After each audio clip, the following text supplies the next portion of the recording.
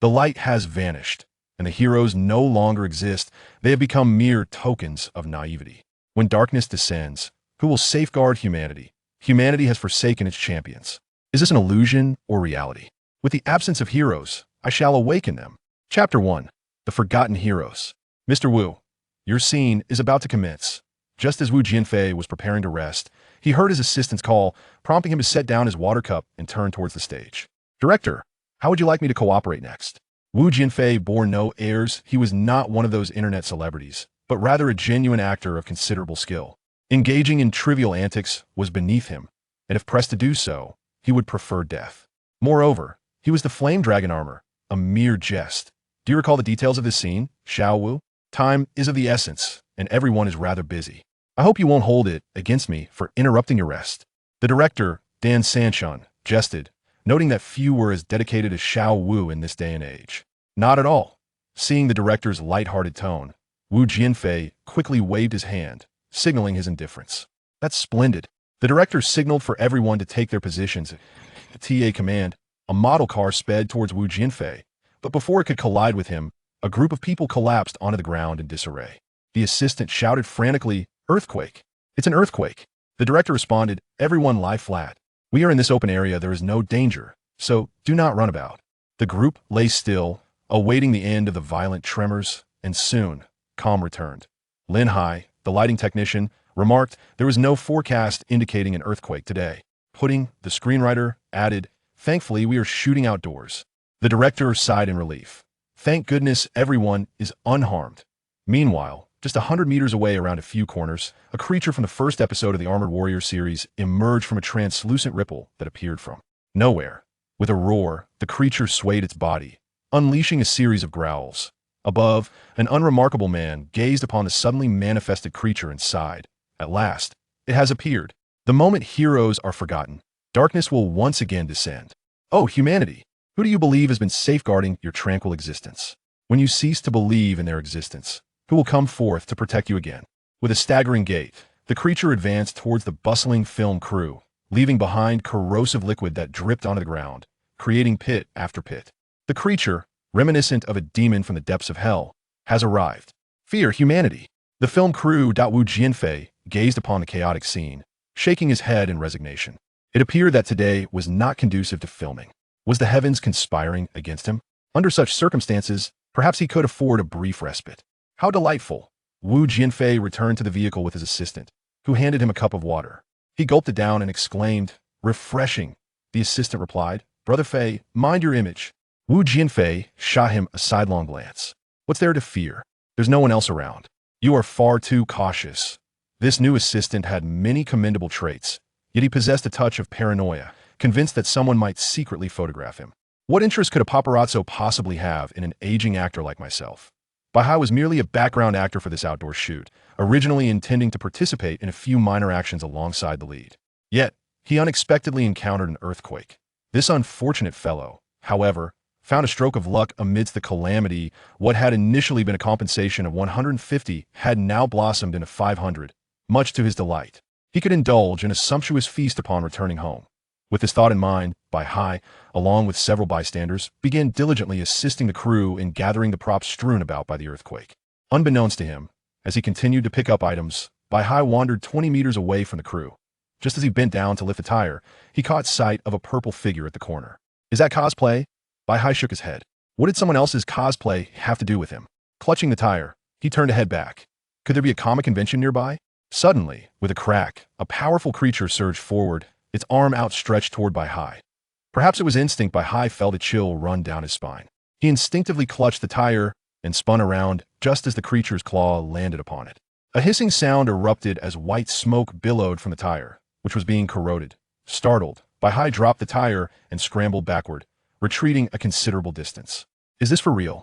With another crack, the creature roared and charged at Bai with relentless determination, as if it would not relent until it had torn him apart. Bai, terrified and in tears, hastily scrambled to his feet, shouting as he fled, "Creature! Oh no, everyone run! It's a monster!" The background actors watched in bewilderment as Bai, in a state of panic, sprinted towards them. Hearing his cries, they wondered if he had lost his mind. Whoosh! Bai dashed past him like the wind, not daring to look back, running for his life. Is he insane? What nonsense is he spouting? Monsters. At his age, he's still so delusional. Upon hearing Bai's words, the director turned around, his meticulous nature prompting him to follow Bai's gaze. Initially, he believed that the purple figure was merely someone in a costume. However, upon noticing the corrosive liquid on the ground that had eroded a small pit, he was astounded. Good heavens! Having watched Armor Warrior, he recognized it as the very creature that Jianfei battled in the first episode. He was so startled that he nearly toppled from his chair. What are you standing there for? That's real. Run! Did you not see the pit in the ground? At this, everyone turned their attention to the ground behind the purple figure, and without a moment's hesitation, they abandoned their belongings and fled. In the car, Wu Jianfei, hearing the commotion outside, instructed his assistant to investigate. As he opened the door, he was greeted by the sight of the director, disheveled and in a state of utter panic. Director? What's the matter? Could it be that there was an unscripted scene unfolding? Jianfei, aren't you the one who could transform into the flame dragon hero? Huh? Is the director jesting? If I could truly transform, I would be off saving the world. Stop joking. Is it not a joke? The director, looking utterly disheartened, shouted frantically, good grief. If it's not, we must run. Huh? There's an anomalous beast. An anomalous beast. It's real. Wu Jianfei leaned out to look, and indeed, he saw the purple figure in numerous small pits on the ground. Wu Jianfei was aghast. How could this be? Where was the driver? Panic surged within him, and as he turned, he discovered that the driver was absent. He seized his assistant and dashed off with the director. In the distance, he spotted the driver, who had evidently fled ahead of them. However, as they ran, a voice suddenly resonated in his mind. Jianfei, what are you waiting for? Quick, remember. Sinan, what was that voice? Wu Jianfei felt his head was about to explode. By chance, he turned and noticed a peculiar object among the props. That wasn't the transformation device of the flame dragon. For reasons unknown, it seemed as though an unseen force compelled Wu Jianfei to let go of his assistant and rush towards the props to retrieve the transformation device. Fei Gu! Jianfei, what are you doing? Hurry and run. Holding the flame dragon transformation device, an instinct told him that he could indeed do this. Why? Because at the moment he grasped the device, a pendant mysteriously appeared around his neck. It had materialized out of thin air. Perhaps, just perhaps, he could truly succeed, but Wu Jianfei gazed intently at the approaching beast of extraordinary powers, his eyes filled with unwavering determination. If given the chance, he too yearned to become a hero. Flame Dragon Armor. Chapter 2. Transformation into the Flame Dragon Knight. The director and his assistant stared in bewilderment at Wu Jianfei, unable to comprehend that he had unexpectedly summoned the Flame Dragon Armor. Wasn't it said that he couldn't transform? What was happening? Wu Jianfei placed the transformation device on his arm, and in an instant, metallic cuffs unfurled from the base of the device, encasing his arm tightly. Indeed, it was truly feasible. Overcome with exhilaration, Wu Jianfei removed the pendant from his chest and inserted it into the transformation device. He then struck a signature pose he hadn't performed in over a decade, with the arm bearing the device slightly lowered and the other arm elevated behind him. He crossed his arms over his chest for the fusion. In the vast emptiness of outer space, a colossal space satellite materialized out of thin air after a ripple of energy. The summoner of the Flame Dragon Armor could utilize the Flame Dragon summoning device to unleash the radiant energy of the Firestone and complete the fusion with the Flame Dragon Armor, thus becoming the armored warrior, Flame Dragon Knight. With a resounding dragon roar, a surge of energy was launched from the satellite, enveloping Wu Jianfei as it descended to Earth. Fusion, he proclaimed, and as the words left his lips, a belt adorned with a Tiga symbol emerged from his waist, followed swiftly by the rapid appearance of the red dragon-shaped armor that enveloped his entire being. Flame Dragon Armor. The director exclaimed with excitement, Brother Fei, are you no longer pretending? Is it true that you are the Flame Dragon Armor? The assistant, brimming with enthusiasm, declared, I did it. I have truly transformed into the Flame Dragon Knight. Gazing at the armor on his arm, Wu Jianfei nearly fainted from exhilaration. He could hardly believe that he had truly become the Flame Dragon Knight. With this power, he felt capable of defeating 10 bulls. Raising his right arm, he swung it forcefully and declared coldly, your doom is upon you. The assistant was nearly overwhelmed with excitement. This was the classic gesture he had admired so much. His passion for the armored warriors had driven him to work diligently to become Brother Jianfei's assistant. And now his dream had come true. Brother Jianfei had indeed transformed into an armored warrior. Just like in the first episode, the anomalous beast unleashed corrosive venom towards Wu Jianfei. Swiftly dodging the attack by tilting his head, Wu Jianfei directed the flame dragon knight toward the poisonous sea cucumber beast. Your every move is transparent to me, he proclaimed, evading the second attack with a tilt of his head and performing a backflip to escape the third assault that would have struck his chest. Brother Jianfei, the assistant shouted. Wu Jianfei leaped into action, delivering a powerful kick to the beast's head, causing sparks to fly. The sea cucumber beast, enraged, raised its arms to seize Wu Jianfei by the neck, but was met with a swift block from Wu Jianfei's hand. The mindless sea cucumber beast, oblivious to any tactics, continued to press its assault against the armored warrior. With a forceful thrust, the sea cucumber beast's arms were pushed apart, and a series of punches landed squarely on its chest. Swiftly turning, a scorpion-like kick followed. The sea cucumber beast, unable to withstand the relentless assault, staggered backward and fell to the ground. What a thrill! Is this the power of armor? Wu Jianfei exclaimed, feeling invigorated. It was time to test something else. He placed his hand on the wheel at his waist, and with a click, the flame blade emerged. A crimson light burst forth from his belt, materializing into a rectangular virtual projection before him, showcasing a double-edged sword adorned with fiery patterns, elegantly curved like a silver hook. Grasping it firmly, the flame blade took form in Wu Jianfei's hand. Woohoo! Let's soar! Holding the flame blade, he reveled in its unparalleled power, exhilarated at last to wield a true weapon. The sea cucumber beast, oblivious to its fate, charged once more, only to meet the devastating horizontal slash of the flame blade head-on. With a crack, the sea cucumber beast let out a pained, frenzied roar, while Wu Jianfei maneuvered behind it, raising his blade for an upward strike. Sparks flew as a deep gash appeared on the creature's back. Impressive, impressive, his assistant cheered. Wu Jianfei turned to the director and his assistant, flashing a sign of victory. Both were momentarily dumbfounded. Jianfei, are you really this flamboyant?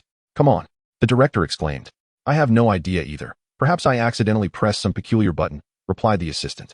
After toying with the sea cucumber beast for a while, Wu Jianfei grew somewhat bored. After all, it was merely a low-tier mutant beast devoid of intelligence. It's time to end this. He twisted the wheel at his waist again, and a burst of red light emanated from the Tiga symbol on his belt, conjuring a card inscribed with the character for slay. Sealing slash. The flame blade's sealing slash technique, banishing evil and monsters, merging with flames, dissipating in the dawn. As the flame blade touched the array, the character transformed into crimson energy, surging into the blade and consolidating the lethal power upon its edge. Flash. The fiery blade energy surged forth, crashing into the sea cucumber beast with a resounding impact. The creature howled in agony, and sealing runes appeared on its back. As the flame blade vanished from his hand, Jianfei flicked his wrist and twisted the wheel once more. Flame fist. Wu Jianfei leapt into the air, swiftly traversing the array before him. In the next instant, he found himself behind the sea cucumber beast, delivering a powerful blow that sent it exploding into a flurry of cards floating in the air. He collected the cards and placed them on his belt, watching as they vanished into the seal. The armor receded, and both the assistant and director hurried over, one with an odd expression and the other with admiration. Brother Jianfei, you were absolutely magnificent just now. With a mere 2 punches, the monstrous foe was left utterly defenseless. The assistant's face flushed with excitement. Some individuals may appear to be mere actors on the surface, yet behind the scenes, they embody the valiant spirit of the armored warrior, Yanlong. The director jested. In the skies above, the celestial observer watched as Wu Jianfei transformed and vanquished the sea cucumber beast, nodding in satisfaction. It is over. Whether you are Wu Jianfei or Li Xianen, having accepted this power, you must shoulder the responsibilities of a hero. The Yanlong summoner was bestowed upon him, and the energy of the fire shadow stone was also imparted by him. Since Wu Jianfei had previously portrayed the Yanlong hero, let him inherit this power. Everything is unfolding according to plan. The celestial observer raised his hand, conjuring a virtual screen where the primary mission was marked as complete. Mission: repel the invading supernatural beasts. Behind-the-scenes points: 500. Mission reward: divine light staff, bond of light, light of Tiga. Quite splendid. As he gazed at the divine light staff in his hands, the celestial observer felt a swell of joy, though he lamented that this group had fled far too swiftly. They had glimpsed the supernatural beasts but missed the grand entrance of the Yanlong armor, resulting in a mere 500 behind-the-scenes points, a significant loss. Retrieving the screen, the celestial observer vanished into the sky. The director complained, "A bunch of ingrates, abandoning me and running off," referring to his crew, including the assistant director. "Don't be upset. We are still here, right?" Wu Jianfei consoled. Meanwhile, a group had already reached the nearest town.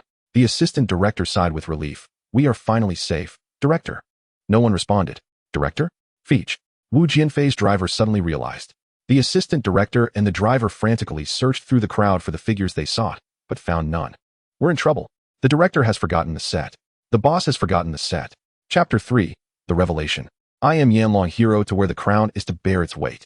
Grasping the Yanlong summoner, Jianfei suddenly felt it was a hot potato. Becoming a hero signifies danger and the burden of responsibility. The greater the power, the heavier the responsibility. Am I capable of fulfilling this role? While he may look handsome, can he truly bear this power? Jianfei pondered. Brother Jianfei, what troubles you? The assistant inquired, noticing Jianfei lost in thought while holding the transformation device. Oh, it's nothing at all. Jianfei chuckled, returning the Yanlong summoner to his pocket. What was wrong with him? Why the melancholy? Had he not resolved to take on this role from the moment he transformed? In a world devoid of heroes, I shall rise. From this day forth, I am Yanlong hero. If he could transform, what of the other four? And what of the one portraying the emperor hero, Xiangyang, Xiang, Tang Yujie, and Meijin? Perhaps it is time to seek them out. With this thought, Jianfei exchanged a brief greeting with the director before departing with his assistant. Given that filming was unlikely to proceed today, it seemed more prudent to take this opportunity to reconnect. It had been quite a while since their last gathering. On the way, Jianfei retrieved his phone and opened Feixin, accessing a long quiet group chat titled Armored Family. Jianfei, Flame Dragon Hero. How has everyone been lately? Everyone seems so busy. A minute passed without a response. 3 minutes went by, still no reply. Just as Jianfei was about to close his phone in disappointment, a notification chimed. Tang Yujie, Emperor Hero. Just lounging at home. No projects at the moment. Li Yanshi, Earth Tiger Hero. It has been a while since I heard from you all. I'm also on a break. Guo Shuai, Wind Eagle Hero. I'm at a hot pot restaurant. Not busy, just spending time with my wife. By Shushu, Black Rhino Hero. You all seem to be quite comfortable. I still have to work. Just taking a moment to drink some water. Li Yanshi, Earth Tiger Hero. Zhang Chow is probably too busy. He has just wrapped up filming Go Game. Jianfei, Flame Dragon Hero. I understand. Victory brings joy to all, while defeat leads to the merging of armors. Guo Shuai, Wind Eagle Hero. It's all thanks to you. Haha. Zhang Chow, Snow Mastiff Hero. You all are relentless. Li Yanshi, Earth Tiger Hero. A rare visitor. The busy man has some free time. The group was lively and animated, completely devoid of any awkwardness from their prolonged absence. Jianfei felt a wave of relief. Everyone remained the same, unchanged. By Shushu, Black Rhino Hero. Guess what kind of urgent news I just received? Zhang Chow, Snow Mastiff Hero. What happened? By Shushu, Black Rhino Hero. A monstrous killer has appeared at Square 4 in Kyoto. Tang Yujie, Emperor Hero. A killer monster? By Shushu, Black Rhino Hero. The most alarming part is, it resembles an enhanced beast. Zhang Chow, Snow Mastiff Hero. What in the world? An enhanced beast? You must be joking. Guo Shuai, Wind Eagle Hero. ISNT, that's something from the television? By Shushu, Black Rhino Hero. I too am perplexed as to why a creature from television would manifest in reality. This is true. Our station's on-site reporters have relayed images and videos. As she spoke, By Shushu shared a video in the group chat, revealing a colossal humanoid crocodile beast viciously tearing into a person, the scene utterly gruesome. Zhang Chow, Li Yanshi, Tang Yujie, Guo Shuai. No way. ISNT, that the crocodile beast? By Shushu, Black Rhino Hero. Thus, the entire station is urging me to transform into the Black Rhino Hero and save the world. I am utterly overwhelmed. I shall transform, but what will become of my role as a host? Jianfei gazed at the crocodile beast in the video and suddenly inquired. Brother Chen, where are we now? Chen Kai responded, Boss, we just passed Square for a moment ago. Turn back. All right, boss. It's only been a short while, and we must transform again. What's wrong, Brother Jianfei? The assistant wondered, puzzled by the need to turn back. I need to attend to my responsibilities. At Square 4, the crocodile beast was viciously tearing into the lifeless bodies of humans, the ground stained crimson. In the distance, on a concealed platform, Bing Bing trembled in fear, her voice quavering as she stammered, Everyone, I am the host, Bing Bing. We can see that the monster in the square continues to brutally slaughter our compatriots. But do not be afraid. I believe our military will arrive shortly to eliminate the beast. Panic-stricken individuals scattered across the square, fleeing in terror. Run, the monster. Don't bite me. Get away. Help, help. All viewers of the news witnessed the terrifying, man-eating creature. Hey, is this for real? The special effects look so authentic. Two fools upstairs. Damn, could this actually be true? Titan family. Tang Yujie, Emperor Hero. Damn it, that wretched monster. I curse your ancestors. Zhang Zhao, Snow Mastiff Hero. Why can't I transform? This is infuriating. Li Yanshi, Earth Tiger Hero. I long to slay that monster. At Square 4, witnessing the blockage ahead, Chen Kai turned to Jianfei and said, Boss, we can't get through. The The vehicle can only go this far. I have no idea what has transpired ahead. This shall suffice. Wu Jianfei opened the car door and sprinted towards Square 4, exclaiming, "Do not fear, I am coming." Brother Jianfei. Among the crowd. Most were fleeing from Square 4, yet one figure defied the chaos, weaving through the crowd towards the square. Bystanders brushed past Wu Jianfei. Perplexed. Who is this Li Xian Nan? No, wait, it's Wu Jianfei. What is he planning? Though bewildered, it did not deter their escape. Square 4. What a terrifying crocodile monster. Bing Bing and the cameraman peeked over the platform, spotting Wu Jianfei racing into the square from afar. Titan Family, by Shushu Black Rhino Hero. What the heck? Is that Wu Jianfei? Zhang Zhao, Li Yanshi, Tang Yujie, Guoshui. What is he doing? All viewers of the news now beheld Wu Jianfei's figure, for among the crowd, he was the only one running back into Square 4. What could he possibly intend? This is the thought that resides in everyone's heart, a reflection of the harsh reality. He cannot truly believe he can transform. Wu Jianfei finally reached Square number 4. He gazed at the countless corpses of the Flower Nation's people, a wave of fury tightening his fists. Damn it, an unforgivable creature. Without a moment's hesitation, Wu Jianfei drew the Flame Dragon Summoner and placed it upon his arm, determined to slay this monster and make it pay with its life for its heinous deeds. Flame Dragon Armor. Cross arms, unite. A beam of light descended from the satellite station, enveloping Wu Jianfei, and in an instant, a crimson dragon-shaped armor covered his entire body. Armor unite. Ice was stunned. The photographer was stunned. The fleeing pedestrians were stunned. The onlookers watching the news were stunned. And the members of the Armor family were even more astonished. Damn, it's Flame Dragon Knight. Chapter 4, Imperial Armor, Armor Family, by Shushu Black Rhino Knight. Can anyone tell me why Jianfei can transform? Everyone in the station is looking at me as if they want to devour me, as if to say, you can't pretend any longer. Zhang Zhao Snow Mastiff Knight. Huh? I couldn't hold it in. Finally, someone understands how I feel. Winning means joy for all, losing means armor unite. Li Yanshi, Tang Yujie, Guoshui were even more perplexed. As fellow armored warriors, why is it only he who can transform? A group of them looked at Wu Jianfei, now transformed into Flame Dragon Knight.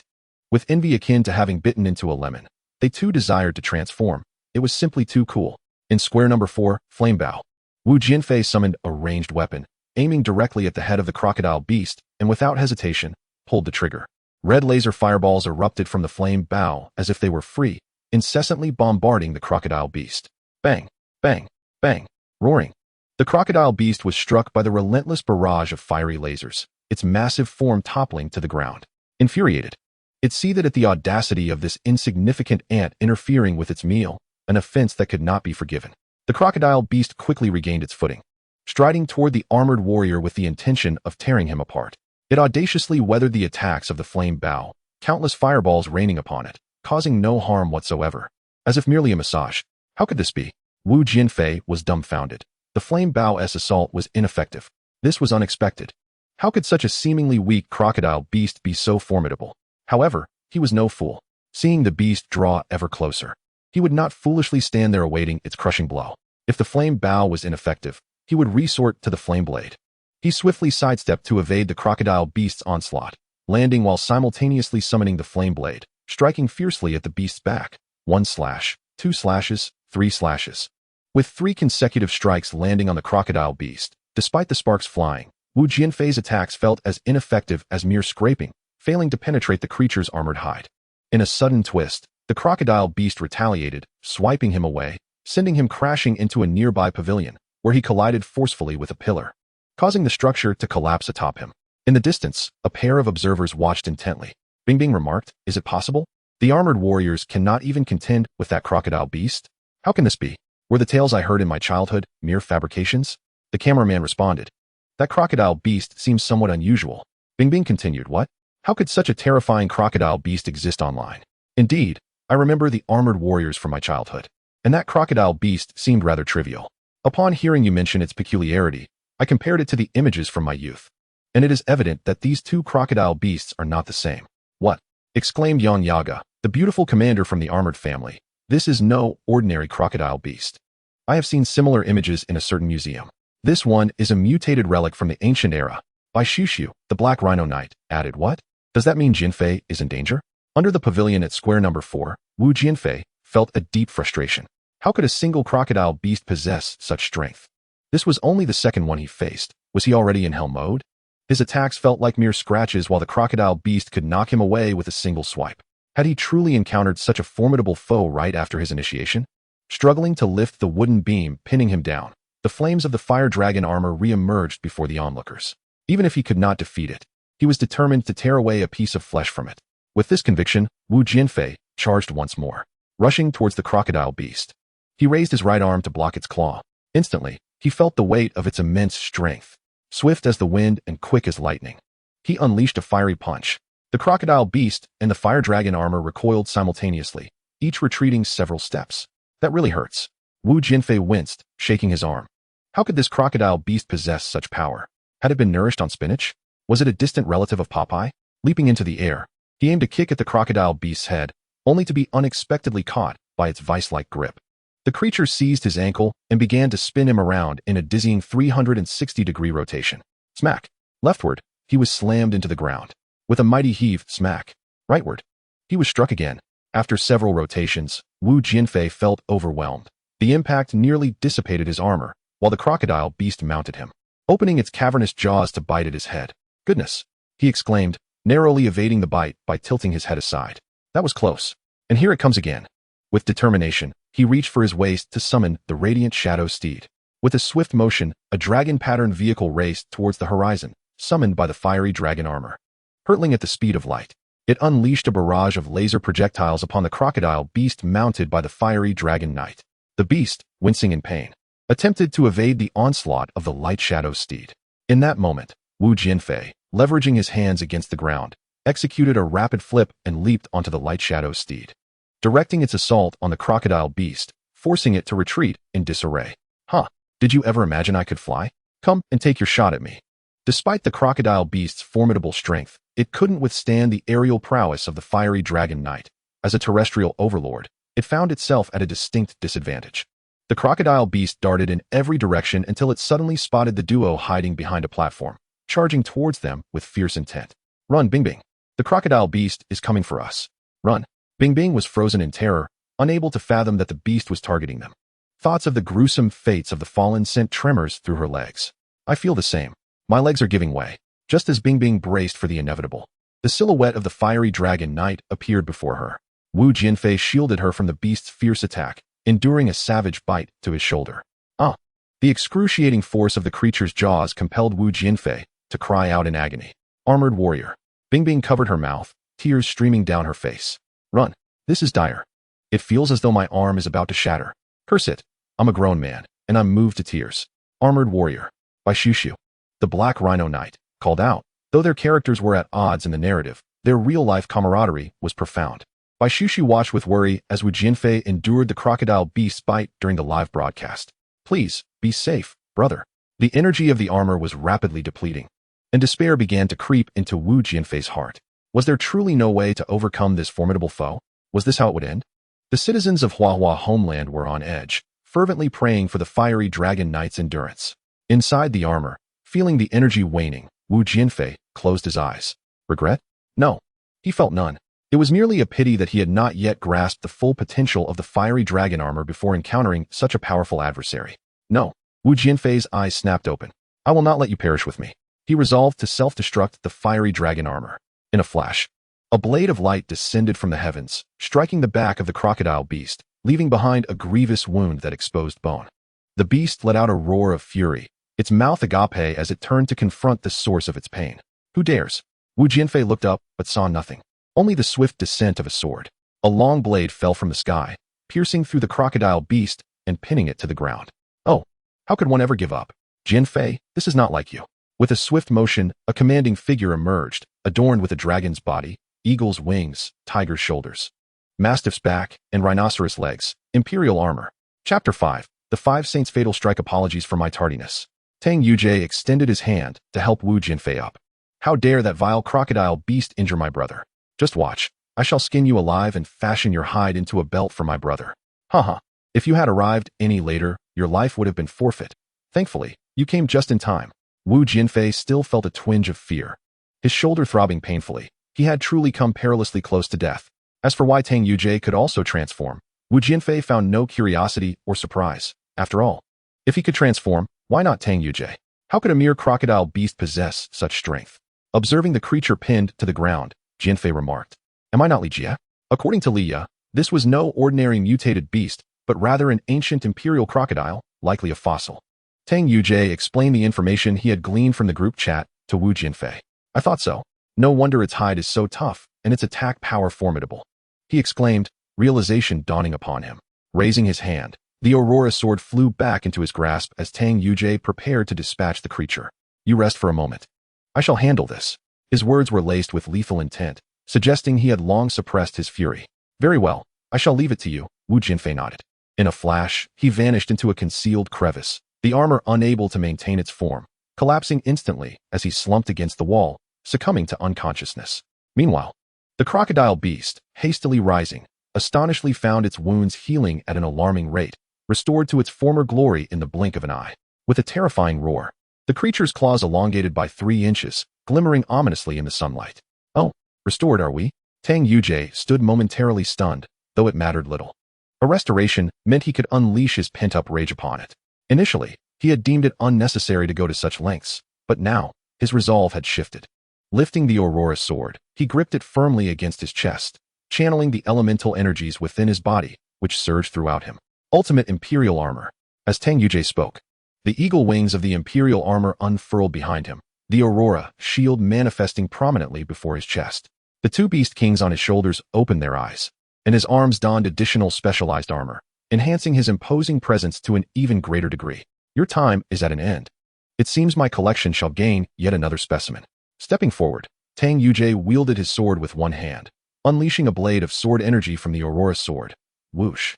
The first blade of light, with overwhelming force, shattered the claws of the crocodile beast into countless fragments upon contact. The roaring crocodile beast was violently pushed back by the impact of the blade. This was merely the first strike. As the second wave of sword energy was unleashed, the crocodile beast's left arm was severed, followed by the third, which claimed its right arm. With a mighty thrust, the Emperor's earth splitter cleaved through the air. Gripping the sword with a reverse hold, he drove it into the ground, channeling the resounding power of the earth into the Aurora sword. After a brief 3 seconds of charging, a blade of light imbued with the essence of the earth tore through the solid concrete with a thunderous crash, striking the crocodile beast and revealing a seal pattern on its back amidst its anguished cries. "Looks like you're not so formidable after all," Tang Yujie declared, twisting the dial on his belt. 5 cards, each symbolizing the 5 elements, materialized in his hand and were flung forth with a flick of his arm. The cards swiftly unfolded into 5 intricate patterns, in the order of the gold snow mastiff, earth-land tiger, water-black rhinoceros, woodwind eagle, and fire-flame dragon. Bending slightly, Tang Yujie released the Aurora sword, which floated in midair as its blade expanded into sharp, protruding edges, folding back against the hilt. The Aurora flying sword. The majestic 5-clawed golden dragon spiraled forth from the Emperor armor, coiling tightly around the Aurora flying sword, emitting waves of dragon roars and energy. "Behold, the 5 Saints' ultimate strike," Tang Yujie exclaimed, raising his gaze and propelling the Aurora flying sword with all his might, piercing through the 5 elemental patterns and embedding it into the crocodile beast's body. Immediately, a golden 5-clawed divine dragon emerged from the Aurora flying sword, spiraling around the crocodile beast and growing larger, ultimately engulfing the beast in a mythical display reminiscent of the golden dragon playing with a pearl. An execution of the 5 Saints' ultimate strike concluded. With a swift turn, the Aurora sword returned to his hand. A true man never looks back at explosions. "It seems the specimen is no longer viable," Tang Yujie remarked, his tone tinged with a hint of regret, though to others, it sounded rather pretentious. In the live news broadcast studio, "Wow, that was absolutely stunning." "It's all thanks to you, Emperor Big Brother. You're ruthless and speak little," exclaimed a commentator. The station director, Bai Shushu, turned to her colleague. "Aren't you going to say something?" Bai Shushu, bewildered, shrugged helplessly. "What can I say? I can't transform. I swear." The director rolled her eyes. "Keep pretending. It's evident now, isn't it? Is this amusing?" In the armor family, chat, Gua Shui, Wind Eagle Hero, inquired, "Am I the only one who can't transform?" Zhang Zhao, Snow Mastiff Hero, responded, "Me too." Li Yanshi, Earth Tiger Hero, added, "Same here."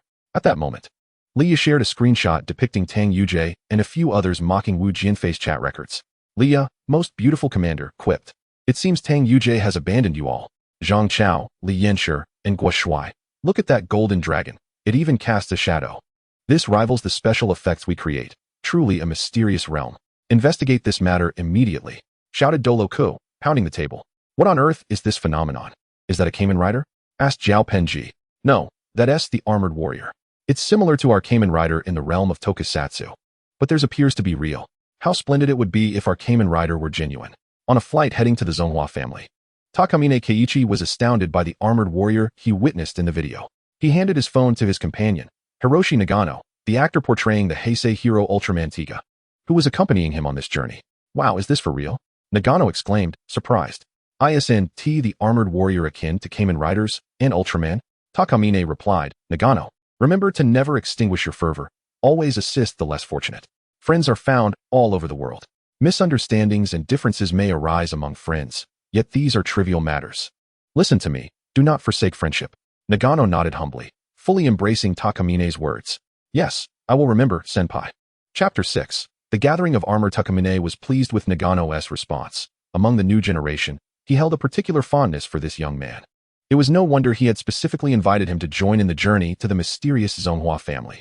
What delightful adventures awaited them this time. The armored family, Leah, the beautiful commander. Do you all remember Happy Castle? By Shushu, the Black Rhino Knight. Happy Castle? Wasn't that our base while filming? I recall you took over that place after we wrapped up. What happened at Happy Castle? Leah, the most beautiful commander, after Jianfei and Yuja transformed.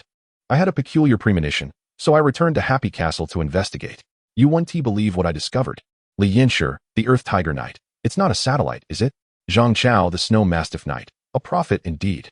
Leah, the most beautiful commander. Correct. Li Yinshi guessed right. I discovered a hidden door in the restroom that leads directly to the satellite transmission room, and I found this. Leah shared an image, revealing a dimly lit space where 5 pipes stood, each containing a luminous stone representing the elements of wood, fire, water, earth, and metal. By Shushu, the Black Rhino Knight. Enough said. I've missed you, Leah. I'll take a leave of absence and be there shortly. Zhang Chow, known as the Snow Mastiff Hero, declared, in the midst of filming, I directly breached my contract, yet astonishingly, they did not demand any penalty from me. And I arrived promptly. Guo Shuai, the Wind Eagle Hero, replied, I have already arrived. Li Yinshi, the Earth Tiger Hero, exclaimed, Goodness, Guo Shuai. How did you manage to get here so swiftly?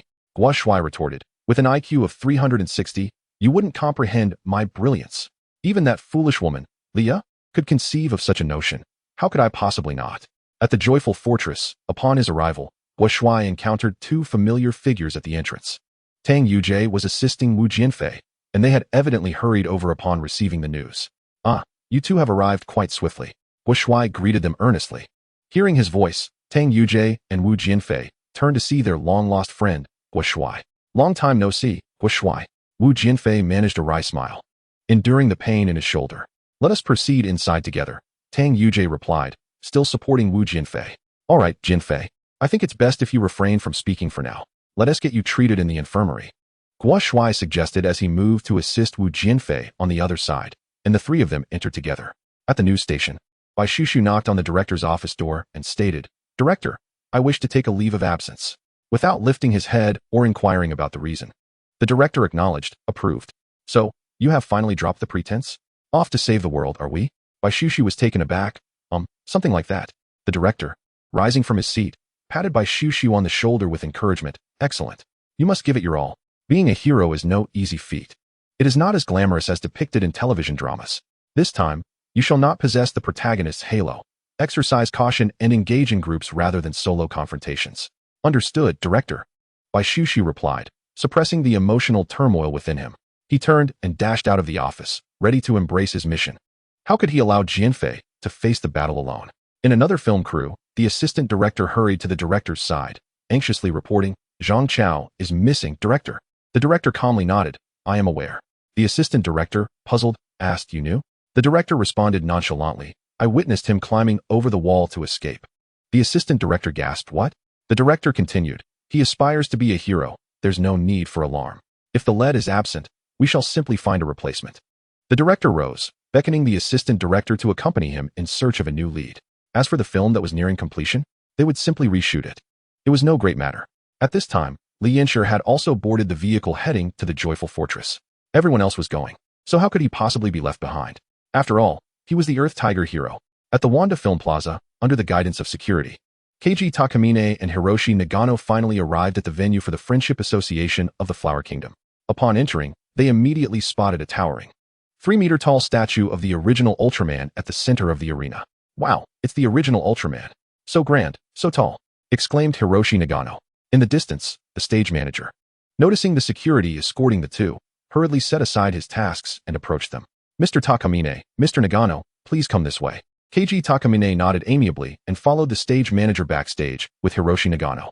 Upon entering, they were taken aback by the sight of numerous Ultraman figures. Backstage, Ultraman warriors clad in their iconic suits were densely packed, making it seem as though a grand assembly of the Light Kingdom was taking place. "Oh my!"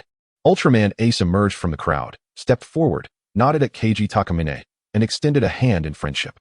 "Oh, hello, hello." Keiji Takamine greeted warmly as he shook Ace's hand. Ace took his place beside Takamine. Suddenly, a familiar voice caused Hiroshi Nagano to turn around. It was none other than Dyna Ultraman, who had appeared behind him. "Oh, Dyna Ultraman. It's been a while." Dyna and Hiroshi exchanged friendly handshakes. After a break of over 2 hours, the Friendship Conference of the Flower Kingdom finally commenced. "Hello everyone. I am your host, Gaia." Gaia, the main character in Ultraman video edits, had been invited to host this event, indicating the significance of this gathering. "Look, it's Gaia. I particularly enjoy your videos, Gaia. When will you edit the Kamen Rider and Armored Warrior series?" The audience buzzed with excitement, yet as the host, Gaia had to maintain an air of mystery, urging everyone to stay tuned. "Now, let's welcome our warriors from the Land of Light, Ultraman." Gaia stepped aside to make way for Ultraman. One by one, the iconic figures appeared. The original Ultraman, Ultraman 7, Jack, Zeta, and Tiga. However, 2 notable Ultramen were conspicuously absent, Ace and Dyna. "Wait, where are Ultraman Ace and Dyna? How careless. 2 Ultramen are missing? What a disappointment." As the audience expressed their discontent and contemplated leaving, a voice familiar to Ultraman fans resonated. "Children, let not your fervent hearts be extinguished. Show compassion to the weak. Support one another, and let friendship flourish across nations. Even if this bond has faced betrayal countless times, this is my final wish." Just as the audience of Ultraman fans was momentarily stunned, the large screen illuminated the fierce battle of Ace Ultraman against a formidable beast. Descending from the platform was a man, none other than the human form of Ace Ultraman, Keiji Aoyama. "Wow, it's Hokuto. Hokuto Seiji, Ace Ultraman." From the shadowed stage behind the multitude of Ultramen, a beam of light illuminated the top of a dark column, revealing Ace Ultraman. "Oh my!" Yet this was not the only column. Another concealed figure lingered on a separate pillar. Let us welcome the esteemed Keiji Aoyama. And now, we have a mysterious guest. The mischievous Ji teased. Could it be Hiroshi Nagano? What? Hiroshi Nagano died in a car accident, didn't he? Huh. The accident hero, Hiroshi Nagano. The screen displayed the message. You are not obligated to confront an enemy you cannot possibly defeat. You should understand this, right? Keiji Utsunomiya, unable to bear the thought of Daigo facing certain death, attempted to dissuade him. Meanwhile, the man in the video slowly turned. Yet his voice did not emanate from the screen, but rather from the back of the audience. "You cannot possibly win. I do not comprehend." Everyone turned, and the lights shone upon a man wielding a shining staff, his gaze resolute as he shouted, "Diga."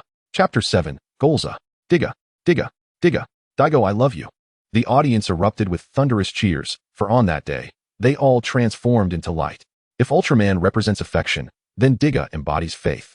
The appearance of Hiroshi Nagano undoubtedly served as a catalyst, igniting the atmosphere and elevating the decibel levels of the entire square by several notches, a testament to his immense popularity. Yet, they remained oblivious to the fact that deep within this fervent celebration, a terrifying monster from a parallel dimension was awakening. 500 meters underground, in a dark abyss, the echoes of bubbling magma flowed along the tail of the subterranean beast, gradually integrating into its form, converting into its very source of power, urging the creature closer to awakening. Accompanied by faint growls, the monstrous entity seemed on the verge of rising from its slumber. Why? Because the creature's eyelids, invigorated by the influx of energy, twitched ever so slightly.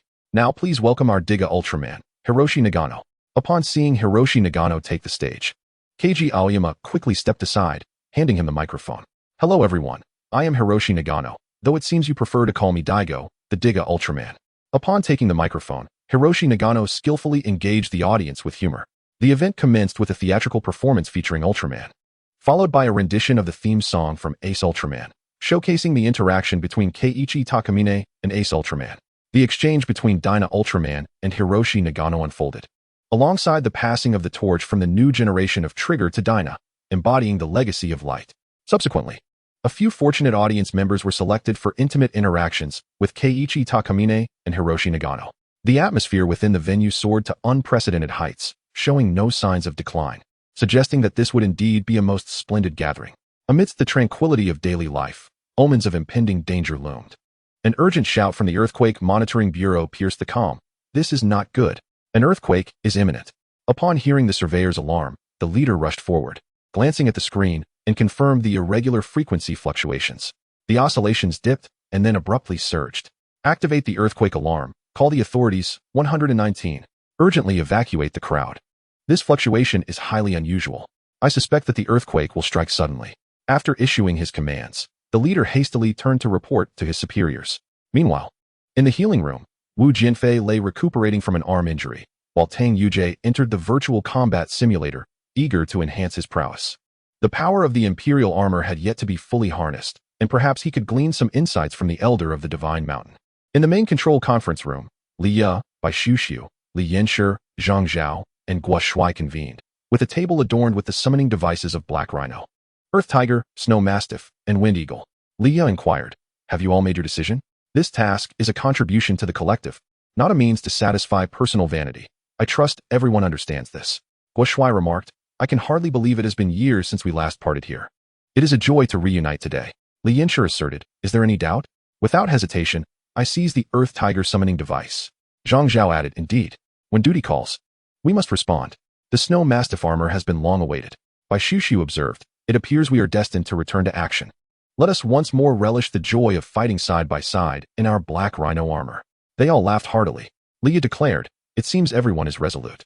I shall reluctantly take on the role of your commander." "Indeed, the beautiful commander," they chorused. Li Ya shot them a playful glare. Just then, the alarm in the main control room blared ominously.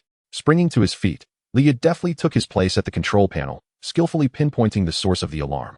After several operations, a thermal image materialized before them.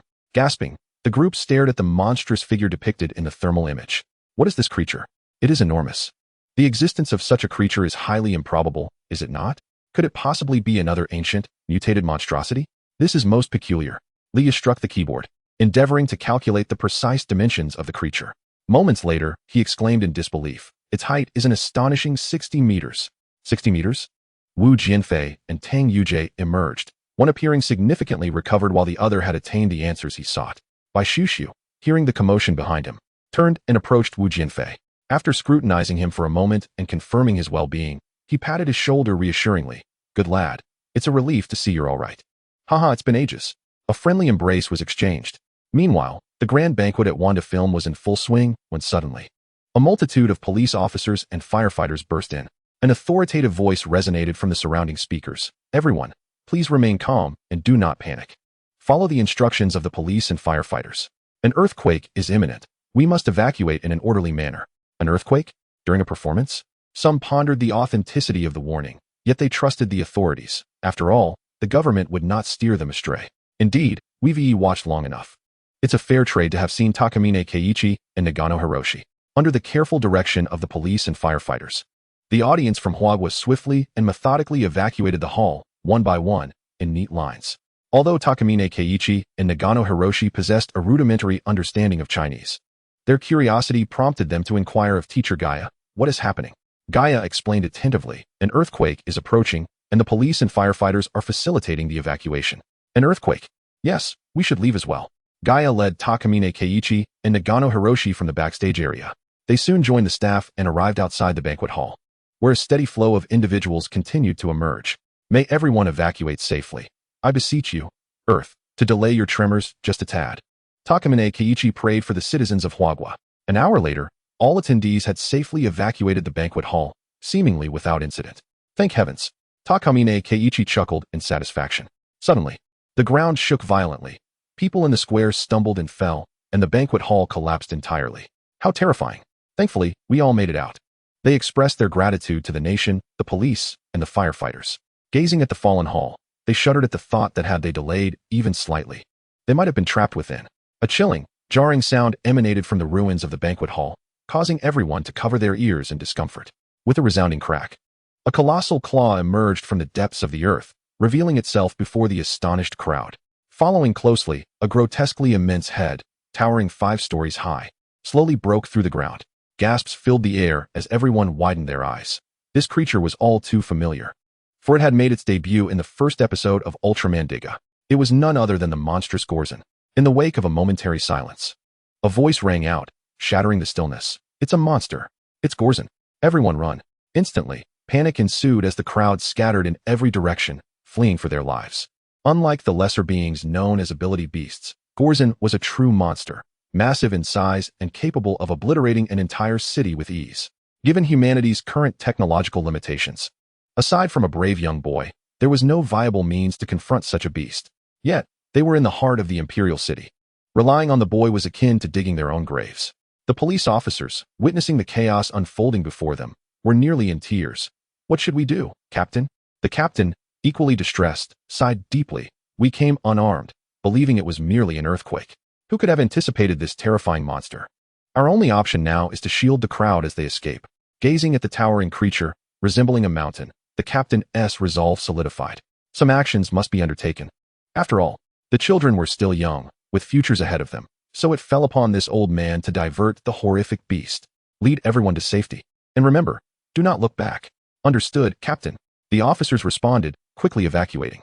However, they failed to notice that their aged captain did not follow suit. Meanwhile, the fire chief, sharing the same sentiment, chose to remain behind. "Hey, old comrade, why aren't you leaving?" The police captain turned to see a familiar face. "What are you doing? You old fool. You can barely stand, let alone play the hero. Hurry and go." With a hearty laugh, the fire chief replied, "How could I let one person be the hero? We shall leave together. It's better to have company on the road. I senti it. Just don't blame me if I can't save you later." The police captain pulled down his hat to shield his face, unmoved by the sentiment. Together, they charged toward the monster Gorzen, picking up stones from the ground and hurling them with all their might. While their efforts were but a mere annoyance to the beast, their true intention was not to inflict harm, but to divert its attention. "Hey, you ugly brute, come and feast upon me. Old man, your flesh stinks, better to dine on me." Though their distractions were minuscule, persistence bore fruit, and after several attempts, Gorzen finally took notice of their presence. With a thunderous roar, Gorzen turned his massive form and began to chase the 2 diminutive creatures before him. The audacious insects dared to provoke him. They must perish. "Come chase me." The 2 veteran captains taunted as they led the beast away from the throng of people, exchanging their lives for the sake of the crowd.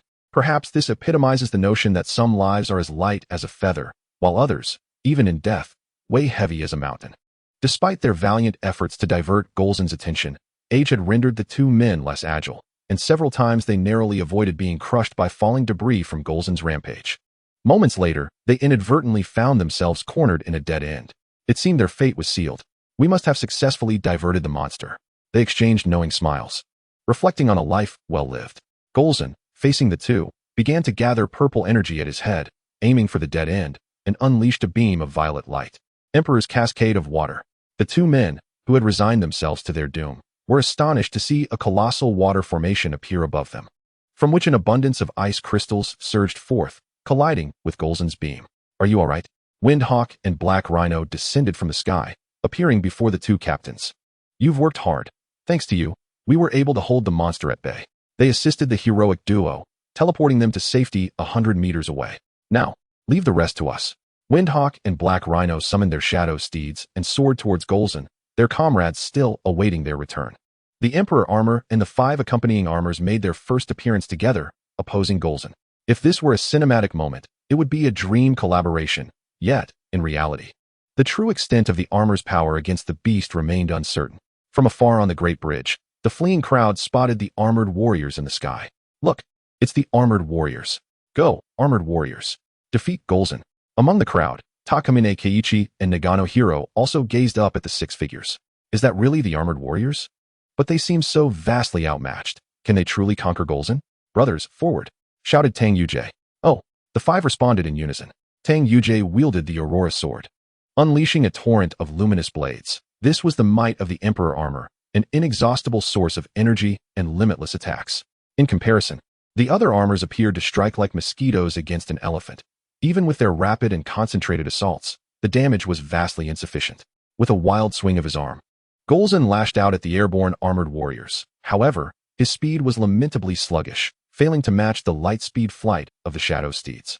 In a fit of exasperation, Golzin unleashed a barrage of energy beams from his head. Although they failed to strike the armored warrior, the surrounding buildings became unfortunate targets, collapsing one after another. This was intolerable. Tang Yujie surveyed the desolate scene around him. If this continued, the entire city would be reduced to ruins.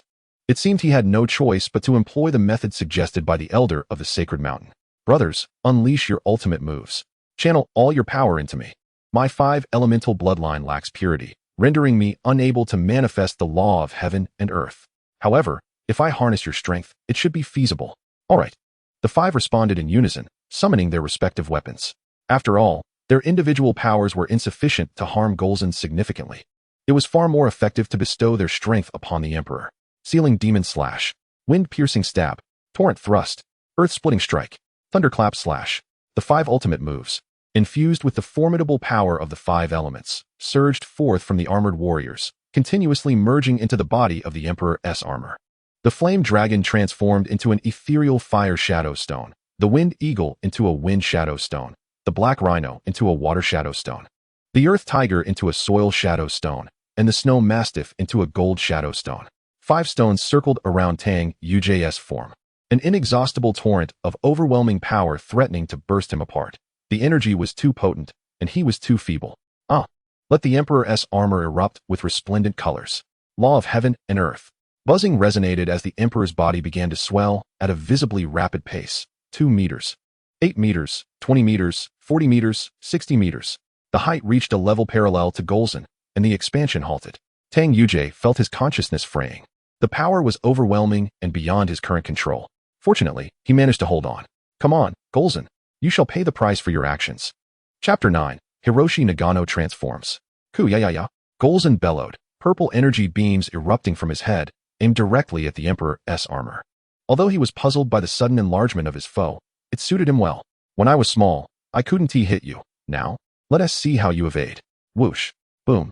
All the energy beams struck the Emperor's armor with uncanny precision, enveloping the area in a cloud of smoke, obscuring the once magnified figure of the Emperor's armor from both Golzin and the onlookers.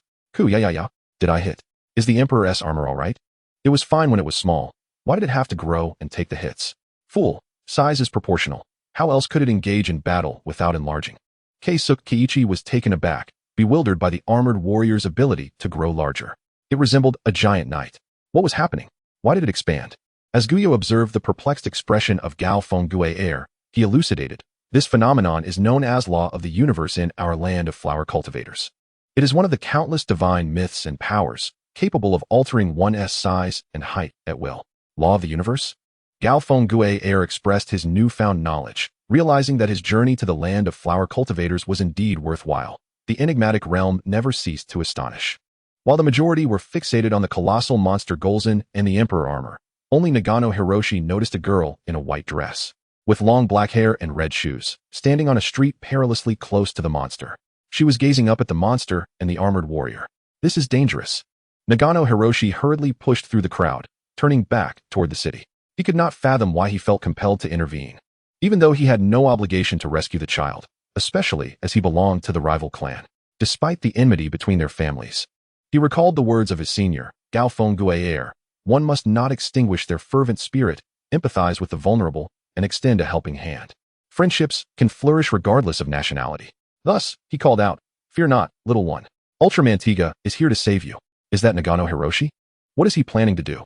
The familiar silhouette moving against the tide reminded the onlookers of Wu Jianfei's past defiance in Square 4, clad in the flame dragon armor. Could it be that Nagano Hiroshi intended to transform into Tiga for battle? Yet, how could that be possible? Meanwhile, Golzin, with its massive frame, hastened toward the Emperor armor engulfed in smoke, which lingered ominously. With a primal instinct, Golzin prepared to launch an offensive, raising its colossal arm to strike.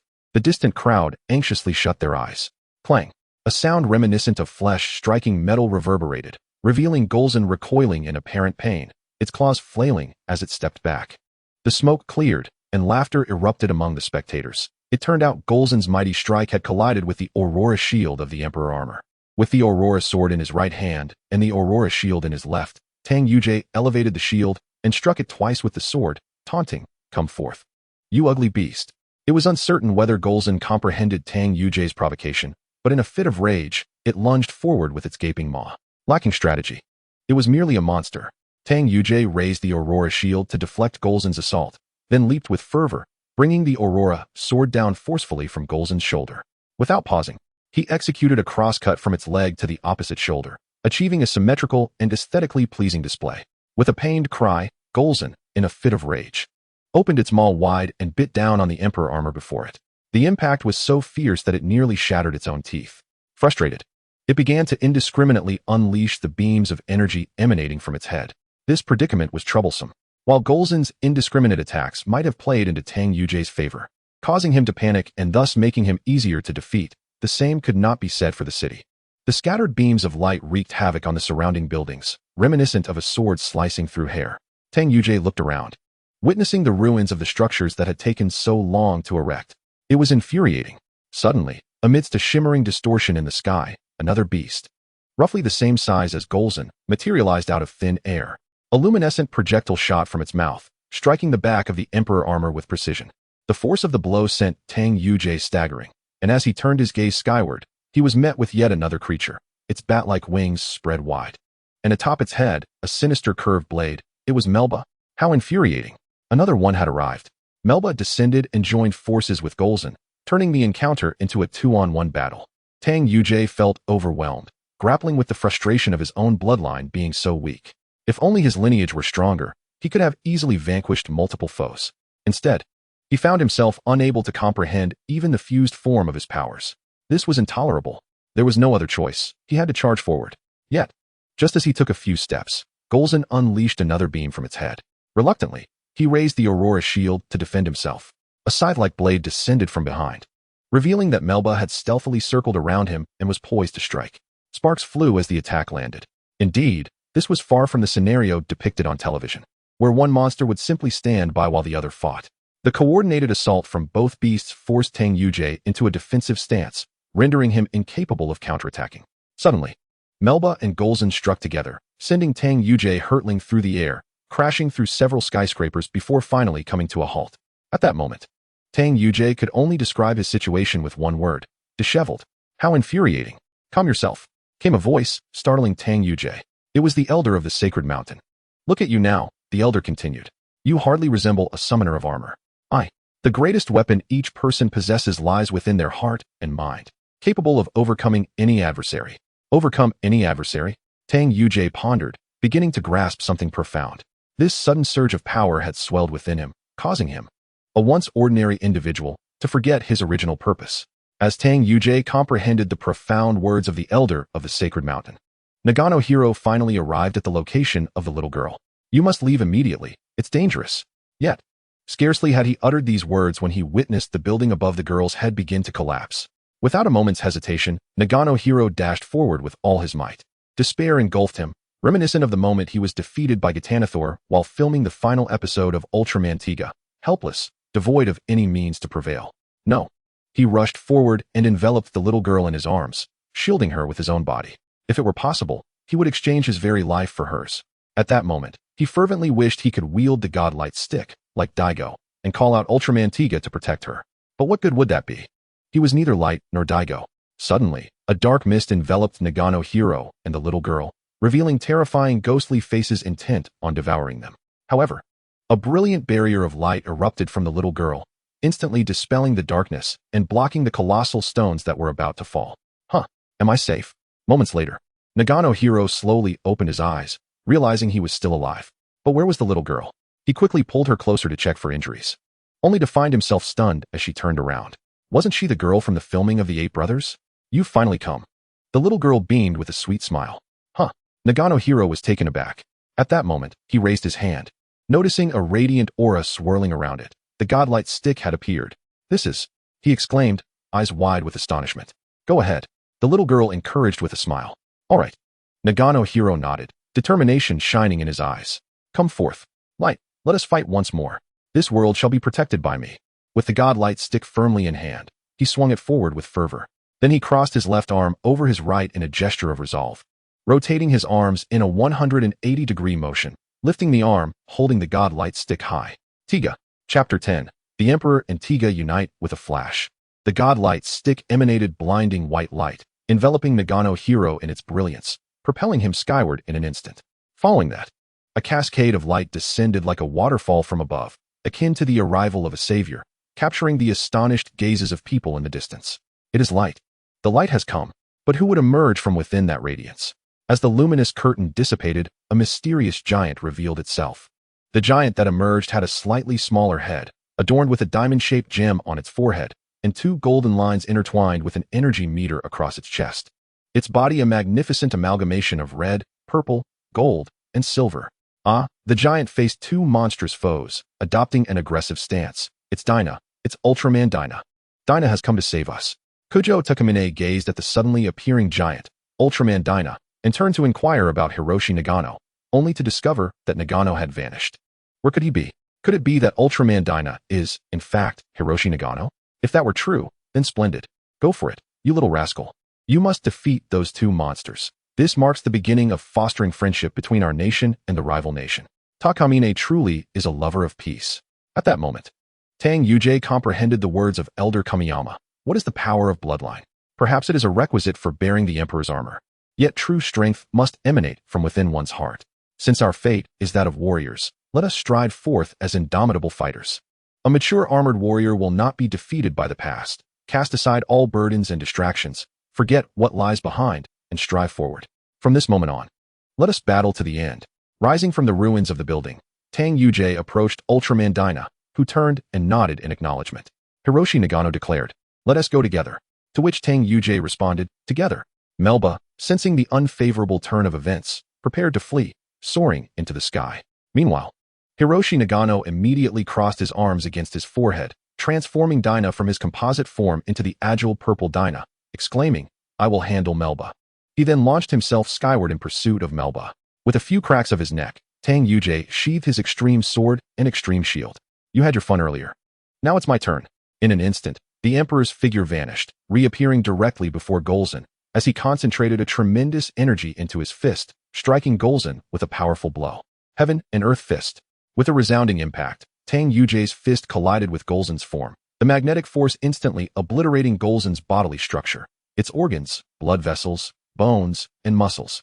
With a slight exertion, Golzan's massive body was sent soaring into the sky, ascending over 1,000 meters above the clouds.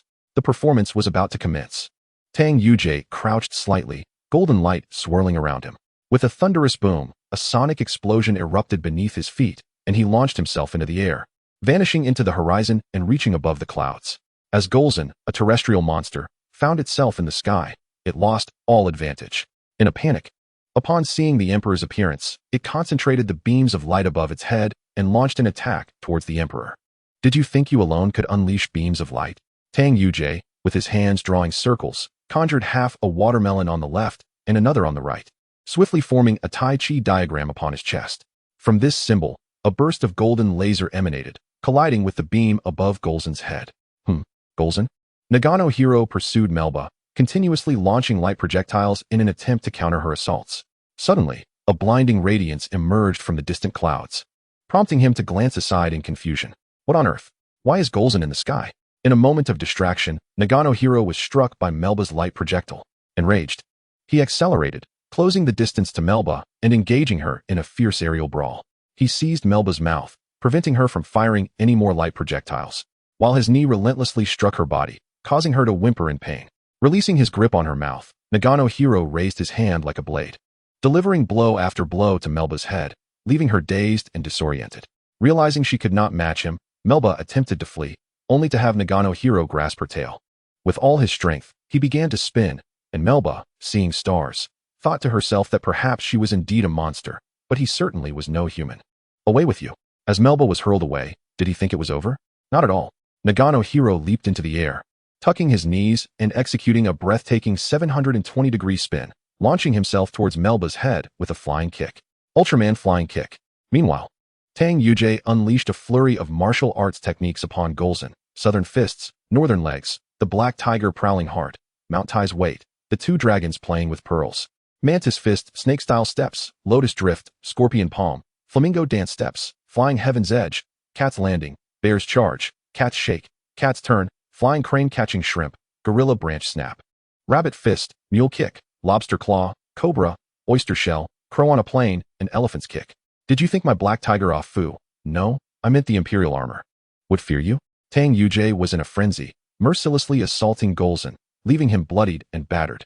Apologies, but there were no ordinary attacks, only ultimate moves. The light shadow steed soared to Tang Yujie's side as he waved his hand, sending forth a sigil imbued with golden power, which stood before the steed. The light shadow steed passed through the sigil, transforming into an armored beast. The Light Emperor War Dragon. Tang Yujie stood upon the beast, summoning the Aurora Sword and merging it with the Aurora Shield to create the Breaking Extreme Blade, officially known as the Aurora Giant Sword, admittedly an awkward name.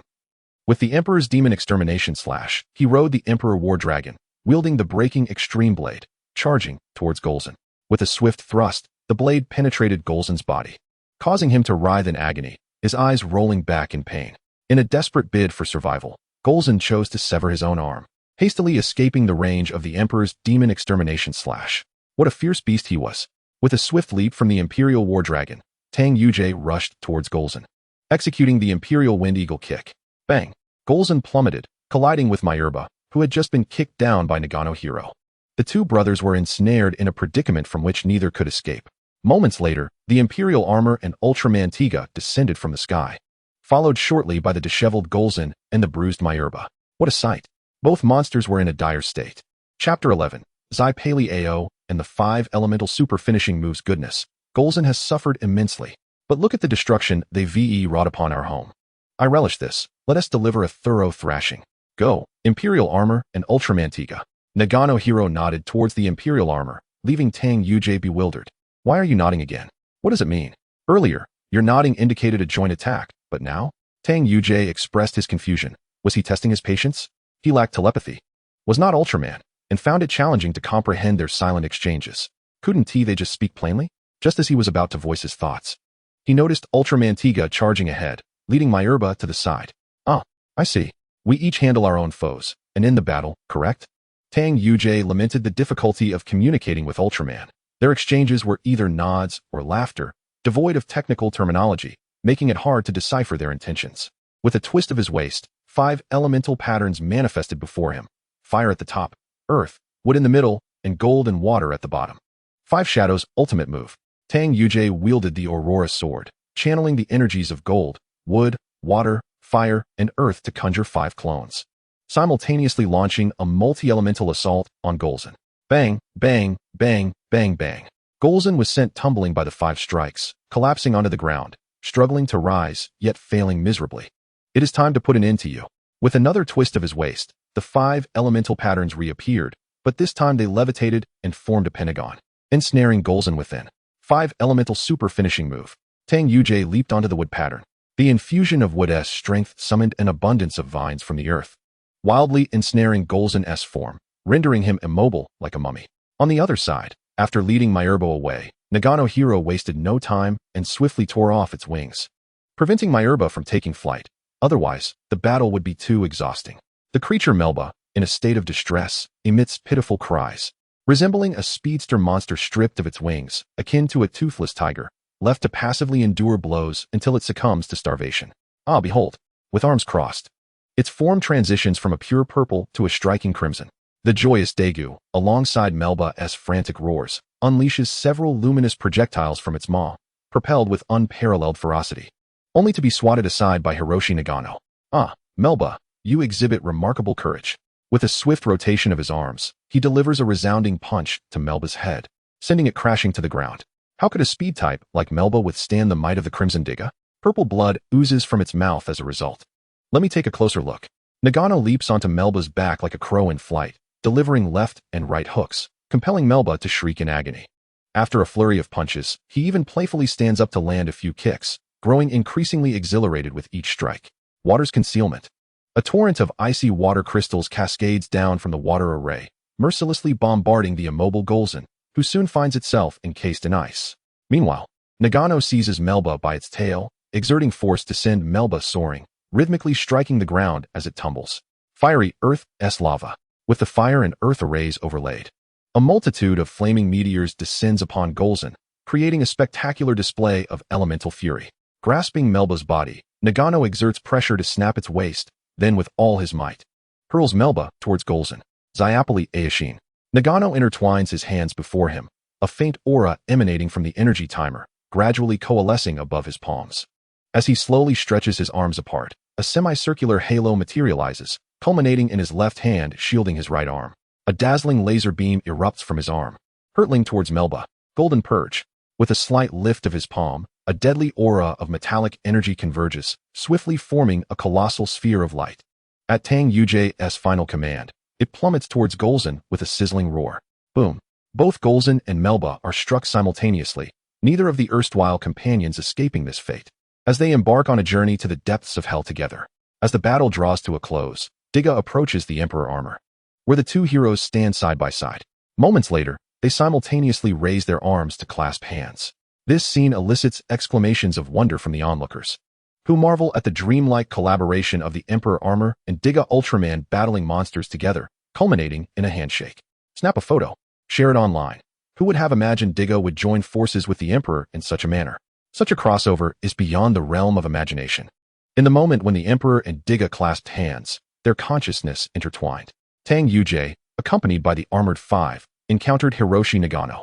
You are Hiroshi Nagano? Hello. I am Hiroshi Nagano.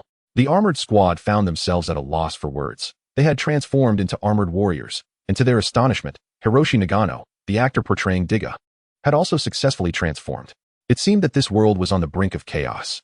After a brief conversation, Hiroshi Nagano withdrew from the realm of consciousness, nodding respectfully at the Emperor armor before soaring into the sky.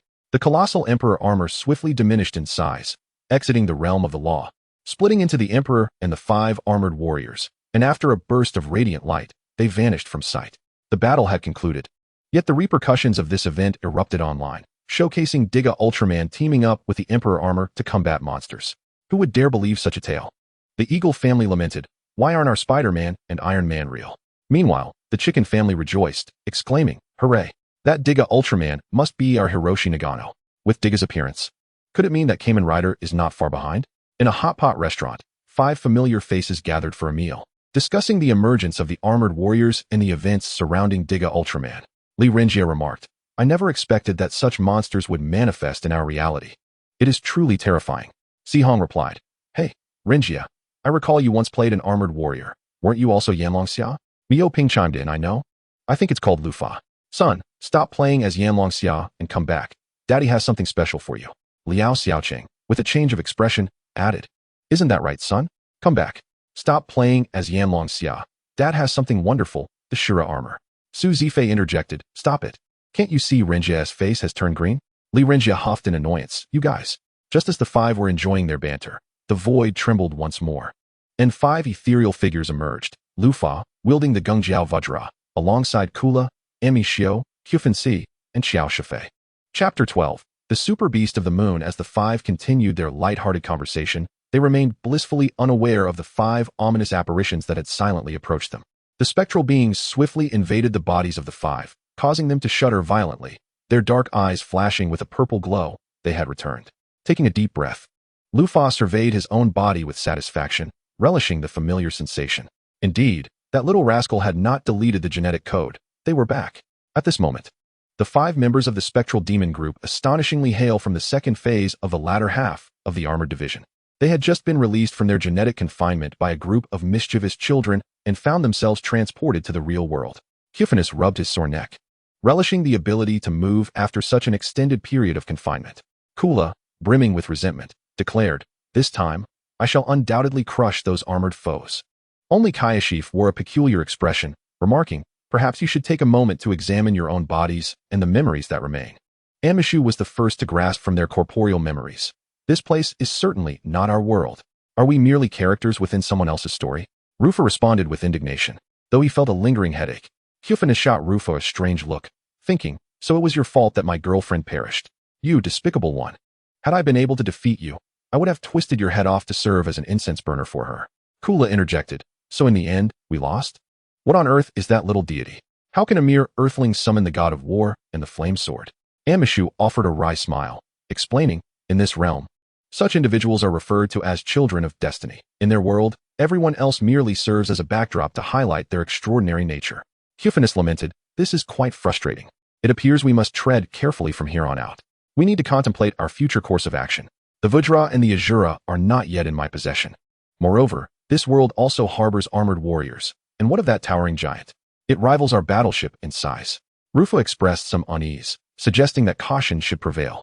Meanwhile, aboard the plane heading to the chicken house of the flowering nation, Takano Hiroshi exclaimed, "I can't believe it. You truly can transform into Ultraman."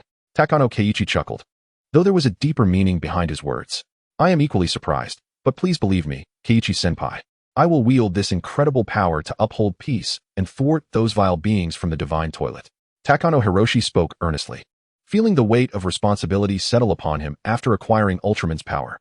He hoped that this newfound strength would shatter the ambitions of the divine toilet dwellers. Otherwise, he would not hesitate to confront them personally. "I will gladly assist those stubborn beings in meeting their esteemed ancestors," Takano Hiroshi mused. "After all, I am a benevolent young man, eager to lend a helping hand." Takano Keiichi nodded in satisfaction, thinking, "I truly admire you, Hiroshi. Unlike that Kuroyagashi too, despite being Ultraman, engages in such detestable actions. What miracles can there be for those who join the divine toilet? What a disgrace. He should indeed feel fortunate that I am unable to transform into Ace. Had I possessed that ability, he would undoubtedly experience the affection of a senior." Oh, the sound reverberated in the ears of all aboard the aircraft, followed by the sight of an enormous figure blocking the view of those gazing at the moon. This sudden shadow sent a tremor through everyone's hearts, for a colossal rabbit had appeared outside the plane. "It's a monster. A monster. We are doomed, utterly doomed. We cannot escape on this airplane. Everyone, remain calm." The flight attendants hurriedly emerged to reassure the passengers. "Look at yourselves. In your panic, where could you possibly run to? We are in the sky. Does panicking serve any purpose? Can you fly? Let us pray that the monster is not here for us." A monster. Hiroshi Nagano withdrew his godlight stick, preparing to confront the threat, but was seized by Keiji Takamine, who shook his head and said, "That is the full moon super beast, lunatics. Any creature that is attacked will feel pain, fear, or expose a vulnerability. However, super beasts do not experience such sensations." A super beast? Indeed, that is an enemy once faced by Ultraman Ace. To defeat such a creature, one must attack relentlessly. Nagano nodded, comprehending that this unexpected rabbit was a formidable adversary, unlike the easily subdued Golzen and Melba. "Understood, senior. I shall proceed." Nagano raised his godlight stick, and this time Takamine did not restrain him. A brilliant light emanated from the aircraft, and soon, Ultraman Tiga materialized from the radiance, positioning himself in front of the plane. "It's Tiga. Tiga is on our flight. I am saved. Go, Tiga. Defeat the monster." As everyone cheered for Tiga's arrival, only Takamine's expression remained grave. He alone understood the peril posed by the super beast. Could Tiga truly handle such a threat? Unfazed by death, unperturbed by pain, and devoid of any weakness, could such a monster be vanquished by Tiga? The super beast lunatics, upon Tiga's emergence, altered its course towards the moon, pivoting to confront Tiga. In an instant, Tiga engaged in a fierce struggle with lunatics, claw strikes, energy blasts, bites, tail whips, and leg kicks. Nagano quickly realized the tenacity of the super beast, armed with an arsenal of weapons across its entire body. Initially, Nagano matched lunatics blow for blow, but as the battle progressed, he began to tire, while the super beast appeared inexhaustible. Oh no! Takamine immediately sensed the shift. Indeed, Nagano was still too inexperienced. He had warned him not to underestimate the super beast. But the reckless youth had disregarded his counsel. What to do? What to do? If this continues, defeat is inevitable. Beidoukuin! Beidoukuin!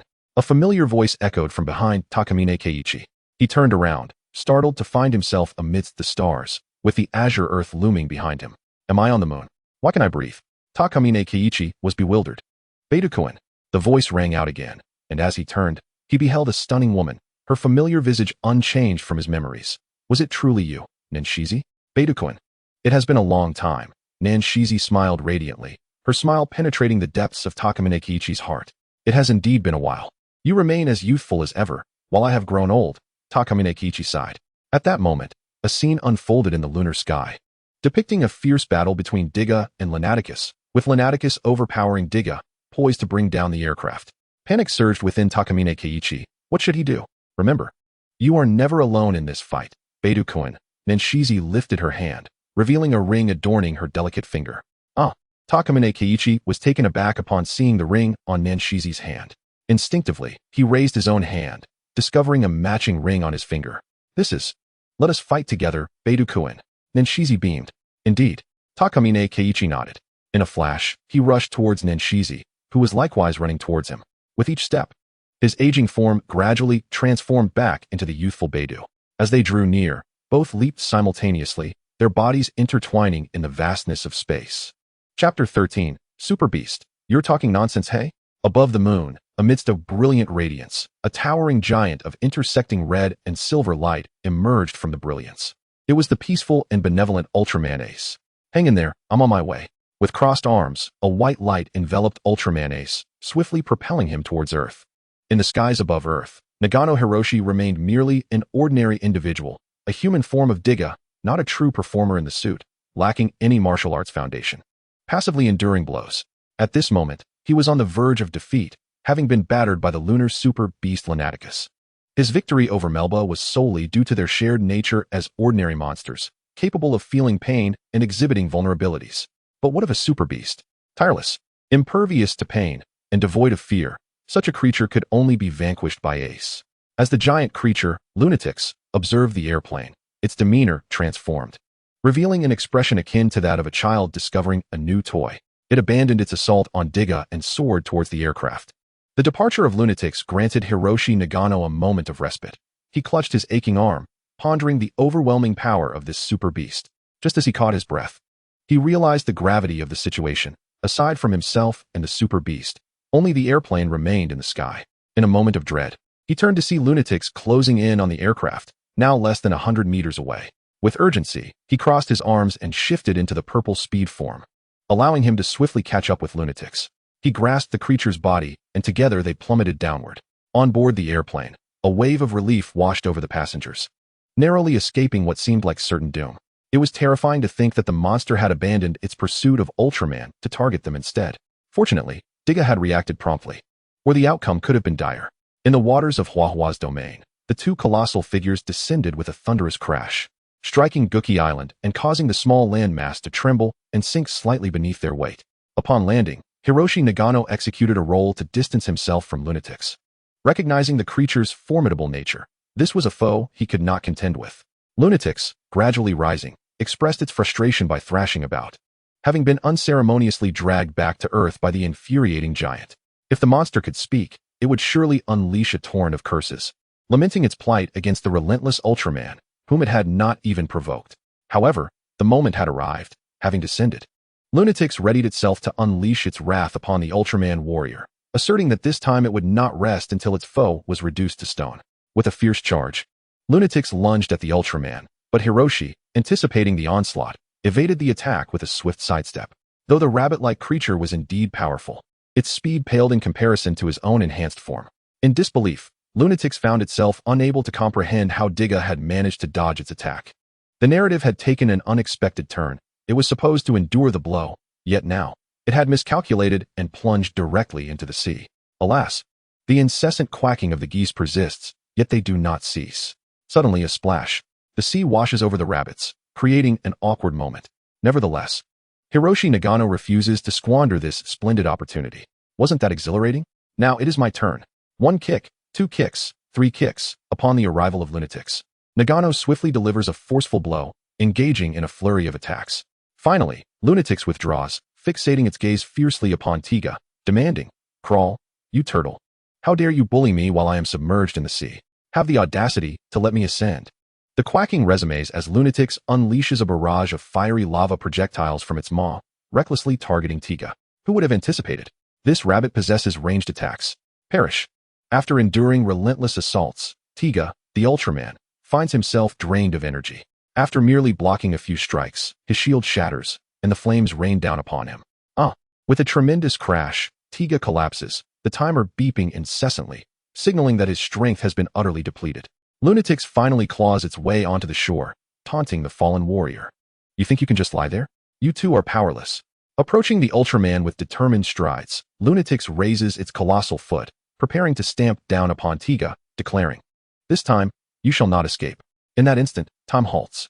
A radiant sphere descends swiftly from the heavens, propelling the impending doom away from Tiga. As the light dissipates, Lunatix's eyes widen in recognition. An old acquaintance. It is Ace Ultraman. Ding, ding, ding. The ominous voice of the dismemberment demon echoes. Nagano, it appears you have ignored my counsel. Keiichi Takamine separates a portion of light from the timer, transferring it to the vanishing Tiga. With a deep breath, Nagano finds solace as he stabilizes his immense form, narrowly escaping demise. Upon returning, rigorous training is imperative. Martial arts must be mastered. My apologies, Senior Takamine, but you have also transformed into an Ultraman. Ace Ultraman, no less. Ace is renowned for combating super beasts. It seems this rabbit is in for a rude awakening. Nagano secretly rejoices. This time, someone shall deal with you. Every monster experiences pain upon sustaining injury. However, super beasts do not know exhaustion, fear, or trepidation. Only relentless assault can vanquish them. Remember this, Nagano. Takamine recites the foreboding lines of the super beast's demise. Understood, Senior. Lunatics retorts, Super Beast Ace, are you even human? Who does not feel pain? You devil. With a swift kick. Ace propels Lunatics away, then conjures an 8-pointed light wheel, mounting Lunatics and targeting its ears with precision, followed by a strike to the horn upon its nose. Far radiant night sky stars. The pain caused Lunatics to cry out in distress. Servant's arrival. Just as Lunatics charged up a fierce flame projectile, Ace clamped his mouth shut, resulting in a catastrophic explosion. Galactic Federation Super. Takamine Keiji raised his hand, aimed at Lunatic's mouth, and unleashed a flurry of punches. 1, 2, 3, before raising both hands above his head, releasing a devastating ultra-laser wave directed at the eyes of the full moon super beast. Light. As the super beast struggled mightily to break free, Takamine Keiji swiftly retreated with a series of agile movements, then crossed his arms, launching a blade of light that severed one of Lunatic's arms. The cutting light emitted continuous beams, striking the full moon super beast and forcing it to stagger backward. Now was the moment. Takamine Keiji suddenly spoke, and Hiroshi Nagano quickly responded. Ace turned around, proclaiming, Metalium Beam. Dyna also crossed his arms, extending them, followed by Zeppeli Aow Light. Chapter 14. Behold my transformation. The expert's prowess was evident, with just a few strikes. Ace rendered the super beast unrecognizable. The barrage of light beams rained down upon Lunatics, and with a series of explosive sounds, bang, thud, boom, Lunatics was obliterated into fragments, scattered across the sea, marking the end of the super beast. As for Takamine Keiji and Hiroshi Nagano, after vanquishing the super beast, they transformed into light and returned to the aircraft, as if nothing had transpired. However, the other passengers could hardly contain their desire to confront the two. After all, they were Ultramen. Had it not been for the flight attendant's intervention, that crowd would have overwhelmed them, relentless in their pursuit. In the Chickenfoot household, Chiba Oda Kiri held an invitation in his hand as he entered the hall, glancing around as if searching for someone. Moments later, his eyes lit up, and he hurriedly approached, taking a seat beside a person. Hey Shingo, long time no see. Oh, it's Oda. You came too. Kei Shingo was startled by the sudden presence of Oda Kiri beside him, but smiled in response upon recognizing him. Looks like there are quite a few familiar faces today. Of course, it is the wedding of a junior. True enough. Changing the subject, Oda Kiri inquired, by the way, Shingo, what brings you here? Oda Kiri still felt puzzled. Logically, Mirai Ryota was his junior and seemingly had no connection to Shingo. Guess. Kei's Shingo teased, leaving Oda Kiri exasperated. Fine, if you want Tisei. Then you want Tisei.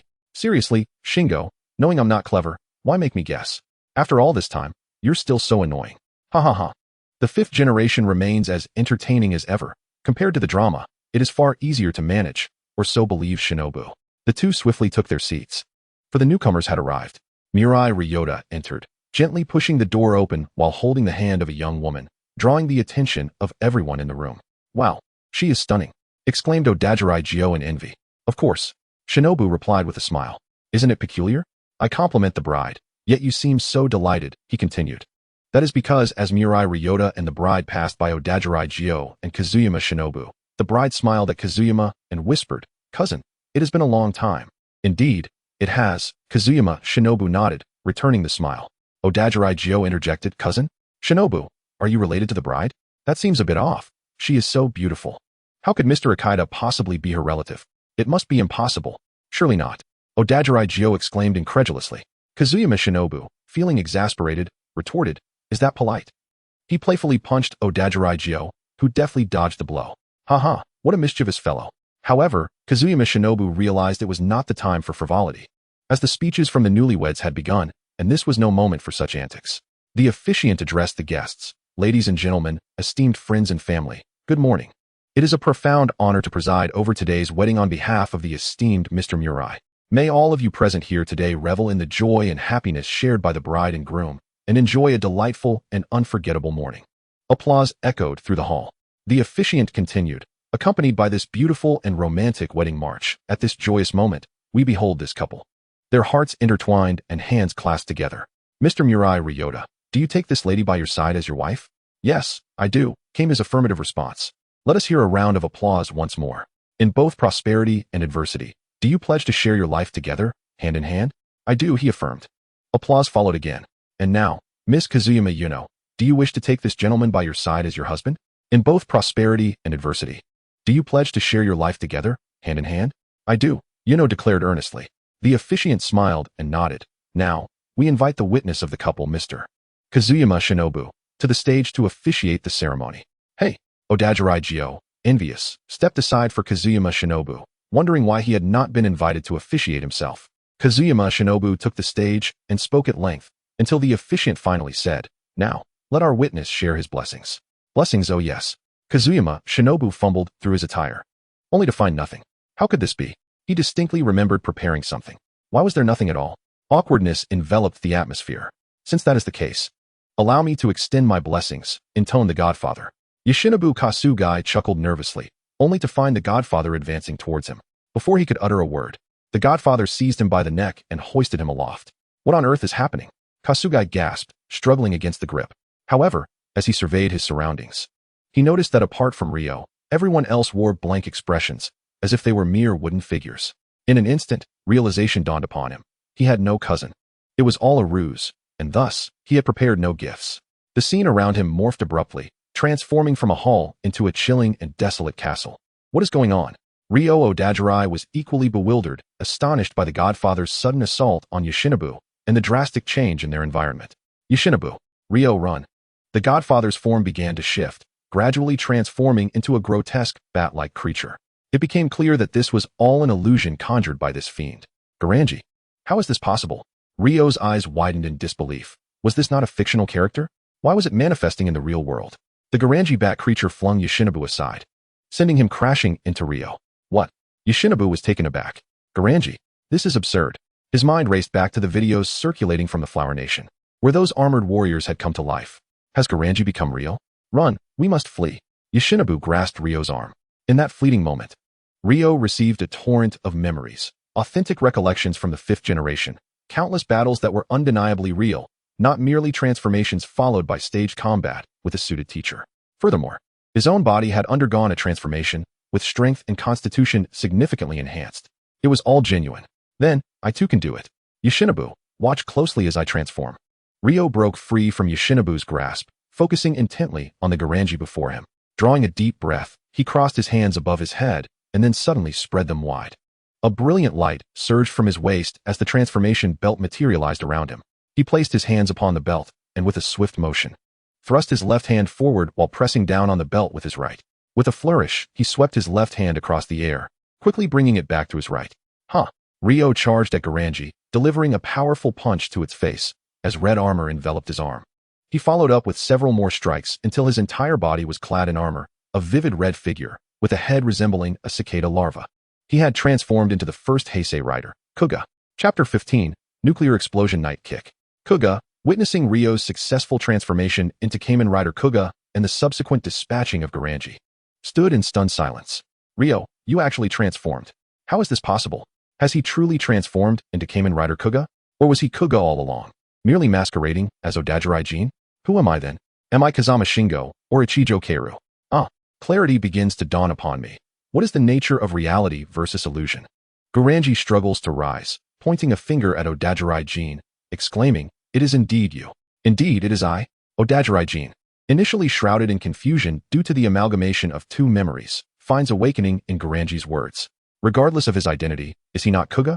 Can he not protect the world just the same? Does his sense of self truly hold such significance?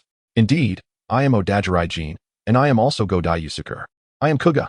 Shingo gazes in astonishment at Garanji and Jin, now transformed into Kuga, as the battle looms imminent. Garanji and Kuga surge towards each other simultaneously. Suddenly, the claws of Garanji elongate, and he swings his arm, intent on cleaving Kuga in two. Yet, in a surprising display, Kuga leaps gracefully over Garanji's head. And in that fleeting moment, he delivers a forceful kick that sends the bat-like creature staggering down the steps. How infuriating. Garanji, filled with rage and humiliation, slams his claw onto the steps, causing debris to scatter.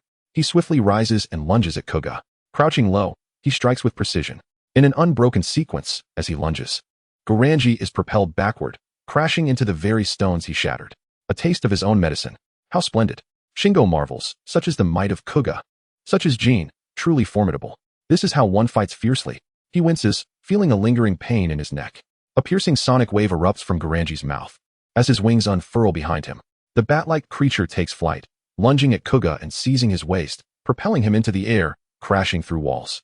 Jin. Shingo watches as Garanji and Odajirai Jin are hurled outward, prompting him to follow suit, racing out of the castle. However, along the way, he discovers a firearm. Where did this come from?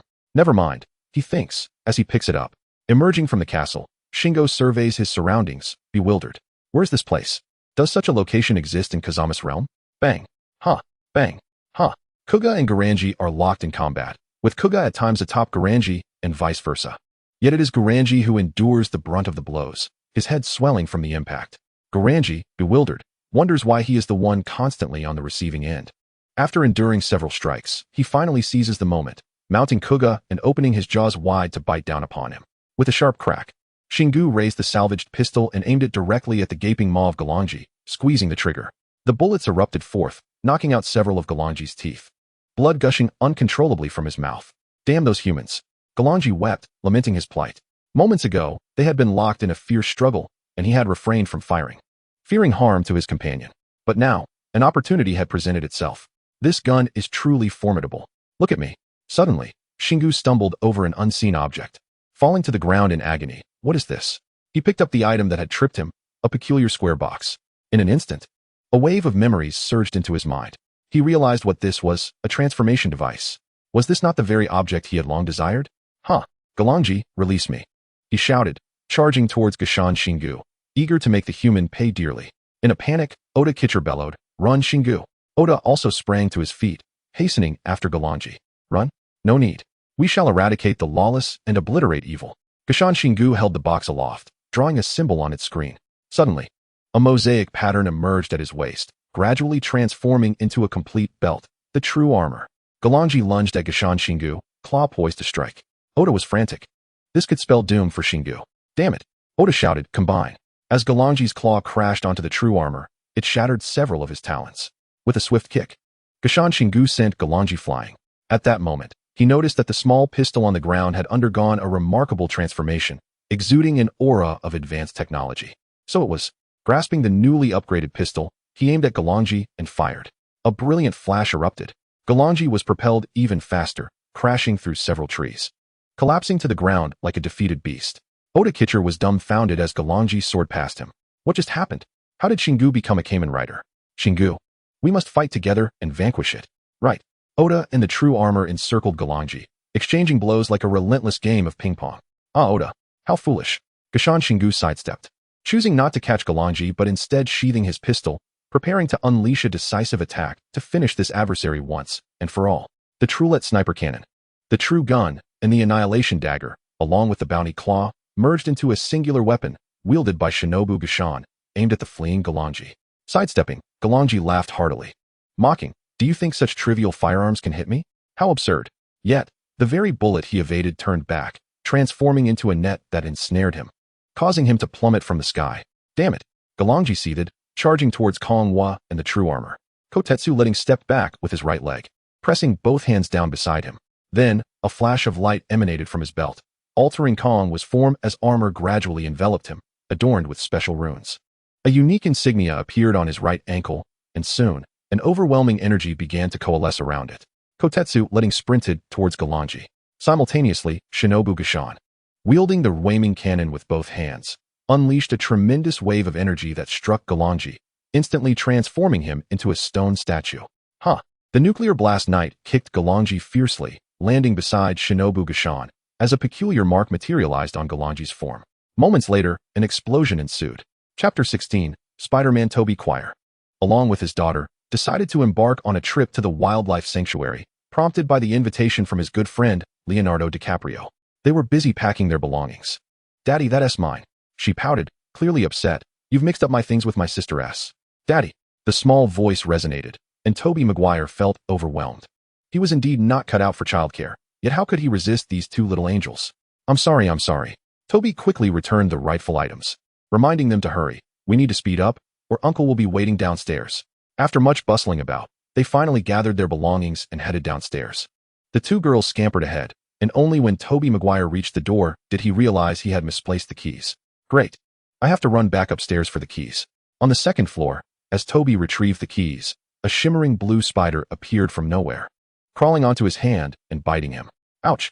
Tobey exclaimed, startled by the pain, causing him to drop the keys down the staircase with a loud clatter. "Daddy, what's wrong?" his daughters called out.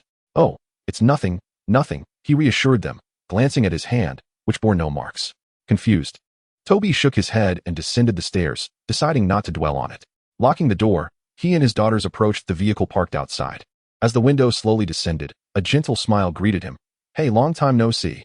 Upon alighting from the vehicle, he walked over to Tobey Maguire and embraced him warmly.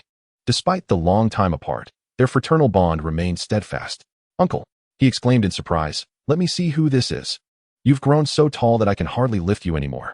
He feigned disappointment, shaking his head sorrowfully before turning to lift another little girl beside him. "Uncle," she called sweetly, "how adorable."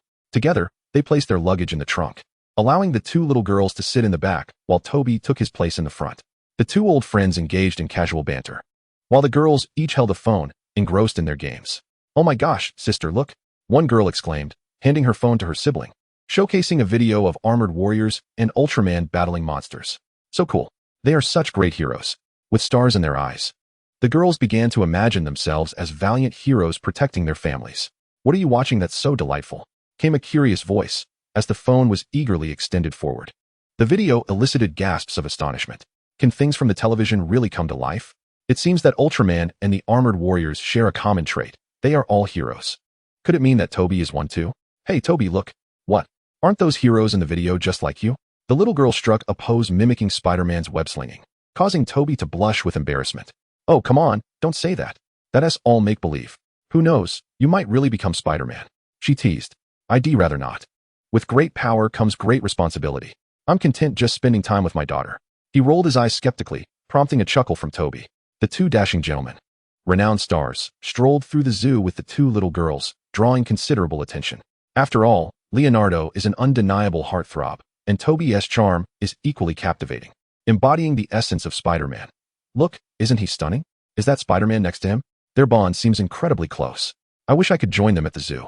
Guiding the little girls, they admired the great snake, the tiger, the giraffe, the kangaroo, and the lion. "Daddy, I want to see the panda." "Me too." The two girls, having grown weary of the common animals, clamored to see the rare panda.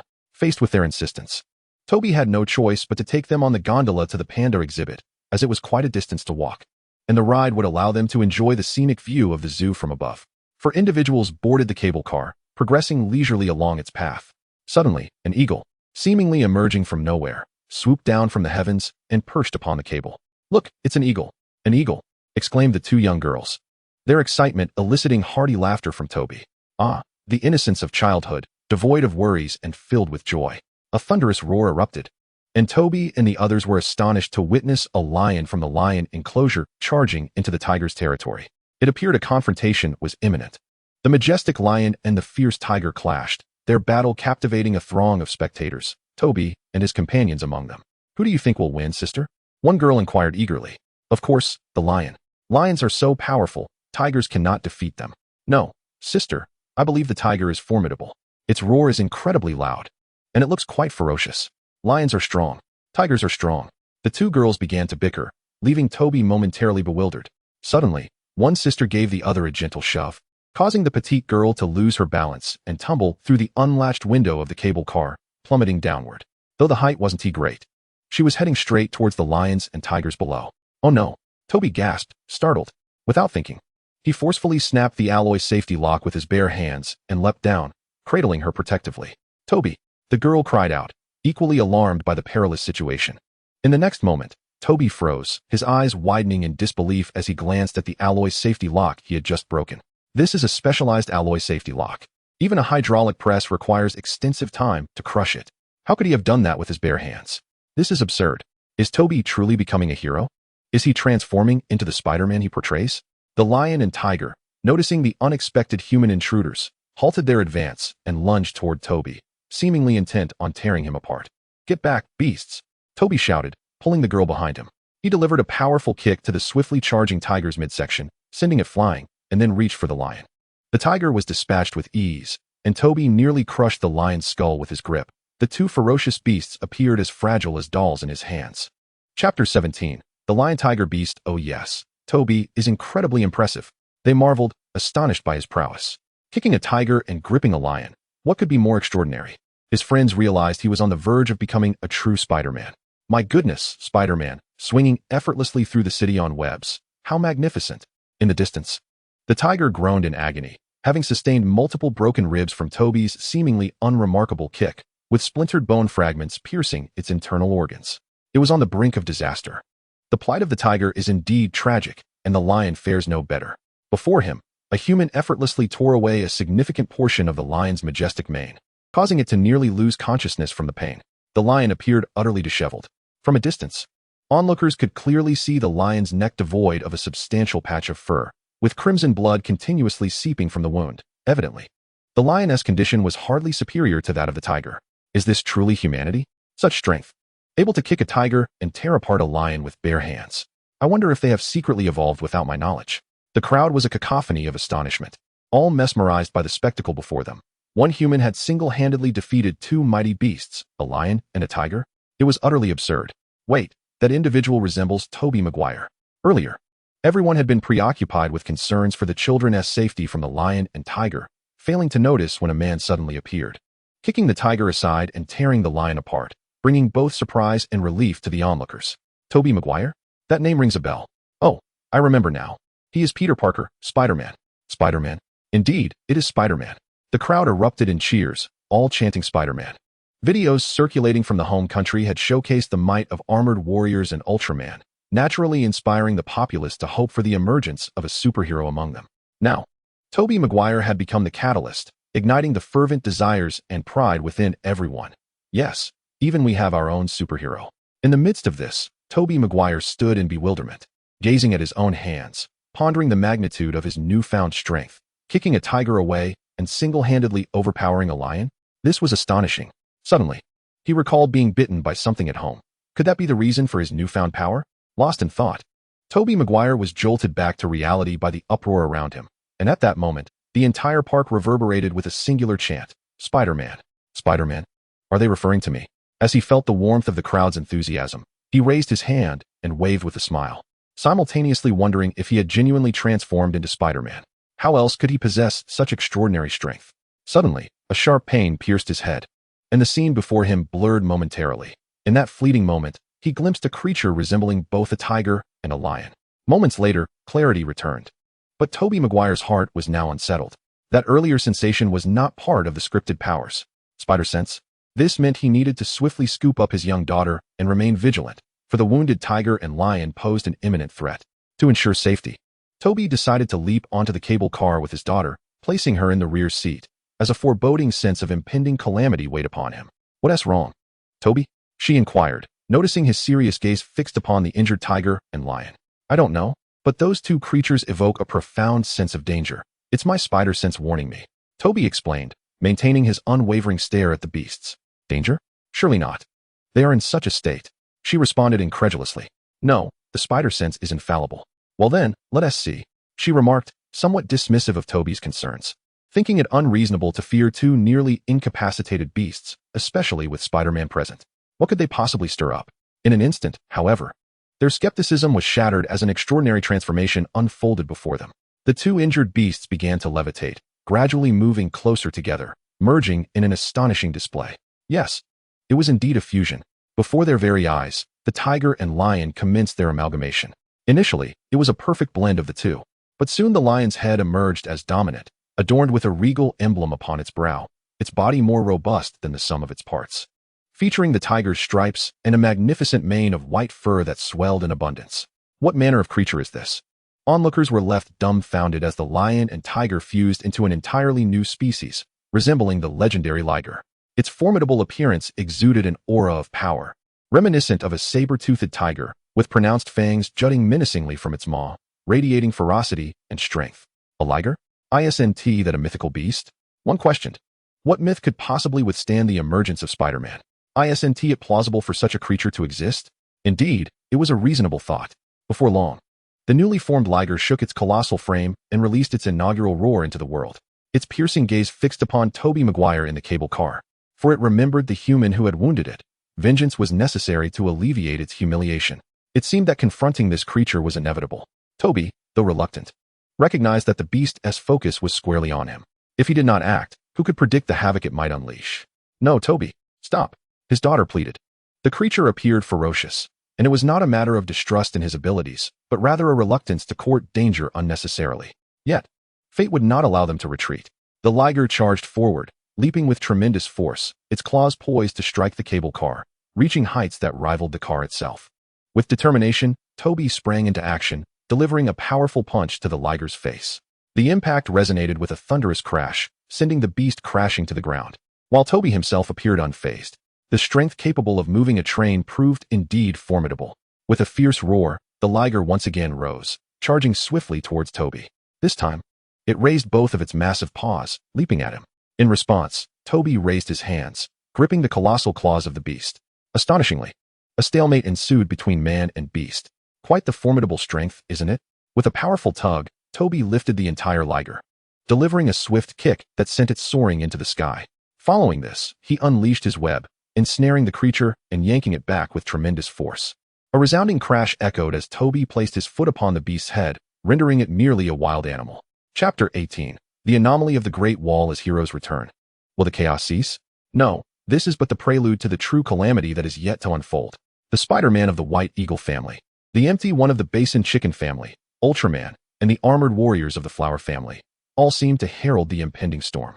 With an overwhelming display of strength, Tobey vanquished the seemingly ferocious liger and, employing his Spider-Man abilities, departed the park with his two daughters. He dared not linger. The fervor of the crowd could prove perilous. It appears that no matter the location, the fervor of fans is a daunting force, one that ordinary individuals struggle to endure. Thus, mastering the art of retreat is an essential lesson for all idols. On a certain building, a good friend of Tobey's inquired, "What are your plans moving forward?" The emergence of Spider-Man's powers in the real world appears undeniably thrilling, yet it also brings a host of troubles. The notion of nuclear annihilation by the White Eagle is no jest. It is conceivable that one day, Tobey could be sliced to pieces. I truly do not desire this power. It is far too burdensome. Tobey lamented, feeling the weight of his circumstances. The Peter Parker of the series sacrificed everything to become Spider-Man, a path Tobey is reluctant to tread. He lacks Parker's nobility. The thought of losing his daughters would drive him to madness. I am merely an ordinary man. Yet, it seems that choice is no longer mine. Tobey gazed earnestly, as though grappling with a significant decision, one that evidently caused him great distress. What troubles you, Tobey? Speak freely. There is no need for pretense between us. His friend encouraged, patting him on the shoulder. I want you to care for them.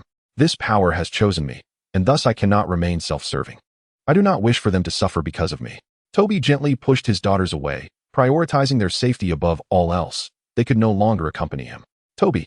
His friend felt a pang of regret for having once encouraged Tobey to become Spider-Man, realizing that this predicament might never have arisen otherwise. Drawing the two girls into his embrace, he declared, "Since Tobey cannot look after you, from this day forth, you shall be my daughters." Daddy. Two girls appeared to have grasped something profound, gazing sorrowfully at Tobey. Tobey gently ruffled their hair before turning and leaping down, vanishing into the building with a swift flick of his web. On the other side, alongside Tobey Maguire, who had manifested extraordinary abilities, his two spider brethren also acquired remarkable powers. Andrew Garfield and Tom Holland, seated together, immediately connected after their physical transformations, for their metamorphosis mirrored the events of the film. As anticipated, both of them had gained the powers of Spider-Man. Hey, it seems everyone has arrived. Tobey, while navigating through the building, received messages from the duo and hurried over, just in time to witness them scaling the wall, testing their newfound abilities. Beyond the Great Wall, a multitude of unknown creatures suddenly emerged, a vast, dark mass stretching as far as the eye could see. "Look, what on earth is that?" exclaimed one. "Goodness. My fear of clusters is acting up. This is utterly terrifying." The horrifying monsters congregated beneath the Great Wall, seemingly awaiting something. Moments after their appearance, the Great Wall itself began to rise inexplicably, its surface undergoing a bizarre transformation, appearing unassailable. Simultaneously, the wall's expanse expanded, enveloping the entire realm of the flowering nation, thwarting the advance of all creatures, confining them beneath its mighty structure. Tourists at the Great Wall were astonished by the miraculous scene unfolding before them. The sudden appearance of monsters and the wall's transformation felt nothing short of miraculous. Could it be that our Great Wall was destined for this day? To ward off these terrifying creatures? Emperor Qin Shi Huang was indeed remarkable. Who would dare label him a tyrant now? Without the Great Wall, one could only wonder what fate awaited our flowering nation. Indeed, look at those creatures. They are utterly fearsome. The monsters that had originally prepared to besiege the wall were rendered powerless by its transformation, reduced to frantic roars beneath the structure. Hey, look, it's still howling. It's anxious, it's agitated. Tourists hastily pulled out their phones, sharing the extraordinary event on social media. As news of the Great Wall's transformation and the countless terrifying creatures spread worldwide. In an office in the flowering nation, Wang Firen watched the videos on her phone, feeling a chill of fear wash over her. So many monsters. Thankfully, the Great Wall, erected by His Majesty Emperor Qin, stood strong. Yet, she pondered, had she not portrayed the emperor herself? How could she possibly compare to him? He was a ruler for the ages. As she gazed at her phone, a faint voice echoed in her ear, Your Majesty, Your Majesty. Leaving her bewildered, she wondered if she was hallucinating. Who could possibly be addressing her as Your Majesty? Moreover, she was alone in the office. Could it truly be haunted under the bright light of day? It is imperative to note that after the establishment of the nation, disturbances by ghosts and spirits are strictly prohibited. For a moment, he found himself inexplicably compelled to relieve himself. Assuredly, it was not fear that caused this, but merely a pressing urgency. Upon pushing the door open, he was taken aback. What is this? When Firen gazed in astonishment. Wasn't the other side of the door supposed to be a corridor? How had it transformed into a platform? With a swift motion, the door slammed shut. Surely, he had merely been fatigued. It must have been an illusion. He opened the door once more, only to be greeted by the same platform. Stepping outside, when Firen stood upon the platform, scratching his head in bewilderment. What on earth was happening? He took a few steps to the edge of the platform and peered down, only to discover an expansive array of terracotta warriors. Welcome, Your Majesty. Please ascend the platform. Two voices resonated in his ears, leaving Wang Firen utterly stunned. His legs trembling in fear, he turned to retreat, only to find that the door had vanished, replaced by a long staircase, up which a spectral figure clad in a black robe ascended slowly. The man in the black robe moved with deliberate slowness, yet in the blink of an eye, he had vanished from the staircase and stood majestically before the platform. I unify the 6 states, the world belongs to one. I build the Great Wall to secure the dragon veins of the 9 provinces, safeguarding our great Qin and protecting our realm. In the name of the first emperor, I hereby vow, as long as I live, I shall defend our territory and expand our borders, sweeping away the barbarian foes, establishing the foundation of my great Qin for all eternity. Should I perish, I shall transform into a dragon's spirit, blessing our Huaxiao with everlasting prosperity. This oath shall be witnessed by the sun and moon, and the heavens and earth, heard by all deities and spirits. Long live Your Majesty, long live the great Qin. Was he truly Qin Shi Huang? When Firen was in disbelief, he had encountered the real first emperor of Qin, a fact too extraordinary to fathom. Am I dreaming? You have arrived. This signifies that the monstrous horde has finally made its appearance, and my immortal Qin soldiers must now awaken. Yingzheng turned to gaze at Wang Firen, and in an instant, the two merged into one. Thus, the first emperor had returned. When Firen inherited the memories of Yingzheng at this moment, he was no longer an ordinary individual. He was the first emperor of Qin. My warriors, you must awaken. With a commanding voice, countless terracotta soldiers shattered their confines, revealing legions of Qin warriors. Brave Qin, let us unite in our nation's peril. Chapter 19. The valor of great Qin in the face of adversity across the 9 provinces. I awaken to return. You must return as well, to protect our lands and sovereignty. Warriors, heed my command. When Firen gazed into the distance, embodying the essence of Qin Shi Huang. Indeed, he was Yingzheng. At your service. The response was thunderous, reverberating through the heavens and earth. March with me. Vanquish the evil spirits and slay the demons. The wind howled, a fierce gale sweeping across the Great Wall. The tourists who once roamed freely were now replaced by soldiers, each armed and vigilant, patrolling their surroundings to thwart any monstrous incursions over the Great Wall. Though the wall stood tall, all potential dangers must be preemptively quelled, preventing any calamity from taking root. Report. No anomalies detected at present. Continue the patrol. Indeed, along the Great Wall, countless warriors communicate through signals, constantly reporting the situation to ensure absolute safety. The rapid mobilization of the soldiers is truly commendable, as the swift dissemination of videos depicting the anomalies at the wall and the emergence of monsters has alerted the higher-ups, prompting immediate directives to dispatch the nearest station troops to secure the area. As for the videos that have already circulated, is there a need to contain them? Absolutely not. We are no longer the easy prey we once were. Should they dare to approach, they shall return in defeat. Unlike in the past, the mighty lion and the colossal dragon have awakened. Go, Goat Clan. The goats shall forever be your allies. Fear not, for we, the Goat Clan, have already dispatched warriors to provide assistance. Onward, Chicken Clan. Those trivial monsters shall be overcome. Yuan-gu, our heroes are en route. Hold steadfast. Bald Eagle Clan has also sent warriors to support. Persevere. Engage the monsters. Bald Eagle strikes. Let them witness the terror of humanity. The internet is indeed daunting. Yet we are fortunate to have the Great Wall. The monsters cannot ascend, or we would be in peril. So many of them. I wonder if they are palatable. Upstairs. The online discourse is rife with opinions. From the imperial capital, Red Rabbit. What insights do we have regarding these monsters, and how shall we respond? General Tunglong, is there any need for contemplation? There is no insight required. We shall simply unleash a barrage of firepower. General Bays, agreed. A direct fire cover is sufficient. We do not require their aid. General Xiongguan, do not compete with me. I shall head north. General Zhuke, the armored warriors have already been assimilated, and the dragon team is currently being established. This invasion of monsters is timely. I will venture south. The four generals engaged in a spirited exchange, momentarily forgetting their leader, their conversation escalating to the brink of confrontation. Red Rabbit sighed. These individuals are commendable in many respects, yet their belligerence is undeniable. This opportunity has truly ignited their spirits. After years of peace, they have likely become restless. Very well, proceed as you wish, but ensure you display our might. Do not allow the others to look down upon us. Understood.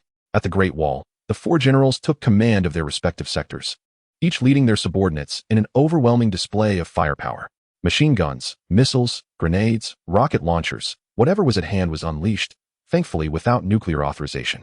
Boom, boom, boom. Beyond the Great Wall, the sound of explosions reverberated continuously, as countless monsters were torn asunder, limbs flying in a gruesome spectacle. The monsters roared in fury. Yet they were powerless. The wall was too high for them to scale, leaving them to evade the barrage of artillery. A cacophony of laughter erupted, as a horde of inferior monsters met their demise. General Tunglong seized the heavy artillery from his subordinate, unleashing a relentless barrage of fire. Countless monsters fell, their ranks decimated. Yet, was this the end? Far from it. Their assaults inadvertently facilitated the monsters' evolution. These mindless creatures, oblivious to the means of hastening their metamorphosis, possessed a terrifying regenerative capacity. The remnants of their shattered forms amalgamated into new monstrosities, beings of iron-clad physique, fleeting flyers, self-destructive entities, colossal beasts, and those with superhuman speed. With a disdainful snort, a creature of prodigious strength grasped the hapless minions nearby, hurling them with all its might against the city walls. The first unfortunate met a crushing fate. The second fell short, while the third and fourth attempts finally succeeded in launching a monster atop the ramparts. Reports came in. Bullets could no longer penetrate the foes. These monsters had undergone a rapid transformation, evolving at a pace that even explosives could not breach. How could this be? A creature was flung over the walls. Focus fire. Focus fire. The moment it alighted, it was riddled with bullets, reduced to mere ash by the flames of their weapons. Soon, the monsters retaliated, increasing the pressure on the warriors, who found their ammunition depleting rapidly. They managed to hold their ground, yet fatigue began to set in. After all, they were flesh and blood, susceptible to exhaustion. It was imperative, absolutely essential, that the monsters not breach the walls. Behind them lay the populace. They must stand firm. For as long as the city endured, so too would its people. Kill. As the warriors fought, an ever-growing throng of armored figures gathered at the base of the city. Their numbers swelled, an endless tide of ancient soldiers, seemingly inexhaustible as each batch that fell was swiftly replaced by another. The modest Qin Emperor's tomb harbored an astonishing multitude of immortal warriors. As long as the tomb stood, the terracotta army would never face a shortage. Look, cried a soldier armed with ammunition, spotting the Qin warriors, his voice laced with disbelief. What? General Tunglong gasped in shock. Had the monsters infiltrated the city? Turning to see an endless sea of figures clad in ancient armor, he pondered their identity and sheer abundance. Meanwhile, the four generals from the cardinal directions realized the infinite legion of Qin warriors encircling the Great Wall. Yet, this was not the time for astonishment, but for combating the monsters. The Qin warriors parted, allowing a chariot drawn by 9 dragons to glide forth. Emerging from the chariot was the black-robed Wang Firen, who turned to face the indomitable Qin soldiers. With a sweeping gesture, he commanded, "Kill." At his decree, an unending wave of soldiers surged toward the city walls. What was their intent? The defenders were momentarily paralyzed. Were they to throw themselves against the walls in a suicidal charge? Yet, to their astonishment, these ancient warriors seamlessly melded into the walls, passing through as if the barriers were mere illusions. Countless Qin soldiers surged from within the city to the battlefield, fiercely charging at the monstrous adversaries without fear of death, for they were already unafraid of mortality. Such valiant warriors. Several shining stars of the battlefield marveled as the Qin soldiers engaged in brutal combat with the monsters, falling and rising again, even with numerous wounds. They would not halt their relentless advance, as if they were warriors born solely for the purpose of battle. Within a mere hour, the Qin soldiers had driven the monsters back 100 meters, and their onslaught showed no signs of abating. Chapter 20. The birds annihilate the divine lavatory. Oh my goodness. My heavens, are those warriors from the flower cult? Their strength is astounding. It seems we have arrived rather late. Above the great wall of the flower cult, countless aircraft dispatched for reinforcement had arrived, and the soldiers aboard stared in astonishment at the flower cult warriors below, engaged in fierce combat. Are these humans? Their ferocity in battling such monstrous beings is almost superhuman. The enigmatic flower cult, truly deserving of its 5,000-year legacy. A calamity that appeared as though it could obliterate a clan had swiftly drawn to a close. As they regained their senses, the ancient Qin soldiers had vanished completely, each one seamlessly integrating into the Great Wall, as if perpetually prepared to defend the flower cult. General Teng Long also came to realize that the man clad in the black dragon robe, who had commanded such a multitude of immortal Qin soldiers, could only be the resurrected Qin Shi Huang. But where had he gone? Teng Long surveyed the surroundings of the city. But the figure in the black robe had entirely disappeared. Could it be that he, too, had entered the Great Wall like the ancient warriors? Yet, no matter how Teng Long pondered, he could not fathom that at this moment, Wang Firen had returned to his office, reverting to an ordinary bureaucrat of the flower cult. Nevertheless, the power belonging to Qin Shi Huang remained ever present, ready for Wang Firen's command whenever he wished. Why not reveal his identity directly?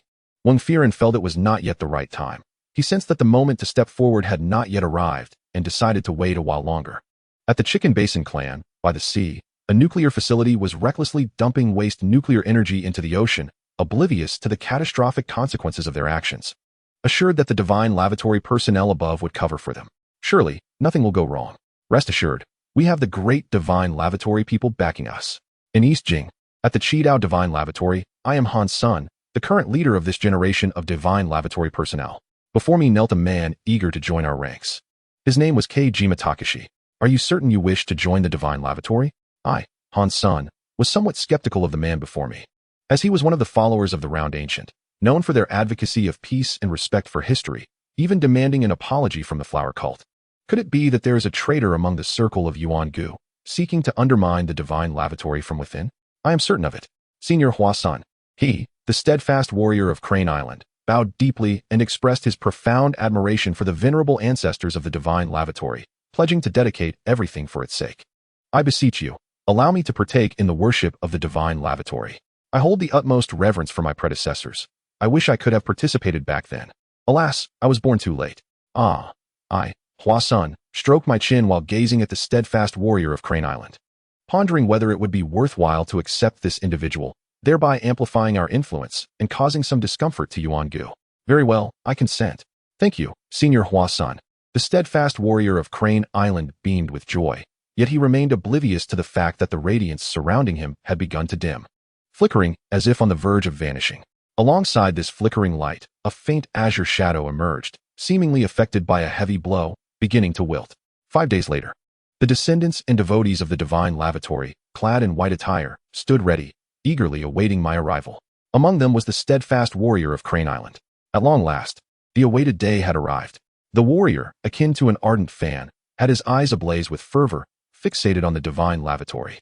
His grip tightened, yet unbeknownst to him, a spirit within him mirrored this fervent grasp, casting an envious gaze upon him, struggling to comprehend the existence of this other self. How could this be? That is certainly not me. I cannot be that sort of person. He cannot be me, the one known as Fei Miao. The steadfast warrior awaited. While Fei Miao also lingered, albeit with differing intentions, the warrior yearned to enter the divine lavatory, while Fei Niao awaited the moment when all would enter, only to bring about his destruction. Dear friends, the day has arrived once more. Let us rejoice. For the divine lavatory. For the divine lavatory. For the divine lavatory. The steadfast warrior of Crane Island joined in the fervent cries, which caught the attention of Hua Sun, who smiled and led the group into the divine lavatory. Within the sacred space, I, Hua Sun, introduced the steadfast warrior of Crane Island to the assembly, filling him with immense pride and honor, further solidifying his resolve to join the divine lavatory. At this moment, all the radiance that once enveloped the warrior vanished entirely, returning to the other spirit within him. Fei Niao, grasping the Dana summoner, smiled, a smile tinged with madness. Die, all of you perish. Let everything that disrupts peace vanish. I shall not permit the existence of such a self, nor allow these hypocritical beings to endure.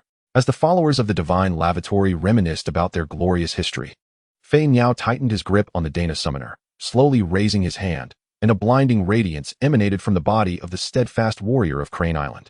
Dana! A sudden cry pierced the air, and a blinding light emanated from Tsuruyagashi, causing everyone around to turn their gaze in astonishment. I, Hanazono, was equally taken aback. Could this light signify something extraordinary? I recalled that Nagano Hiro had recently transformed into Dina.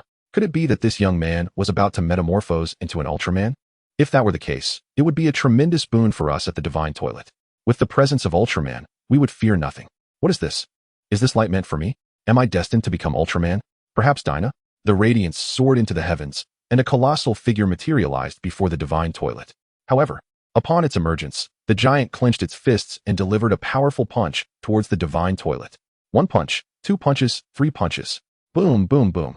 The sheer force was so immense that the ground trembled, prompting distant onlookers to believe an earthquake had struck. Seemingly unsatisfied, the giant stood up and leaped into the air, crashing down with both feet. Thud, thud, thud. Look, is that Dina Ultraman? What is he doing? He appears quite enraged. What is he trampling upon? I believe that direction leads to the Divine Toilet. What is the Divine Toilet? You don't even know what the Divine Toilet is? Well, it's probably best for us ordinary folks to remain ignorant. The Divine Toilet lay in ruins. Due to the immense respect for the predecessors enshrined within, everyone attended meetings there. This was the perfect opportunity for Asuka Shin to annihilate the entire group. No, what are you doing? Stop. Inside Dina. Tsuruyagashi witnessed Dina uncontrollably demolishing the Divine Toilet, pushing him to the brink of despair. Why is this happening? I almost forgot about you. Since it has come to this, you shall join them. Asuka Shin appeared and, without allowing Tsuruyagashi a moment to speak, rushed forward to embrace him. The two erupted in a blinding flash of light.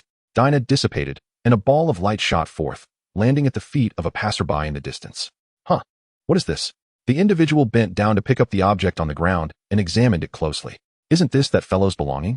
The man, sporting a side-part hairstyle, prepared to discard it, but for some inexplicable reason, his hand halted, and he tucked the item away into his clothing before turning to walk away. Chapter 21. The arrival of Odin at the Chiba Comic Expo. Handa Kinto was invited to serve as a special guest. He felt rather bewildered, as he distinctly remembered having declined the invitation, yet here he was, inexplicably sent by his manager. This expo appeared to be extraordinary, and the individuals behind it were even more remarkable. What a hassle. Could I possibly attend? Surely, it must be a Kamen Rider event. How troublesome. Especially since I could have enjoyed a restful day today. Handa Kinto picked up the drink offered by the staff, leaned back in a wonderfully comfortable cotton lounge chair, and sipped through the straw, albeit reluctantly. Nevertheless, he could not deny that the treatment he received from the expo's officials was truly exceptional. There are dedicated individuals to provide care, and a remarkably soundproof lounge that I have never experienced before. I must indulge myself this time. I find it hard to comprehend how such exceptional treatment could be afforded. With a swift motion, Handa Kinto tossed an empty can, which gracefully arced through the air before landing perfectly in the trash bin. With both arms behind his head, he closed his eyes and unknowingly drifted into slumber. In a hazy dream, Handa Kinto perceived himself transported to a peculiar realm where the sky was shrouded in gray, and the desolate surroundings were filled with withered trees and ruins, creating a profoundly oppressive atmosphere. What is this place? Handa Kinto furrowed his brow and began to run. Yet the path beneath his feet seemed endless. No matter how hard he exerted himself, the view ahead remained shrouded in gray with no end in sight. Am I caught in a phantom wall? No, I was just in the lounge. Could this be a dream? Upon this realization, Handa Kinto sat down and, without hesitation, slapped himself. That didn't hurt. It appears this is indeed a dream. Since it is merely a dream, Handa Kinto felt no urgency, within his dream. He was a deity, and nothing could possibly go awry. Upon closing his eyes and reopening them, the eerie, gloomy world vanished, revealing a brilliant blue sky and towering skyscrapers. Bustling with hurried crowds, it appeared utterly normal, yet something felt distinctly amiss. Indeed, in the next moment, the throng surged towards Handa Kinto, forming an enormous mountain of people, with him at the very bottom. Suddenly, Handa Kinto jolted awake, only to find himself in an unexpected intimate encounter with Sonoda Mari, who had entered the lounge out of curiosity. Bewildered, she questioned the promised surprise from the staff. "What is this?" she exclaimed, her voice piercing through the air. Startled, Handa Kinto quickly urged, "Please, don't scream." As he comforted her, he pulled Sonoda Mari into his embrace, firmly covering her mouth with his hand. If soothing words failed, perhaps physical reassurance would suffice. After some time, Sonoda Mari ceased her struggles, fixating her gaze on Handa Kinto, who felt a twinge of embarrassment, recognizing his own fault. Clearing his throat, he apologized, "My sincerest apologies. I was having a nightmare." Sonoda Mari retaliated with a swift kick to Handa Kinto's leg. "Humph," she scoffed, grinning sheepishly. Handa Kinto rubbed his sore leg and asked, "What brings you here?" Rolling her eyes, Sonoda Mari replied, "I was invited here. They mentioned a surprise. But who could have known that I would find you here, humph?" Handa Kinto smacked his lips in discomfort, rising to his feet, only to notice a device on the nearby table. For reasons unknown, he felt an inexplicable urge to don it. "What are you doing? Is everything all right?" Upon witnessing this drive, an image suddenly flashed through my mind, reminiscent of that scene where you forcibly transformed. Is it true or false? In a fit of rage, Sonoda Mari chased after Handa Kinto, exclaiming, "You wretched Handa, halt. Fear not. I assure you, I shall not slay you." Handa Kinto fled with remarkable speed, retorting, "I trust you as much as I would a ghost." In a secluded corner of the comic convention, Mayano Sake gazed at the woman he cherished most, his eyes reflecting disbelief and anguish. How could the woman he loved so dearly stab him with a knife? "It is because you are not the one I truly adore. Today, at this convention, I shall finally rid myself of you, and no one shall know it was I who ended your life." Suzuki Baijia maintained a calm demeanor, as if such deeds were not foreign to her. "I refuse to believe this." With a gentle shove, Suzuki Baijia sent Mayano Sake crashing to the ground. She wiped the blood from the knife with a handkerchief, a satisfied smile gracing her lips. "One more trophy added to my collection." As Suzuki Baijia turned to leave, she left behind the lifeless body of Mayano Sake, whose eyes brimmed with resentment. The murder spree at the convention had occurred numerous times before, yet the police could uncover no leads. Each incident was met with an exhaustive investigation, yielding no results, rendering the case an enigma. "I will not accept this. I will not accept this." The lingering resentment from the deceased Mayano Sake manifested, as an eerie demonic visage appeared upon his face. In an instant, the blood that stained the tiles flowed back into his body, and his wounds vanished. Mayano Sake rose from the ground, his spiteful gaze fixed upon the retreating figure of the woman. Suddenly, he underwent a grotesque transformation, morphing into a monstrous being resembling a spider. Silently, he crept closer to Suzuki Baijia, his 8 arachnid legs stretching out before he lunged with ferocity. "Ah!" With a piercing scream, the woman disintegrated into dust, scattering across the ground. Coldly, Mayano Sake overturned a bucket of filthy mop water, washing away the remnants of the woman. Damn it, damn it." He emerged from the shadows, surveying the throngs of people, and charged forward. "Hey, what is that? Is that not from the Kamen Rider series? How can such an unsightly creature exist? It's so hideous." As he approached, questions arose. Was he intending to take a photograph? Mayano Sake lunged at a succubus, his claws piercing through her form. In the astonished gaze of onlookers, she too crumbled to ash upon the ground. "Ah, a monster!" Chaos erupted as people screamed, scrambling to escape. Pushing against one another in frantic disarray, the hall descended into pandemonium, prompting Handa Kinto and Sonoda Mari to halt, their attention drawn to the source of the turmoil. A spider-like creature, eerily reminiscent of Orfino, was wreaking havoc among the crowd. Orfino? Kinto Handa and Mari Sonoda exchanged a glance before dashing back to the lounge. If the Flower Kingdom boasts armored warriors, why shouldn't the Foot Basin Chicken have its own masked rider? In the lounge, Mari Sonoda first obtained the driver. In the narrative, Kinto Handa is the protagonist. In reality, "It's my turn. I want to transform. He. Give it to me." "No." With the belt secured around her waist, Mari Sonoda burst out of the lounge, opened her phone, and pressed 555. The standby sound resonated from the device as she flashed a provocative look back at Kinto Handa, huffing in triumph. Kinto Handa, exasperated, rubbed his forehead and muttered, "This foolish woman." As the phone connected to the belt, photon veins spread from the driver. Kinto Handa watched in astonishment as Mari Sonoda actually transformed. However, A sudden jolt surged from the belt, sending Mari Sonoda flying, the belt clattering to the ground. Kento Handa couldn't help but chuckle as he shook his head in disbelief. He approached and retrieved the belt, fastening it around his own waist. After pressing 555 on his phone and inserting it, crimson photon veins erupted forth, enveloping him in a dazzling suit of armor. How magnificent! Mari Sonoda's face flushed with frustration. Chapter 22. The Time-Stopping Monster. Ah, this feels incredible. Kento Handa reveled in the overwhelming power of the armor, leaping lightly as he executed rapid punches. The wind whistling past him as he struck 9 blows in a second. Quite impressive indeed. After a brief acclimatization to the armor, he performed a signature move, raising his arm, shaking his shoulders, and swinging his hand. In a corner, Mari Sonoda held her head, exclaiming, "Ouch. How infuriating." In the narrative, Kento Handa is the protagonist. I can't transform there, and now reality denies me as well.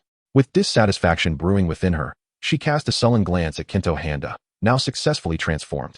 For a moment, she stood frozen, the sight of his armored figure evoking memories of her past experiences on set, prompting her to involuntarily exclaim, "How charming." Her face turned crimson with embarrassment as she covered it, lowering her gaze and peeking through her fingers, relieved not to be noticed. Kento Handa, focused on the approaching Ophion, was prepared to engage. However, he was taken aback to discover that the first Ophion had already managed to infect several humans, transforming them into Ophions as well. This situation was becoming troublesome. The number of Ophions was indeed quite overwhelming. Catch, Kento. Mari Sonoda, having spotted the multiplying Ophions, quickly devised a plan. Since the driver had turned real, the props must be authentic as well. She hurried back to the lounge to retrieve the accelerate device, swiftly returning to the hall and tossing the item to Kento Handa. What? As Handa Kento heard a sound behind him and turned around. He was met with a small object hurtling rapidly towards his forehead. What on earth? Who throws things at someone's head? He caught the item tossed by Sonoda Mari and was left speechless. This thoughtless woman. He silently berated her in his mind before glancing at the object in his hand. Ah, Mari did quite well. I retract my earlier thoughts. He swiftly donned the acceleration wristwatch on his arm, the crimson light on the belt flickering, followed by the transformation of his chest armor into a silver hue. The shift from its usual form to the accelerated state was underway. The chest plate unfurled and adhered to his shoulders. Handa Kento raised his hand to point at the timer on the wristwatch, which erupted with a deafening roar. A copious amount of steam billowed forth from him. Though it was merely 10 seconds, it should suffice. In a flash, Handa Kento vanished from his spot. And 10 seconds later, all the Ophion had turned to ash. The battle concluded in an instant. What just happened? Sonoda Mari was left dumbfounded. They disappeared just like that? A few breaths, and those Ophion were gone. This was far too swift. Within 10 seconds, as Handa Kento surged forward, he first kicked away the 2 nearest Ophion. Then, in a state of super acceleration, he leapt high, landing directly in front of the first Ophion, delivering a powerful kick to its abdomen. With a swift motion of his arm, he traversed through the other Ophion, delivering punches and kicks that sent them all flying. Finally, he leaped into the air, and countless deep crimson energy drills manifested upon each Ophion. Bang, bang, bang. The battle was concluded, and Handa Kento landed nonchalantly. Wow, that was incredible. Although Sonoda Mari had witnessed none of it, it did not hinder her enthusiasm to praise him. After all, men enjoy such flattery. Just as Handa Kento was about to put away his phone, he was startled by a round of applause from behind him. Had he missed one? Was there still a survivor? He turned to find a purple creature perched atop a high platform, clapping its hands. Bravo, bravo. Who would have thought I would encounter such an amusing spectacle in this world? What was that you just did? It exclaimed. Oh dear, no, that doesn't quite resemble it. What is it? What is it? Handa Kento cautiously stepped back, while Sonoda Mari furrowed her brow, contemplating the purple creature. This fellow seemed oddly familiar. After a moment of thought, she suddenly looked up and exclaimed, he resembles that time-stopping monster. Time stop? Are you kidding me? How could such a formidable creature appear so soon? I just used the super acceleration. What now? My body isn't like that of the Ophion. I can't utilize it consecutively. Panic surged through him. Just as Handa Kento turned to leave, the surrounding scenery suddenly froze. The purple insectoid king had raised its hand, and time itself had been halted. Leaping down from the high platform, the insect king scrutinized his surroundings with keen interest. Indeed, he was unlike those clad in armor, and his super acceleration surpassed theirs. Although he could not compare to that freak, his physical form was likely on par with my own.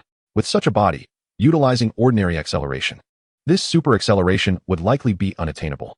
The insect king, dismissive of the driver, waved his hand and vanished into a temporal halt, turning away as he departed. He alone had ventured into this realm, yet this did not impede his plans, for he could create kin as long as he, the insect king, remained alive.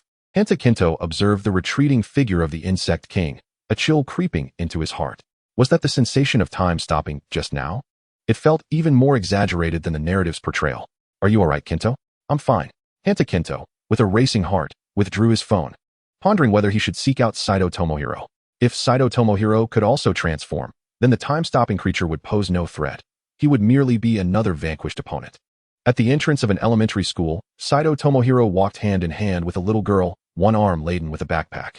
The pair radiated warmth and affection. Oh, Dad, today the classmates were all discussing the armored warriors from the Flower House. Originally, everyone talked about Kamen Riders, but now they all favor the armored warriors, claiming they are real while Kamen Riders are mere fables. The girl pouted, appearing quite aggrieved.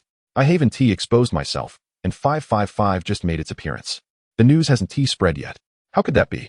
Kamen Riders are undoubtedly real. Otherwise, how would the monsters have disappeared? Saito Tomohiro chuckled, gently ruffling his daughter's hair in reassurance. Dad, you're lying. How could I deceive my little darling? Your father is indeed a Kamen Rider. I don't believe you, unless you transform before my eyes. Caught off guard, Saito Tomohiro found himself in a dilemma.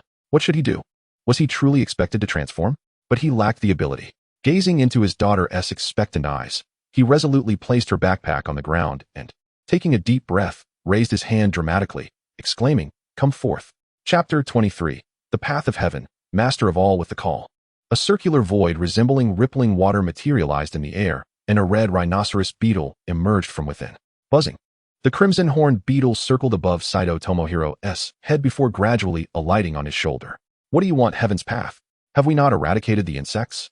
Why summon me again? Could it be that a new foe has emerged? Muttering incessantly in Saito Tomohiro's ear. It was perplexing how the creature managed to convey sound without a mouth. What is this? I actually conjured it. Realizing he was in the tangible world, he questioned the validity of his circumstances. Could it be that I am truly Heaven's Path? Am I dreaming? Have I been bewitched by the insects? Saito Tomohiro found himself in a perplexing state, struggling to discern reality from illusion. Which side was genuine, and which was a mere fabrication? Nevertheless, he could not bring himself to believe that his own existence was an illusion. Even if it were false, he was certain he would never relinquish everything he had here. After a moment of calming his thoughts, Saito Tomohiro smiled gently at his daughter and said, Look, oh my dear, he is indeed a Kamen Rider. He is my good friend. He patted the shell of the creature. The girl tilted her head in curiosity. Ever since the mechanical beetle had appeared from thin air, she had been fixated on it. Was it possible that what her father said was true? A mechanical beetle that could fly and speak, yet possessed no mouth. Show me, she pleaded. No, I refuse. Please, show me. The girl stamped her feet in frustration. No.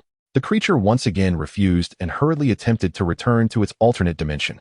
As fate would have it, it discovered that the door back was sealed, leaving it unable to return. In a state of panic, it fluttered about, exclaiming, No, I want to go home. After much effort, faced with the reality of being held by Saito Tomohiro's daughter, it followed him home. Meanwhile, news of the Kamen Rider's appearance spread rapidly, and the summoner was none other than Inui Takumi, also known as Handakinto. This revelation set the global internet ablaze once more. Is this a prank? Our Kamen Rider has genuinely appeared, and it's my favorite. Now that he has shown up, could Sora be far behind? Perhaps Sora has already arrived? This was a message from Odajirai Joe. Is it true? The Flower family's Kaido is handsome. When will he come to visit us? I heard that the divine toilet of the Foot Basin Chicken family has been destroyed, and now they are revising their new policy, advocating for a proper understanding of history and demanding an apology from us. Wow, where did you hear that? In the Bald Eagle family, a bald-headed man, responding to an inner calling, ventured deep into the mountains, navigating twists and turns until he finally arrived at the entrance of a cave. In the darkness, after approximately 10 minutes of groping around, he found himself in a vast open space. Guided by an instinctive feeling, he clapped his hands, and the entire dark expanse illuminated, revealing a colossal aircraft carrier before him. Oh my God, is this real? Meanwhile, in the Foot Basin Chicken family, a nuclear power plant continued to silently discharge vast amounts of radioactive waste into the ocean. Concurrently, in the depths of the sea, a long tentacle suddenly emerged from a profound chasm, seizing a passing whale and dragging it down, followed by a spray of crimson blood. The depths of the ocean fell silent once more, as if nothing had transpired. In the water, a great monster lurks. Can you guess who it is? In a quaint restaurant, a girl called out, Oh dear, we have guests, while playing with a red beetle, poking her head out. Hey kid, be gentle, she admonished. Keep it down, Dad, You're not supposed to talk. The girl continued her play as Sato Yuki enjoyed his noodles. Turning to her with a cheerful smile, he exclaimed, "Hey, girl, you like it too. Just eat your food. Your mouth won't be blocked by rice." Kaido Tomohiro brought another plate of stir-fried meat to Sato Yuki, who gratefully clasped his hands together in appreciation. "What a good brother. Now I shall dig in." At the entrance, Handa Kinto and Sonoda Mari entered, weaving through other tables to sit at the bar. "One order of fried noodles, and make it two." "Certainly." Sato Yuki, relishing his noodles and stir-fried meat, wore a blissful smile and patted his belly in satisfaction. "Heavenly. Have you seen online? Kamen Rider has appeared in the real world. Just like the armored warrior from the flower shop next door. If they've appeared, can we also transform into Kamen D and Steel D? I've told you. Call me Kaido Tomohiro, you rascal." Kaido Tomohiro served the fried noodles to the two newcomers. "As for transforming, I cannot say. But that fellow is presently in my daughter's hands, being played with. Besides, if you wish to transform, why not ask the one beside you?" Beside, Sato Yuki turned to see Handa Kinto, who was enjoying his noodles. "Oh hail." Handa Kinto waved. "Wait, aren't you? That one?" Sato Yuki exclaimed. Handa Kinto nodded, pointing at himself with a smile. "Indeed, it's me. Oh, Kamen Rider." Sato Yuki excitedly extended his hand to shake Handa Kinto's, feeling a mix of envy and admiration. "If only I could transform too." After finishing their meal, Handa Kinto looked at Kaido Tomohiro and said, "The other day, after I defeated Ophion, there was still a monster on site. It was the time-stopping monster that you portrayed." "The time-stopping monster appeared," Kaido Tomohiro exclaimed. "Is that so? I was curious how it truly manifested." He nodded knowingly, as if he had anticipated it. Handa Kinto pondered Kaido Tomohiro's words, wondering if it meant what he thought. He recalled the girl with the red mechanical beetle upon entering. Could that be it? That wasn't merely a toy. Kaido Tomohiro was indeed Kamen Rider. Had two Kamen Riders appeared? What are you two talking about? What is this time-stopping monster? Is it as I think? Sato Yuki listened, utterly bewildered, unable to grasp their conversation. Could Handa Kinto be what he thought? Looking at the smiling Kaido Tomohiro, Sato Yuki felt a sense of unfamiliarity. With a quizzical tone, he asked, "Who are you?" Grandmother once remarked that the father figure embodies the celestial path, governing all as a man of authority. Thus, the father figure is indeed the embodiment of the heavenly order. The girl tilted her head, enunciating each word as they fluttered from her grasp, landing beside Kaido Tomohiro. Chapter 24. Choosing between hell and heaven. Sato Yuki, bewildered, exclaimed, What is that?" He gazed in astonishment at the mechanical beetle that had suddenly taken flight from Kaido Tomohiro's daughter's hands. Wasn't he that a mere toy? How could it possibly soar? Could it be real? Is it true? You two are a masked rider. Handa Kinto revealed a knowing expression, observing the creature fluttering near Kaido Tomohiro. His heart eased. If Kaido could transform, perhaps there was no need to worry excessively about that time-stopping insect king. Although Handa felt relieved, Kaido Tomohiro was in a state of utter anxiety. Regardless of his newfound abilities, he was not the celestial figure. He could only be likened to a mere imitation. How could he possibly contend with that time-stopping monster? This predicament was truly vexing. The perfect persona of the celestial figure was unattainable for him, and he questioned whether this body was even capable of such feats. Though he did not appear overtly overweight, he had certainly gained some bulk. What a headache. He fervently hoped to avoid encountering that time-stopping creature in the near future. At Chiba No. 3 Hospital, outside an operating room, Toyama Hidenori sat with his hands clasped, brows furrowed, muttering incessantly. He had been there for half an hour. His close friend Yushima Masato had been inside for over an hour. Logically, there should have been some outcome by now. Why was no one emerging? Could something have gone awry? They had just wrapped filming for Time King not long ago. After a long separation, the two brothers had decided to meet for drinks. And Masato had been overly sentimental, declaring, "You'll always be my big brother." In a moment of emotional camaraderie, he had indulged a bit too much. Only for Masato to suddenly faint, sending him into a panic as he rushed his friend to the hospital. Ding! The sign above the operating room dimmed, indicating that the surgery had concluded. After a while, a nurse finally emerged. "Nurse, how is my brother?" Toyama Hidenori exclaimed, gripping the nurse's arm in his eagerness. Startled, the nurse reacted with surprise. What on earth? Trying to give someone a heart attack? Yet, as a nurse, she could not afford to express anger. So she forced a smile. However, considering the gravity of the situation within, she thought it best to refrain from smiling, fearing it might invite trouble. Shaking her head, she offered a comforting response. "The situation is not good. It's advanced stomach cancer. Without chemotherapy, he has at most 3 months left. With treatment, he might endure a little longer." With that, the nurse took the report and turned to leave. Stomach cancer. How could Toyama Hidenori suddenly appear deflated? Slumped in a chair outside the operating room? Why must it be gastric cancer? That fellow, he is still so young. Ah, indeed, the real person.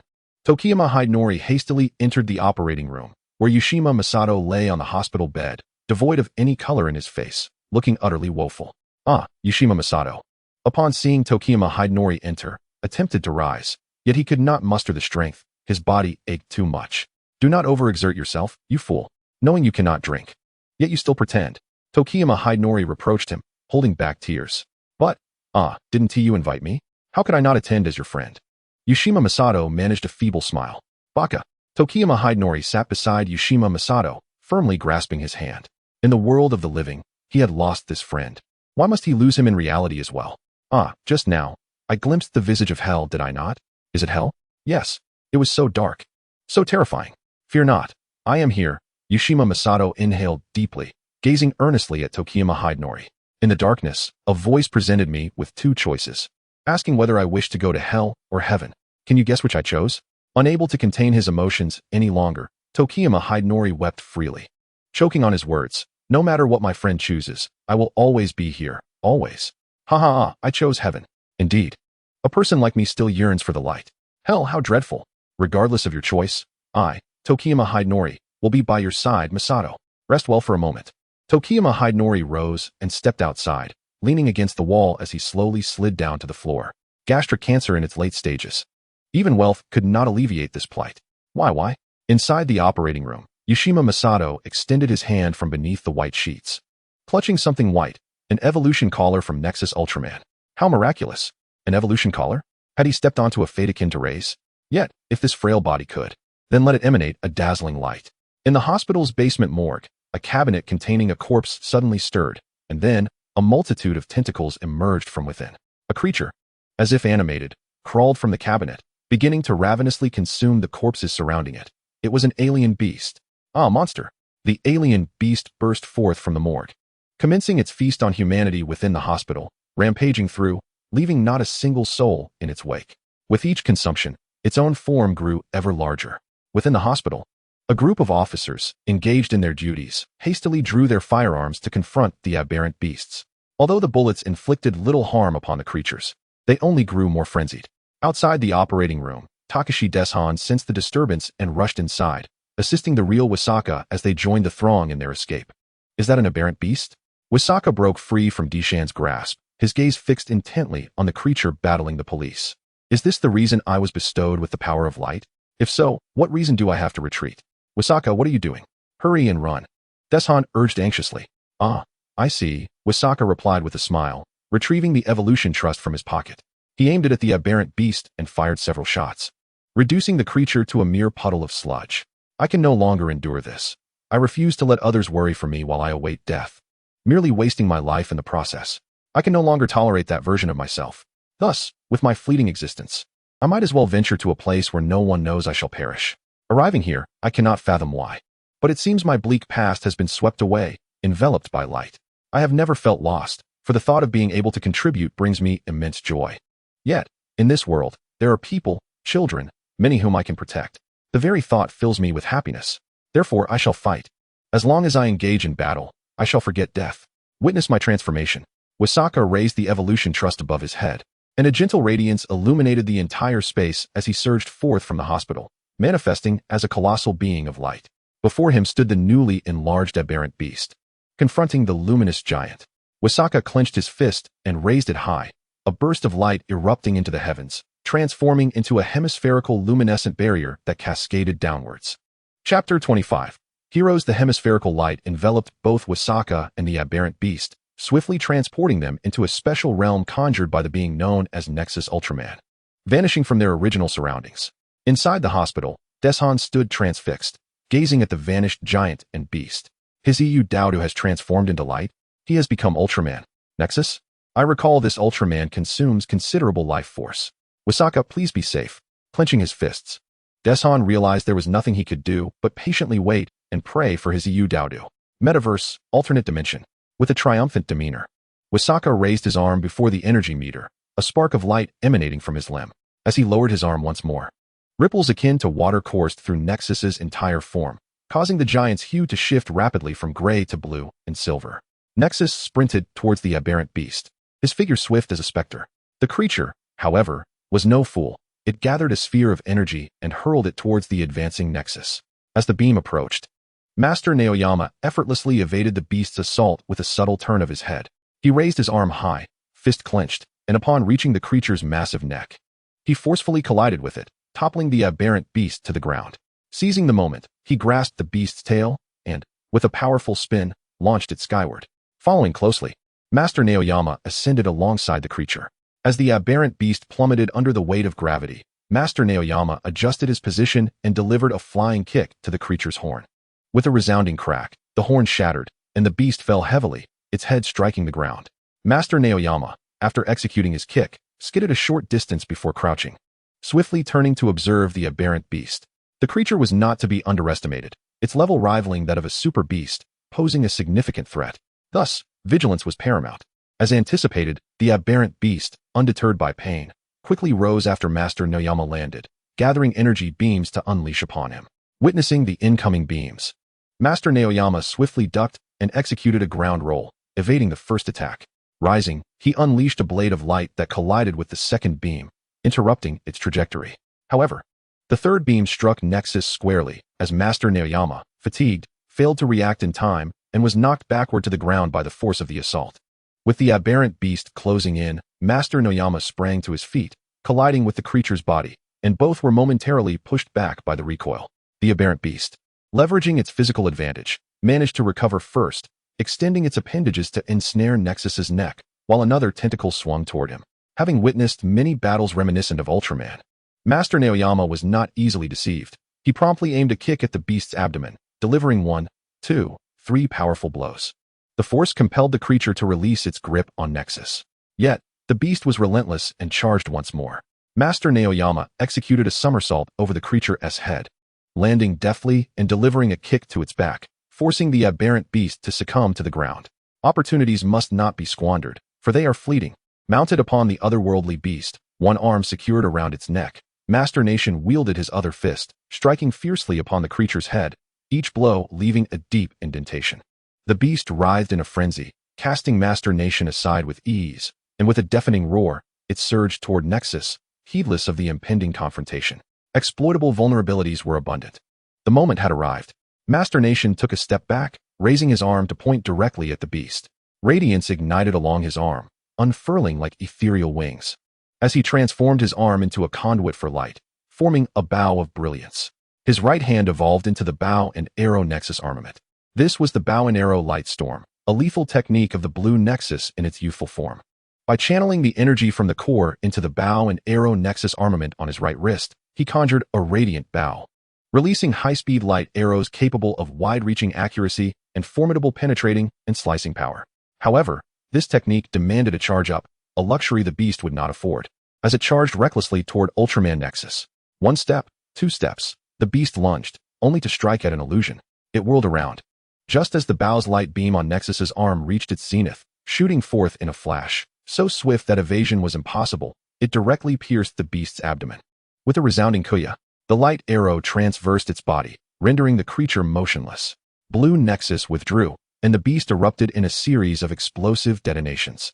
Kneeling on one knee, Blue Nexus struggled under the overwhelming burden. Moments later, the metaverse domain dissipated. On a patch of grass outside the hospital, Master Nation lay. Upon his appearance, Hideyoshi Takayama immediately rushed downstairs, hurrying to assist the prostrate Master Nation. "Ah, I have triumphed," Master Nation exclaimed joyfully. "Indeed you have," Takayama replied.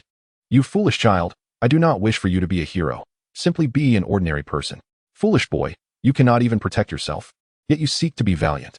There are matters that must be undertaken by someone. If my frail body can still ignite, then it is my duty to protect even more individuals. As long as I draw breath, I shall endeavor to accomplish something. The earth and its people must rely on our hands for protection. Rest assured, my brother, I shall be fine. After all, I am Ultraman. Do not be reckless. Look at your condition," Takayama chided. As he helped Master Nation prepare to return to the hospital, he was met with rejection. Master Nation understood his own body. Rather than await death, he chose to live with fervor. Death is merely another form of repose. "I shall not go to the hospital," Anishan remarked weakly. Diama looked at Anishan and sighed.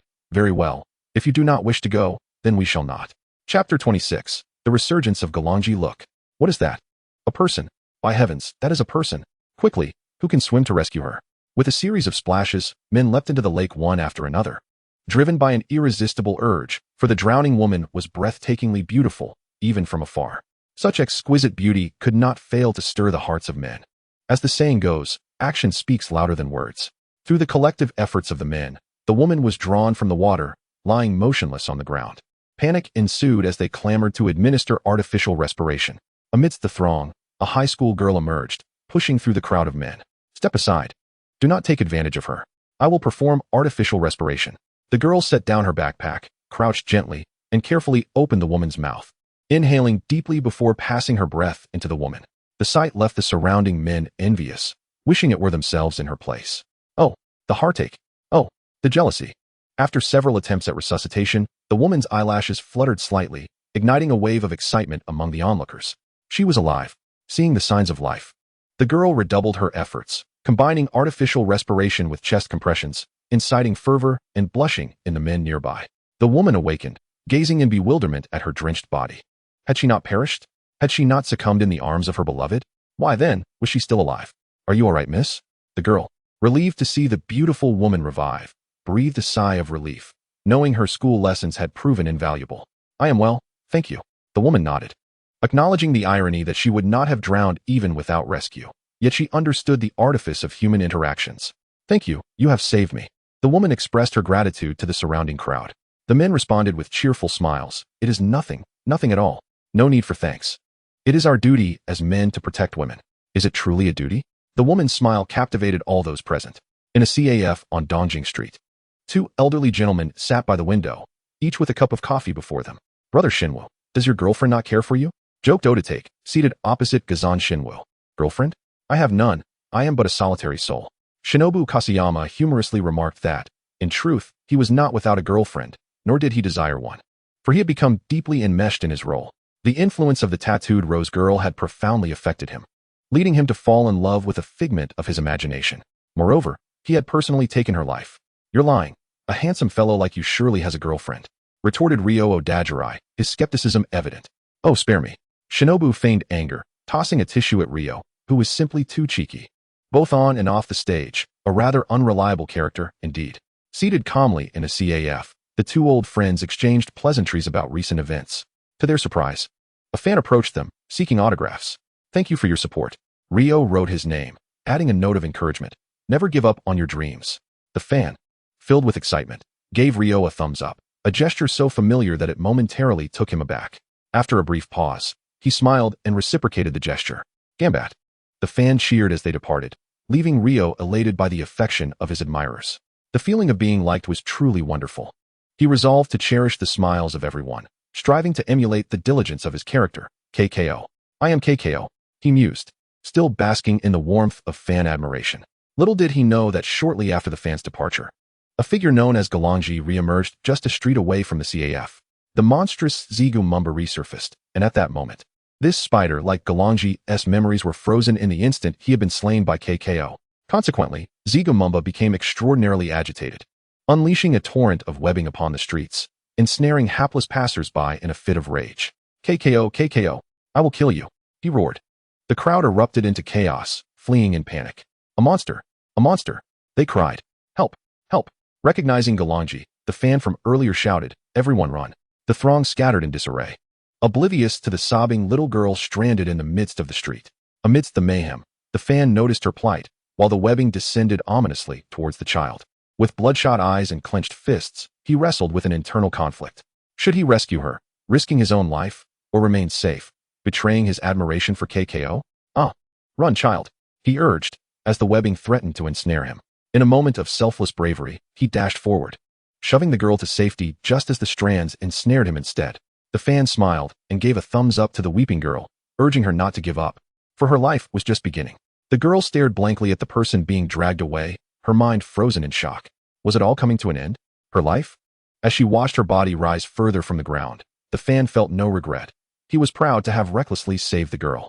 Suddenly, he shouted at the top of his lungs, "Don't give up. You mustn't give up." He closed his eyes, bracing himself for his fate. It was over. Bang, bang, bang. With several gunshots, the fan felt a sudden lightness in his body as the webs that ensnared him disappeared. Panic-stricken, he opened his eyes, only to find himself plummeting from the building. Just then, Oda Kitcher rushed in to catch the fan, proving to be a true supporter, brimming with courage. Leave the rest to us. Hurry. Oda Kitcher patted the fan's shoulder. The fan noticed the belt around Oda Kitcher's waist, and his heart soared with joy. He had been following the recent appearances of his idol, and it seemed that the hero he admired was about to become real. Yes, go for it. The fan scooped up the girl and hurried away. Suddenly, Aoganji lunged in fury. You lost to me before. I can defeat you again. Chapter 27. Sister Rose and the Mulberry Tree. How could you kill so many people and expect to be easily forgiven? Let me show you what a true demon is. Buzz, buzz, buzz. Unlike the omnipotent form, the ultimate transformation of the hero revealed even more golden stripes across his body. At that moment, the hero's hue shifted from a dazzling red to a terrifying black. Like a demon, just as Aoganji leapt towards Oda Kitcher, bang, the hero's hand was raised, delivering a seemingly ordinary slap to Aoganji's face. In an instant, Zigamumba was sent flying as if struck by a rocket, crashing through a dozen cars before finally coming to a halt. 100 meters away, Zigamumba exclaimed, impossible. He was stunned, questioning how such strength could exist. Every bone in his body felt shattered. Just one punch. Impossible, simply impossible. Despite having been augmented by a special power, he still could not withstand such force. How could he be so helpless? What he did not know was that had he not been empowered by that mysterious force, he might have been killed by a single blow. Oda Kitcher chuckled, 100-ton punch? You must be joking. Slowly unclenching his fist, he targeted Zigamumba. Suddenly, flames erupted around Aoganji, scorching his body relentlessly. Zigamumba, not being number 0, could hardly withstand the searing heat. In agony, he crawled out from the wreckage, rolling frantically on the ground. However, his efforts proved futile, and in a fit of rage, Zigamumba ignited himself and charged at Oda Kitcher. Kyuzen, Aoganji, Kyuzen, Aoganji, Zigamumba, engulfed in flames, unleashed a powerful punch aimed directly at my face. Cautious. Is it necessary? However, Otaki Rin effortlessly raised his hand and caught Zigamumba's fist. Almost immediately, he tightened his grip and delivered a blow to Zigamumba's abdomen with such force that it lifted him off the ground. Fortunately, Otaki was holding on to him. Otherwise, that strike would have sent him soaring. Grasping Zigamumba's arm, Otaki pulled him down, exerting a slight force, and with a crack, Zigamumba's arm dislocated. Forgive me, he uttered, yet his hands showed no signs of halting. He swung Zigamumba around like a windmill, slamming him down with a resounding thud. Once again, the windmill spun and struck with another loud impact. Otaki, that was truly magnificent, exclaimed Kazama Shingo, standing at a distance, observing Otaki's relentless assault on Galangji in his ultimate form, relishing the moment. He was no saint. Dealing with demons warranted demonic methods, and the harsher the treatment, the more satisfying it felt, especially considering that scoundrel had killed so many innocents. Meanwhile, atop a high-rise building, another watched the scene unfold below. Ultimate form? That individual has managed to harness the power of the void to such an extent? This is the kind of strength that can contend with the Zero Horn. That foolish creature, Galangji, has no idea of his own limitations. Ichinos, long time no see. I have returned. Do you remember me? A hand lifted, and countless rose petals cascaded from the rooftop, heralding the return of the rose-inked woman. The petals floated down, causing Otaki to pause and look up, while Kazama also shifted his attention, both gazing towards the figure above. Their eyes met with the woman, who looked down at them. Is that her? Otaki gasped in astonishment. Could it be? Kazama exclaimed in delight. The woman, with her breathtaking beauty, smiled, causing Kazama's heart to race. It must be her. That woman, there's no mistaking it. Otaki, stay here. I shall confront her, Kazama declared, turning and rushing up the stairs with the speed of the wind. Otaki was momentarily stunned, pondering, what is this? Why is Shingo in such a hurry? Can he handle her? Why not wait for me? Wait a moment. Could it be that I remember Shingo's complicated past with the Chinos? He has never sought a girlfriend. Could it be? Goodness, so that's why Shingo has remained single all this time? Otaki mused, as if uncovering an extraordinary secret. I wonder if Shingo would silence me for this revelation. Well, never mind. It's a Chinos, after all. I trust Shingo can manage. Let us proceed. Otaki turned back to Zigamumba. No distractions now. Let us continue our delightful play. Zigamumba, in terror, pleaded, do not come any closer. On the rooftop, she brushed a strand of hair behind her ear, her beautiful eyes gazing at the man who had just rushed up the stairs. The myriad of words swirling in her heart ultimately condensed into a single exclamation. You've come. It had been a long time. With a gulp, Katsuragi Shingo tentatively inquired. Rabaluba Didi? She nodded in affirmation, and Katsuragi Shingo, confirming her response, took a deep breath, suppressing the excitement within. He had finally encountered her. Not the elusive Nanamori Mika, but truly, genuinely, her. This was the essence of love. As Katsuragi Shingo approached Rabaluba Didi, she was taken aback by his sudden advance. What was he about to do? As he swiftly closed the distance between them, his hand reached out directly towards her, causing her to instinctively take a small step back. Even this queen felt a touch of shyness. Katsuragi Shingo enveloped Rabaluba Didi in his arms. He could be a fool, but he was determined not to act in a way he would come to regret.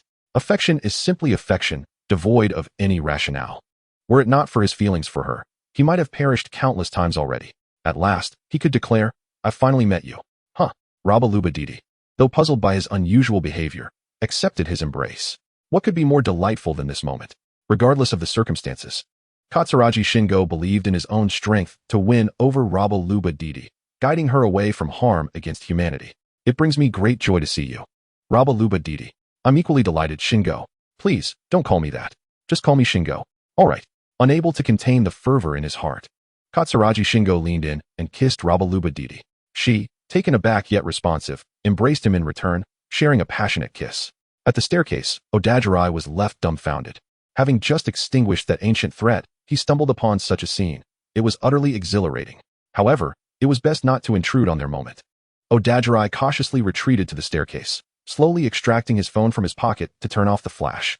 With one hand holding the phone, he extended it outward, capturing the moment with a series of clicks. Chapter 28.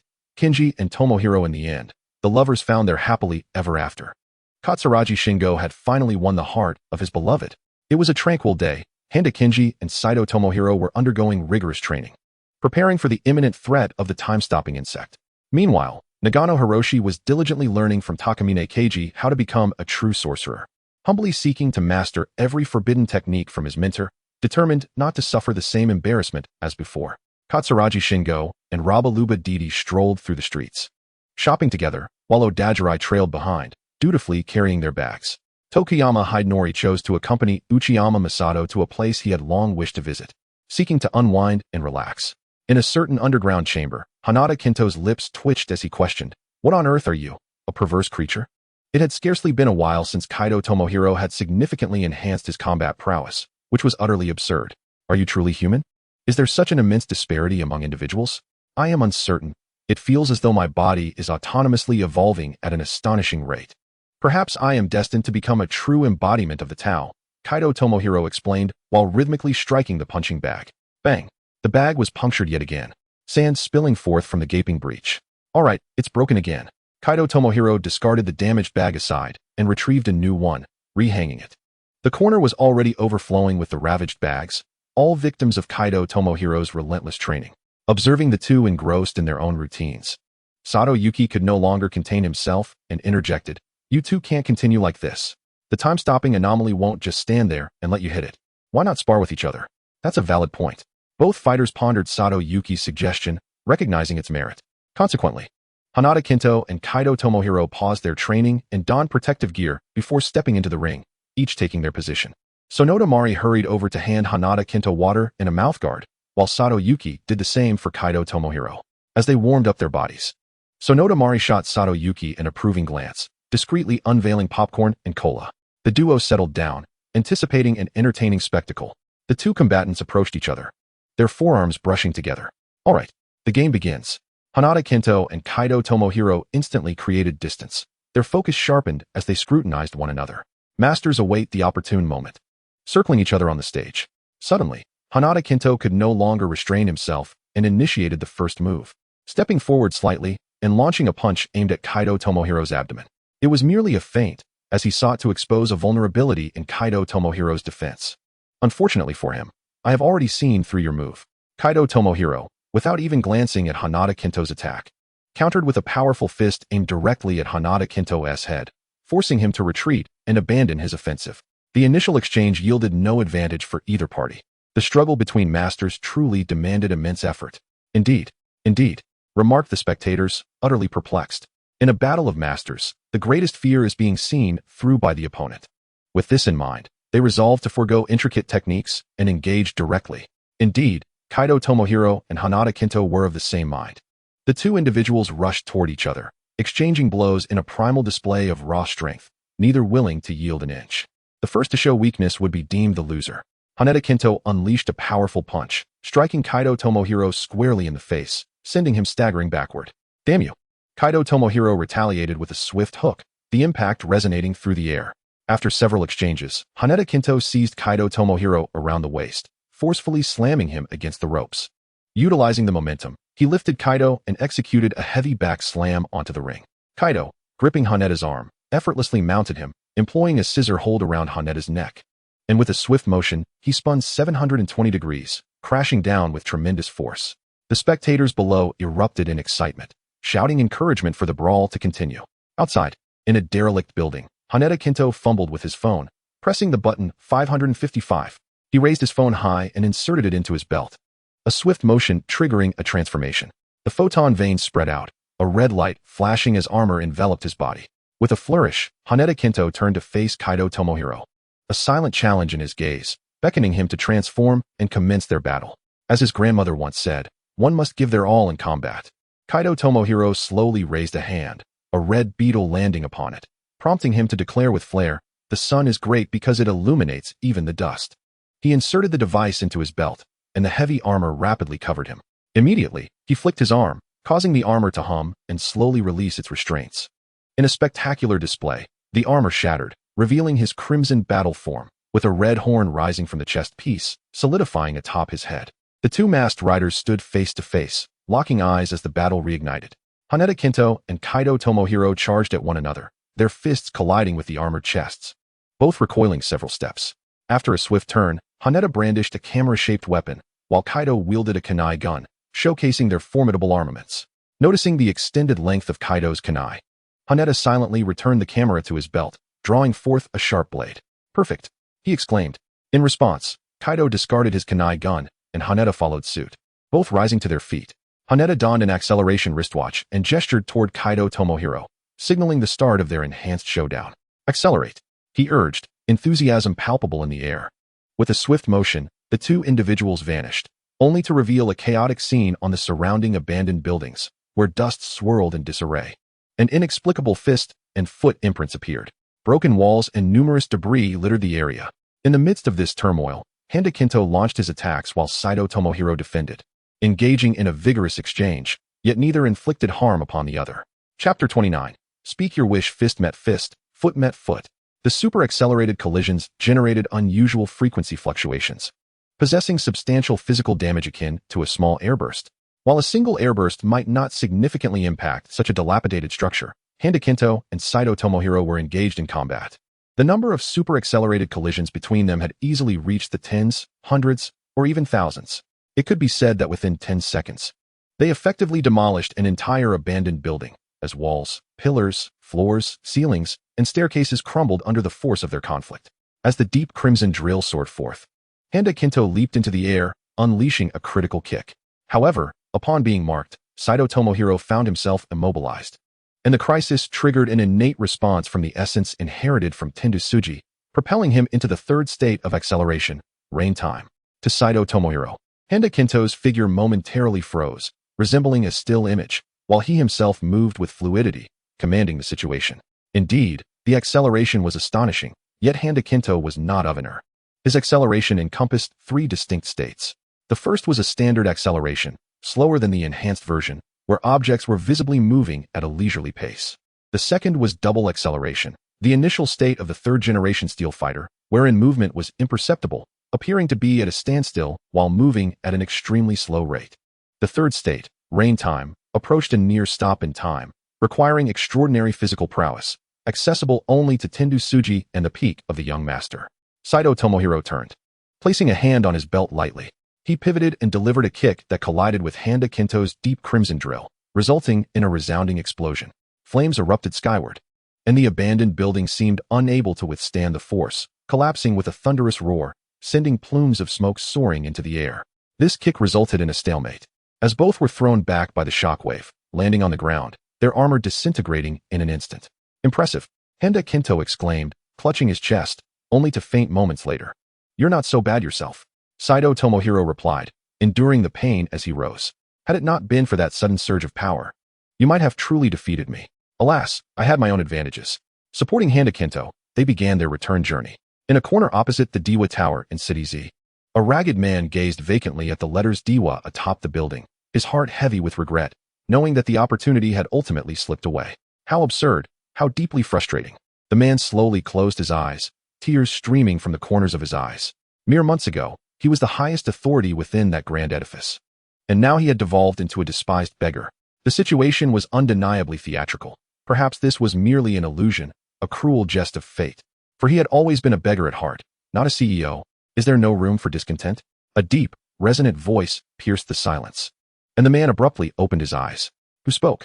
Who was addressing him? Is discontent truly your plight? The beguiling voice echoed once more, causing the man to frantically scan his surroundings. But there was naught but emptiness. Had he inadvertently encountered a specter? With a rustling sound, a substance akin to sand emerged from the wall, transforming into a creature with only a partial form, suspended against the wall. Strangely, its lower half remained exposed beyond the confines of the wall. Speak, reveal your desires. Anything at all. The man, wide-eyed and incredulous, beheld the creature before him. Astonishingly, he felt no fear, for he recognized this being. It was none other than the villain from the Kamen Rider Dino series, a creature capable of granting wishes. With nothing left to lose, what harm could come from forging a pact with the monster? Life had already dealt him a cruel hand. Why not take a gamble?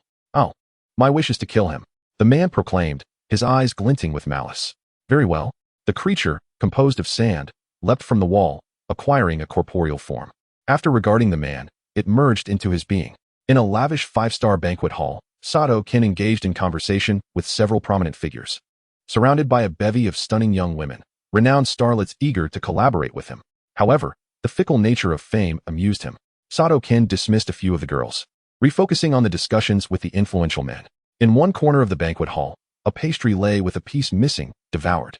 In another corner, a bottle of red wine was uncorked, half consumed, then entirely drained. Delicious, exquisite. Suddenly, something glimmered in the light. With a push, the banquet hall doors swung open, and the villain entered, having rendered the security guards unconscious. It scanned the area, finally locating its target. Very well, let the games commence. Who are you? You are not welcome here, you misguided child. Ha! At your age, still prancing around in a costume. One of the prominent figures besides Sato Kin jested, turning to him. I recall you once portrayed a Kamen Rider. What was it called? Dino, if I am not mistaken. Ha! Indeed, I played that role in my youth. Suddenly, a cacophony of laughter erupted as the charged towards Sato Takaru. Without a moment's hesitation, it seized a younger-looking figure among the crowd and, with astonishing agility, burst through the wall and leapt downwards. Wait, did they not realize they were on the 20th floor? The crowd stood in stunned silence, bewildered. Was this truly happening? The very individual they had just mocked turned out to be real. Ah, but that was how could that be? Was I the only one to possess such a being?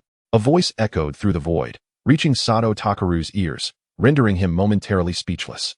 What a jest! And that familiar voice, was it from that rascal Momoder? This was the real world. Were not such entities mere figments of imagination? Such pranks were not to be taken lightly. Yet the unfolding events seemingly confirmed their authenticity. Sato Takaru scanned his surroundings, seemingly in search of something. Indeed, beneath a woman's feet in the throng, he discovered a small black box. A ticket for the time train. He rushed over to retrieve the ticket and then called out, "Come forth, Momoder." Retard? Chapter 30. I make my entrance. Pastries tumbled to the ground. Was this a jest? Could it truly be you, retard? Then why had you ignored me every time I called out to you? Momoder was filled with excitement and grievance. Initially, upon arriving in this world, he felt utterly helpless, as those around him could not perceive him. After enduring countless hardships to locate Ritar, it appeared that he was not the Ritar he remembered. Instead, he was Sato Takaru. Momoder had made numerous attempts, yet Sato Takaru remained oblivious to his presence and could not hear his pleas. In this realm, Momoder felt like a specter, devoid of belonging. Thus, he chose to linger by Sato Takaru's side, finding solace in the familiar. Yet now, he could hear his own voice. Why was that? Could it be the presence of that enabled this connection? As the discontented murmurs resonated in his ears, Sato Takaru's heart raced. So Momoder had been by his side all along. The recent supernatural occurrences he had experienced were not mere hauntings, but rather the antics of this very entity. I'm sorry, Momoder. Sato Takaru found himself uttering a soft tone akin to Ritar's, and this sound captivated a gathering of starlets nearby. Well, since you've apologized, I am not one to hold grudges. I shall forgive you. The voice of Momotaro's resounded once more, imbued with an unmistakable tone of arrogance. As the two individuals reconciled, The familiar crimson figure of the demon god materialized in Sato Takeru's memory, gradually transitioning from an invisible presence to a translucent form before his very eyes. Momotaro's had indeed manifested. He was truly this insufferably proud character. Let us embark together, Momotaro. Oh, what an immense honor it is. Clutching his ticket, Sato Takeru smiled. Shall we engage in a battle? If the demon god were left unchecked, the future would inevitably vanish.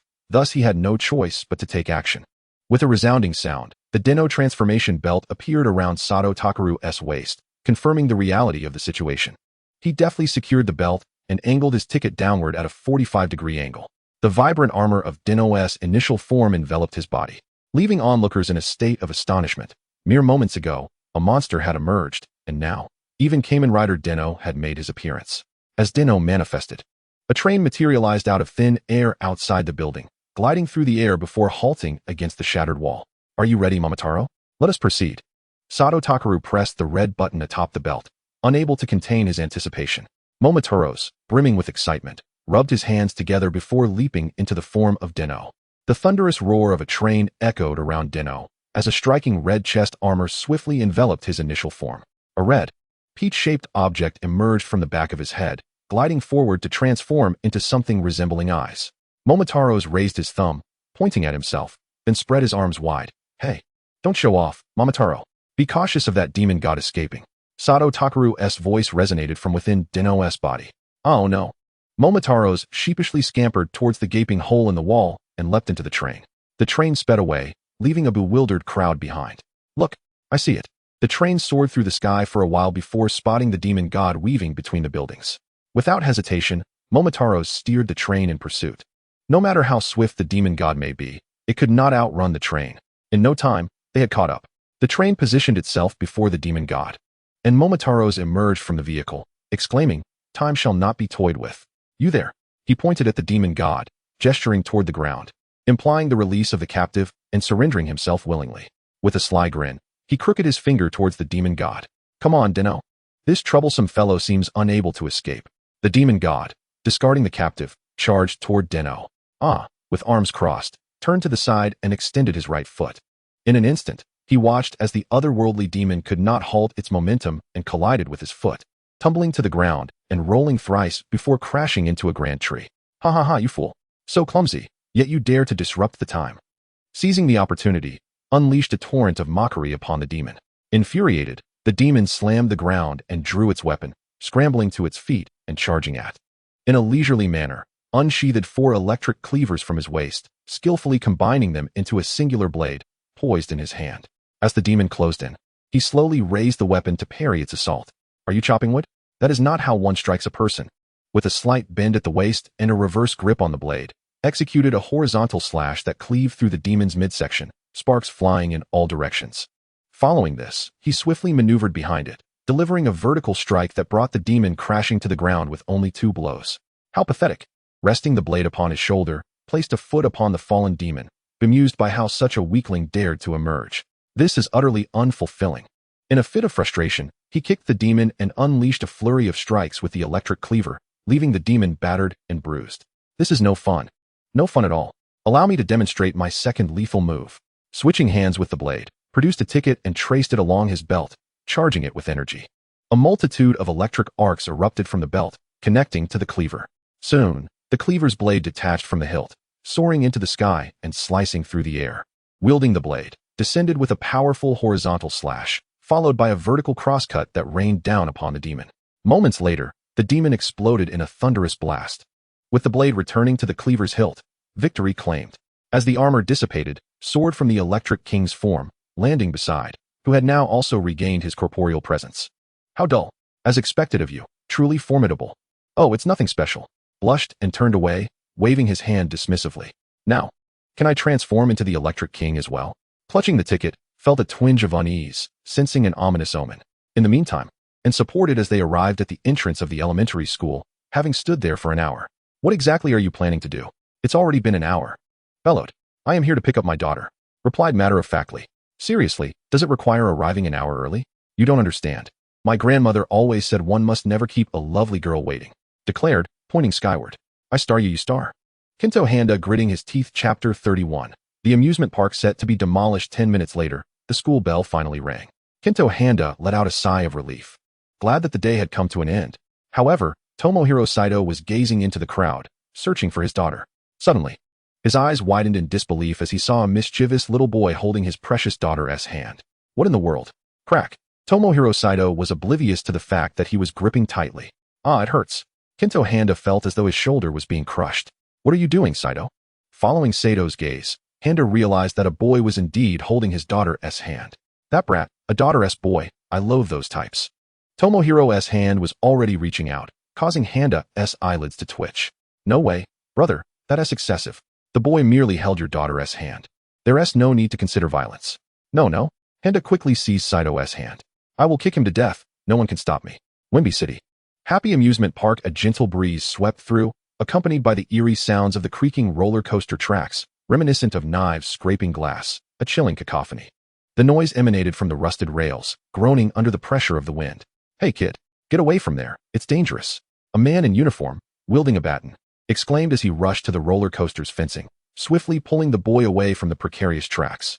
Oh, Grandpa, I want to ride that, the boy exclaimed, gazing longingly at the towering tracks and pointing at the roller coaster. The man pursed his lips, adjusting his hat, and gently ruffled the boy's hair. It's not that I don't want you to play, but it's simply too dangerous. The tracks have deteriorated and could collapse at any moment. You can enjoy the roller coaster at the nearby Fan Amusement Park. This one is too perilous.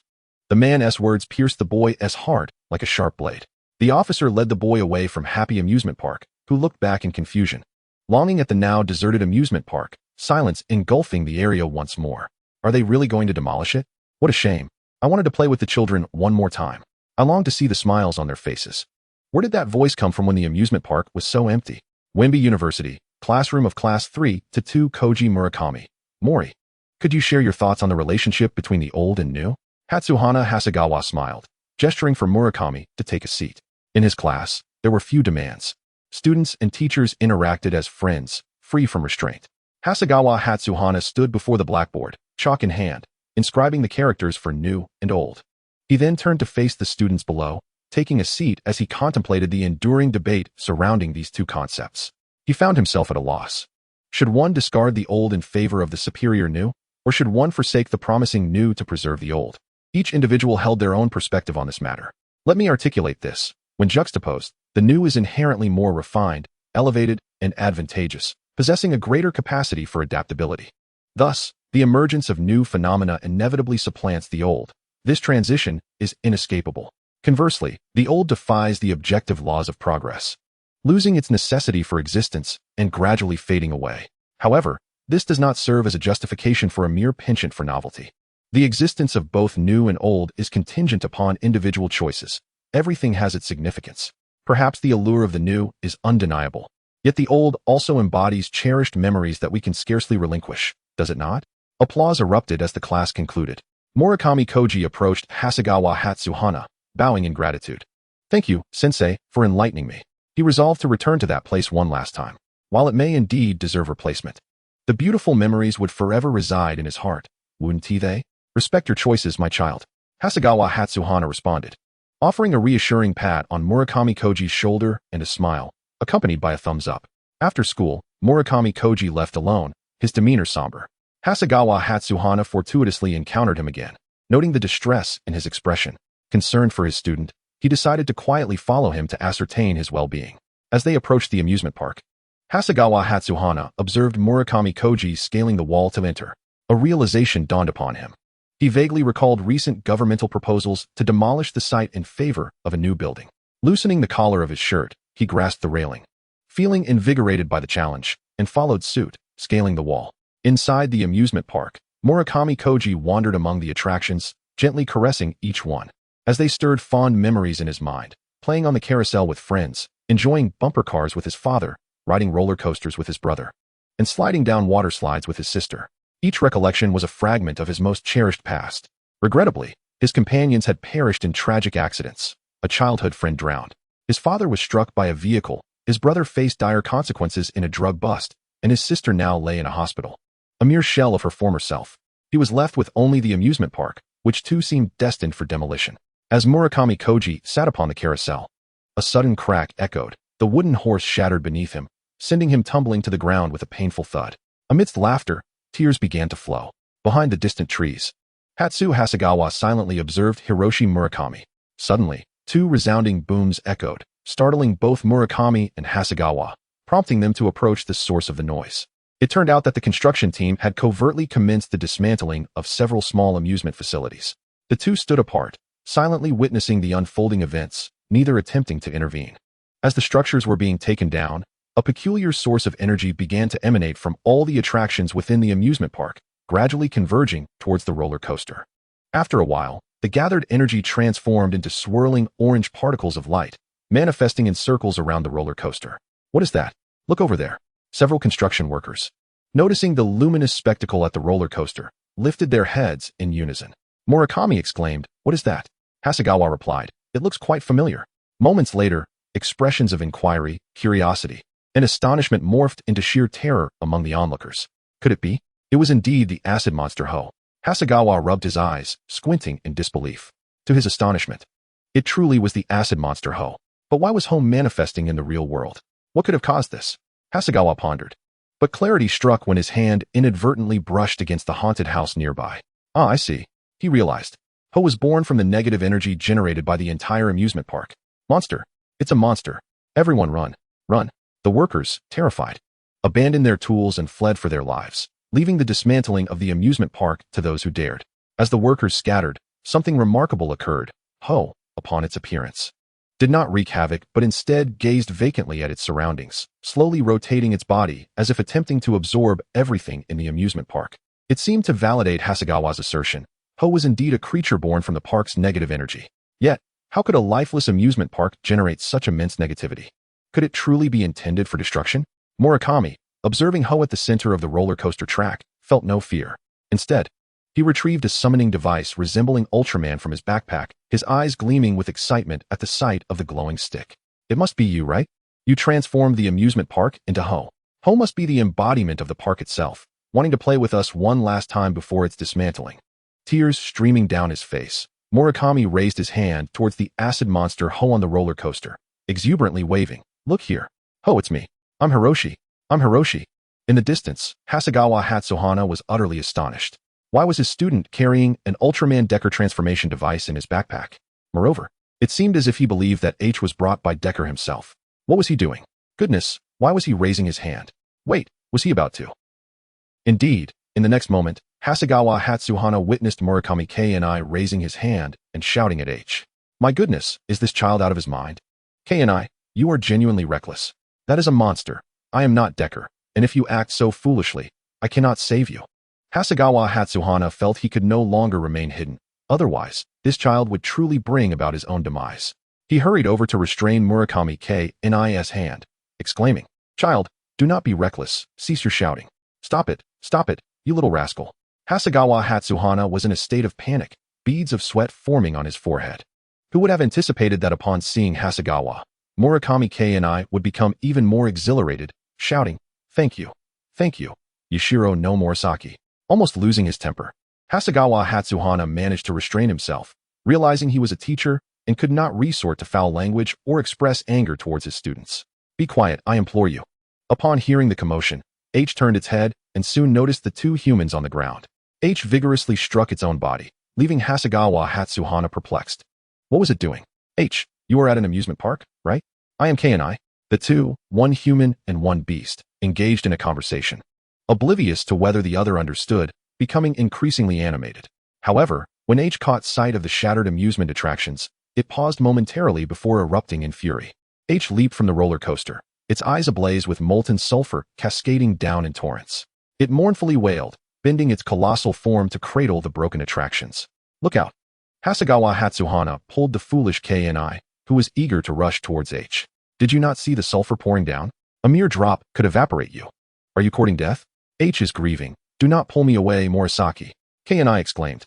Hasegawa Hatsuhana was at a loss for words. Yet he firmly held on to Murakami K&I. After all, he was his student. He had chosen to be a teacher. He could not bear to watch his student walk willingly into danger, for neither he, Hasegawa Hatsuhana, nor Ultraman Decker could allow such a fate to unfold. Suddenly, for an unknown reason, H's massive form collapsed directly downward, prompting Hasegawa Hatsuhana to drag Murakami K&I away in a panic. They were fortunate, narrowly escaping being crushed beneath H. However, in their flight, due to Murakami K&I's severe lack of cooperation, the Ultraman Decker transformation device fell from his hand, landing perilously close to the sulfuric monster H.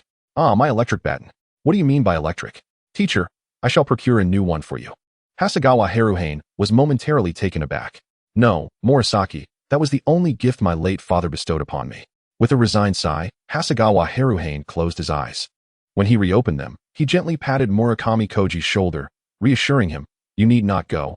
Murasaki will retrieve it for you. Stay here, I shall fetch it."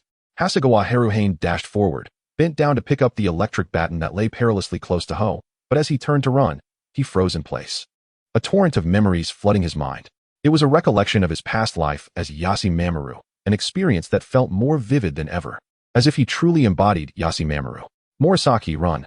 Murakami Koji shouted upon witnessing Ho raise his hand, while Murasaki, having already retrieved the electric baton, remained frozen in shock. As Hasegawa Haruhane appeared on the verge of being crushed by Ho's descending hand, Murakami Koji was nearly brought to tears by the urgency of the situation. Indeed, that path was fraught with peril. In response to Murakami Koji's frantic call, Hasegawa Haruhane offered a gentle smile, gripping the electric baton and thrusting it forward before swiftly retracting it. He mimicked the motion with his other hand, and finally, he raised the baton high, the other fist clasped firmly against his chest. With a resounding crash, Ho's hand descended, enveloping Hasegawa Haruhane, causing Murakami Koji to shield his eyes in terror, thus missing the moment of brilliance that followed.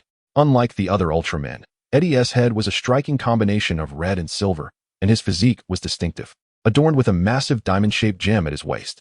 Upon his emergence, Eddie swiftly grasped the crouching Murakami Koji and leapt a great distance, gently placing him on the ground. This child was truly a source of concern. He must be kept far away from this perilous scene. Chapter 33. The initial happiness after setting Murakami Koji down. Eddie immediately turned to face Ho, adopting a stance of aggression. Ensuring Murakami Koji's safety, he sprinted towards Ho with determination. "Eddie, it's Eddie Ultraman," Murakami Koji exclaimed, his excitement palpable. He recalled the moment from his childhood when his father entrusted him with the electric baton, claiming he had once been a student of Eddie Ultraman, and that the baton was a unique gift meant solely for him. Initially skeptical, his doubts vanished following his father's tragic passing in a car accident. The disbelief that had once clouded his mind transformed into faith, prompting him to carry the baton with him at all times. Murakami Koji fervently instilled in himself the belief in Eddie's existence, teetering on the brink of obsession, as his father's death had struck him profoundly. Upon the arrival of Eddie, Hoidi appeared surprisingly elated, bouncing joyfully towards him, though the acid tears streaming from his eyes presented a rather alarming sight. In a bid to protect Murakami Koji, Eddie leapt behind Hoidi, grasping his back and arms firmly, preventing him from advancing any further. "You cannot proceed any further, Hoidi. What is the reason for your appearance? Is it truly because you are destined to be obliterated?" Clutching Hoidi's form, Eddie dragged him down heavily to the ground with a resounding crash. Eddie swiftly maneuvered himself atop Hoidi, attempting to restrain his flailing arms, only to be met with a forceful slap from Hoidi that sent him sprawling. As Hoidi regained his footing, Hasegawa Hatsahane charged forward, his hand shaped like a blade, preparing to strike Hoidi's chest with a powerful blow. The impact sent Hoidi staggering back several paces. Seizing the momentum, Eddie unleashed a series of precise strikes upon Hoidi, leaving him utterly defenseless as he panicked and swatted at Eddie. With a nimble sidestep, Eddie evaded Hoidi's desperate attempts and delivered a swift kick to his back, followed by another to his chest as Hoidi turned around. The relentless barrage of attacks left Hoidi battered and bruised, while Eddie, with effortless grace, seemed to revel in the encounter, embodying the essence of the Showa era's multifaceted hero. Hoidi opened his mouth to unleash a purple beam of energy aimed at Eddie, a seemingly formidable assault that, nonetheless, failed to damage any nearby amusement structures. Eddie deftly leaped backward, evading the attack, then launched himself into the air, curling his knees before executing a powerful dual kick that sent Hoidi crashing to the ground. With the elegance of a flying swallow, Eddie spun and landed gracefully on one knee, crossing his arms rapidly before positioning one parallel to his shoulder and raising the other high above his head. Eddie unleashed a barrage of energy arrows. As his arms crossed above, orange light coalesced into a sharp line, and with a decisive motion, he propelled a flurry of energy arrows towards Hoidi, each one whizzing through the air with purpose. Hoidi, overwhelmed by the onslaught, writhed in pain, acid tears flinging wildly toward Eddie's Ultraman barrier. At a command, Hasegawa Hatsahane Having evaded the initial wave of acid tears, swiftly conjured a luminous barrier before him, deflecting all of the corrosive droplets. Casting aside the barrier in his hands, Hasegawa Haruhane prepared to conclude matters with Hoedi. However, at that moment, the voice of Murakami Koji reached his ears. Turning around, Eddie glanced in the direction of the sound, where Murakami was inexplicably holding a megaphone. Eddie, I beseech you, do not harm Ho. He merely wishes to play with us children one last time before he is dismantled. Please, Eddie. A moment of silence enveloped them. Is that so? Eddie turned to look at Hoedi, who was surprisingly attempting to gather the broken amusement rides, striving to piece them back together. Well then, if that is the case, so be it. With a cool demeanor, Eddie raised his hands, forming a shape before swiftly crossing them above his head, then lowering them to his navel. Lock-on beam. A radiant energy, akin to a gem, enveloped Hoedi, purifying all the negative energy that clung to him. Hoedi beamed with joy, once cleansed by the light. He released the energy within him, scattering it throughout the amusement park. He intended to make one final effort to play with the children. Eddie nodded, raising his hand as a surge of light energy flowed forth.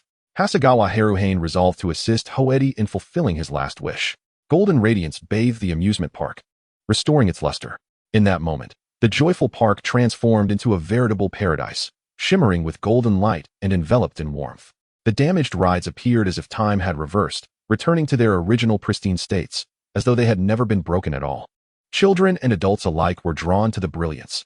The sight of the glimmering attractions reignited the children's playful spirits while healing the weary bodies of the adults.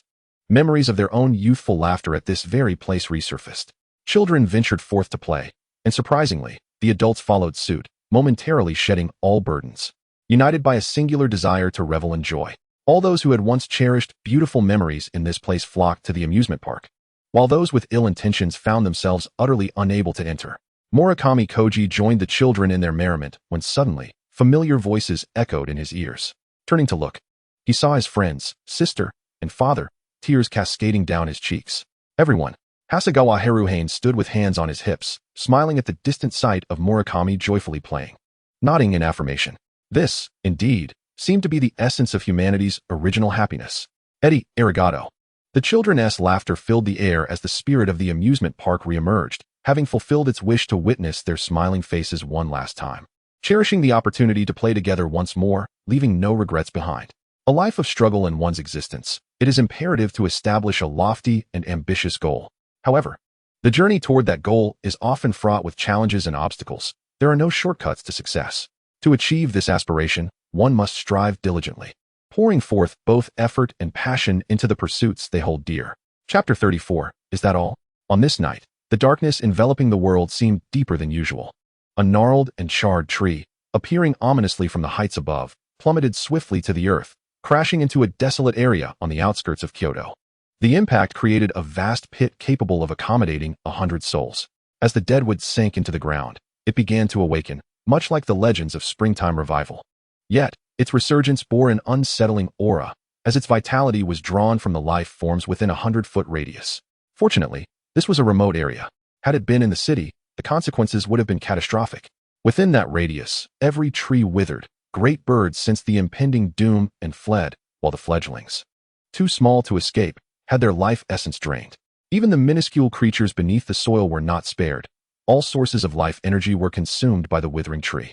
Suddenly, the once dormant blackwood began to quiver violently, as if something was striving to break free from within. With a thunderous crack, a delicate hand, as exquisite as jade, pierced through the dark trunk. With a forceful exertion, the blackwood exploded, and under the moonlight, the pit revealed a man clad in an ancient green garment, exposing his forearm. It appeared he had successfully traversed realms, though an unpleasant scent lingered in the air. Emerging from the pit, the man was illuminated by the moonlight, revealing his strikingly handsome visage, as if sculpted by an artist's hand, stirring the hearts of those who beheld him. Yet, inscribed upon his arm was a singular character, Forest. The following day, numerous police officers and specialized personnel arrived at the outskirts to investigate the peculiar pit and the shattered remnants of the blackwood. It was evident they uncovered little, save for the confirmation that the blackwood was not a product of Blue Star. The surrounding strange phenomena remained shrouded in mystery. In the city, at the Tenba Group, Lufa stood between Ami Shio and Xiao Shifei, wielding a pair of scissors. On either side, Hyufin Si and Kulo assisted in holding a red satin ribbon, as today marked the establishment of their new company.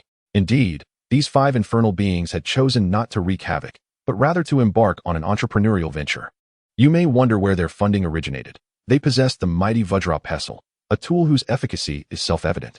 Wealth flowed in abundantly, far beyond their capacity to spend.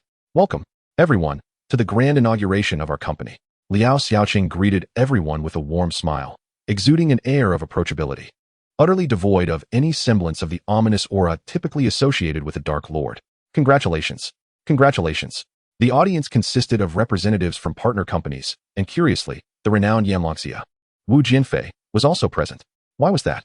It was Li Renjia who extended the invitation, given that they had all portrayed armored warriors. And Li Renjia himself had once donned the guise of Yanlongxia, thus he felt obliged to attend. With a decisive snip, Lu Fa severed the red ribbon, symbolizing the official establishment of their new company.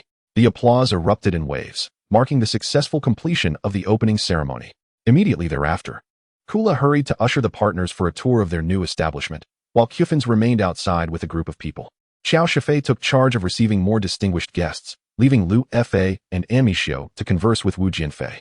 Thank you, Jianfei, for taking the time to join our opening. Li Renjia expressed gratitude as he shook hands with Wu Jianfei, with Liao Xiaoqing beaming beside them. Oh, it's nothing. Wu Jianfei replied with a bashful smile, feeling somewhat awkward for merely attending without contributing anything to the occasion, and for indulging in the refreshments provided. Not at all. Your presence alone is a significant honor for us, Liao Xiaoqing remarked graciously, with a radiant smile, observing Lu Fa, who had quickly adapted to the social nuances of Blue Star. Brother Chen, you are far too modest. You are now the president of the company, far surpassing us. One of them chimed in. It's just a matter of survival, Liao Xiaoqing replied humbly. Indeed, Brother Chen has truly made a name for himself. We are fortunate to be associated with you. The trio continued to exchange light-hearted banter and laughter. In the distance, the man from the previous night reappeared, observing Wu Jianfei conversing with Lu Fa and Ami Xiu from afar. His eyes narrowed. Were these the descendants of that group? They appear so feeble. Those 5 fools. Can they not even handle this? And that insufferable brat, did I not bestow upon him a fine blade? He cannot even manage this trivial task. What a disgrace. The man lifted his gaze towards the top floor of the Tianba group, sensing the presence of the 5 fools situated there. In an instant, he vanished, startling a nearby dog that was in the midst of relieving itself. In the office atop the building, the man opened a wooden box, retrieving a smaller container adorned with a Taiji symbol, inscribed with various arcane characters related to the 5 elements. A sealing box? What a surprise. I send you to explore the new world, and yet you were sealed away instead? No wonder we have heard nothing. Dark 5 Guardians, young one, do you seek power? Do you desire immortality? Offer us a drop of your blood, and we shall fulfill your every wish. The man restrained himself, clutching the object in his hand, waiting to deal with the others later. Eason held the demon sealing box, turned, and leaped directly out of the window. I am curious to see what it is that can bring you all to this state. With a resounding thud, Eason landed with undeniable authority, turning to Wu Jianfei and beckoning him forward. Come forth. With the fire dragon armor, let me witness how you can contend with me under the constraints of attributes. Bystanders were left astounded, and Wu Jianfei, along with several spectral demons, were equally taken aback. What on earth just fell from the sky? Is that the demon sealing box in his hand? Wu Jianfei's eyes widened in shock. That man is holding the demon sealing box. This cannot stand. It must be reclaimed. Ami Xiu and Lu Fa stepped back in unison, leaving the arena to Wu Jianfei. We are mere mortals. We should flee. As for the demon sealing box, it is of no consequence, just a few worthless trinkets. After messaging the others, Wu Jianfei prepared himself. Fire dragon armor, merge. Wu Jianfei charged at the man with the flame blade, only to be sent flying back with a resounding smack. He crashed into the distant wall, unable to detach himself from it. The fire dragon knight was once again at a loss. Is this all? I expected much more. How did those 5 fools manage to lose? Eason, visibly exasperated, contemplated the strength displayed. Impressive. Lu Fa and Ami Xiu marveled as they watched Wu Jianfei attempt to engage, only to see him soar past them and crash into the wall behind. He didn't even manage to withstand a single attack, and the man hadn't even transformed, still in human form. Chapter 35. I stand on the earth and am invincible arrogance. A cold, sharp female voice echoed in everyone's ears. As they looked up toward the source, they beheld a short-haired woman, arms crossed, standing upright at a 90-degree angle against the building's wall. With a thud, the woman leaped from the building, and the distant crowd observed her, noting that her beauty rivaled that of the man. While the man's aura resembled that of a deep abyss demon, the woman exuded an ethereal charm, captivating hearts and souls alike. her beauty ensnaring all in its grasp. What skill is it to bully the younger generation? The woman frowned at the fire dragon embedded in the wall, expressing her dissatisfaction toward Eason. And are you attempting to lecture me? Eason chuckled, his cold visage radiating a palpable murderous intent. Let us see who prevails. Exactly my intention. Eason's figure flickered, appearing instantaneously behind Kunlun. Unbeknownst to anyone, thorns had already twisted around Eason's arm, his fingers curling into claws that threatened Kunlun's head. The terrifying shadow of the black claw loomed ominously above his palm. Should it connect, it would likely cleave his skull asunder. So swift. As Lufa and Anmi Shio's hearts sank, they realized that abstaining from conflict had indeed been the wisest decision. The teachings gleaned from the writings of their homeland proved to be invaluable. Essen's speed was astonishing, leading nearly everyone to believe that the beautiful woman was doomed. However, Essen's terrifying claws halted just 3 inches above Kunlun's head, unable to advance even a fraction further.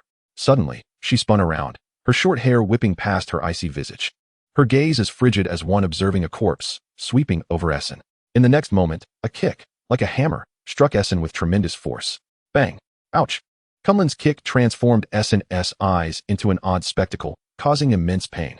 Fortunately, both of them possessed remarkable physical prowess. Had Wu Jian flown in, he would have been dispatched in a single blow. You!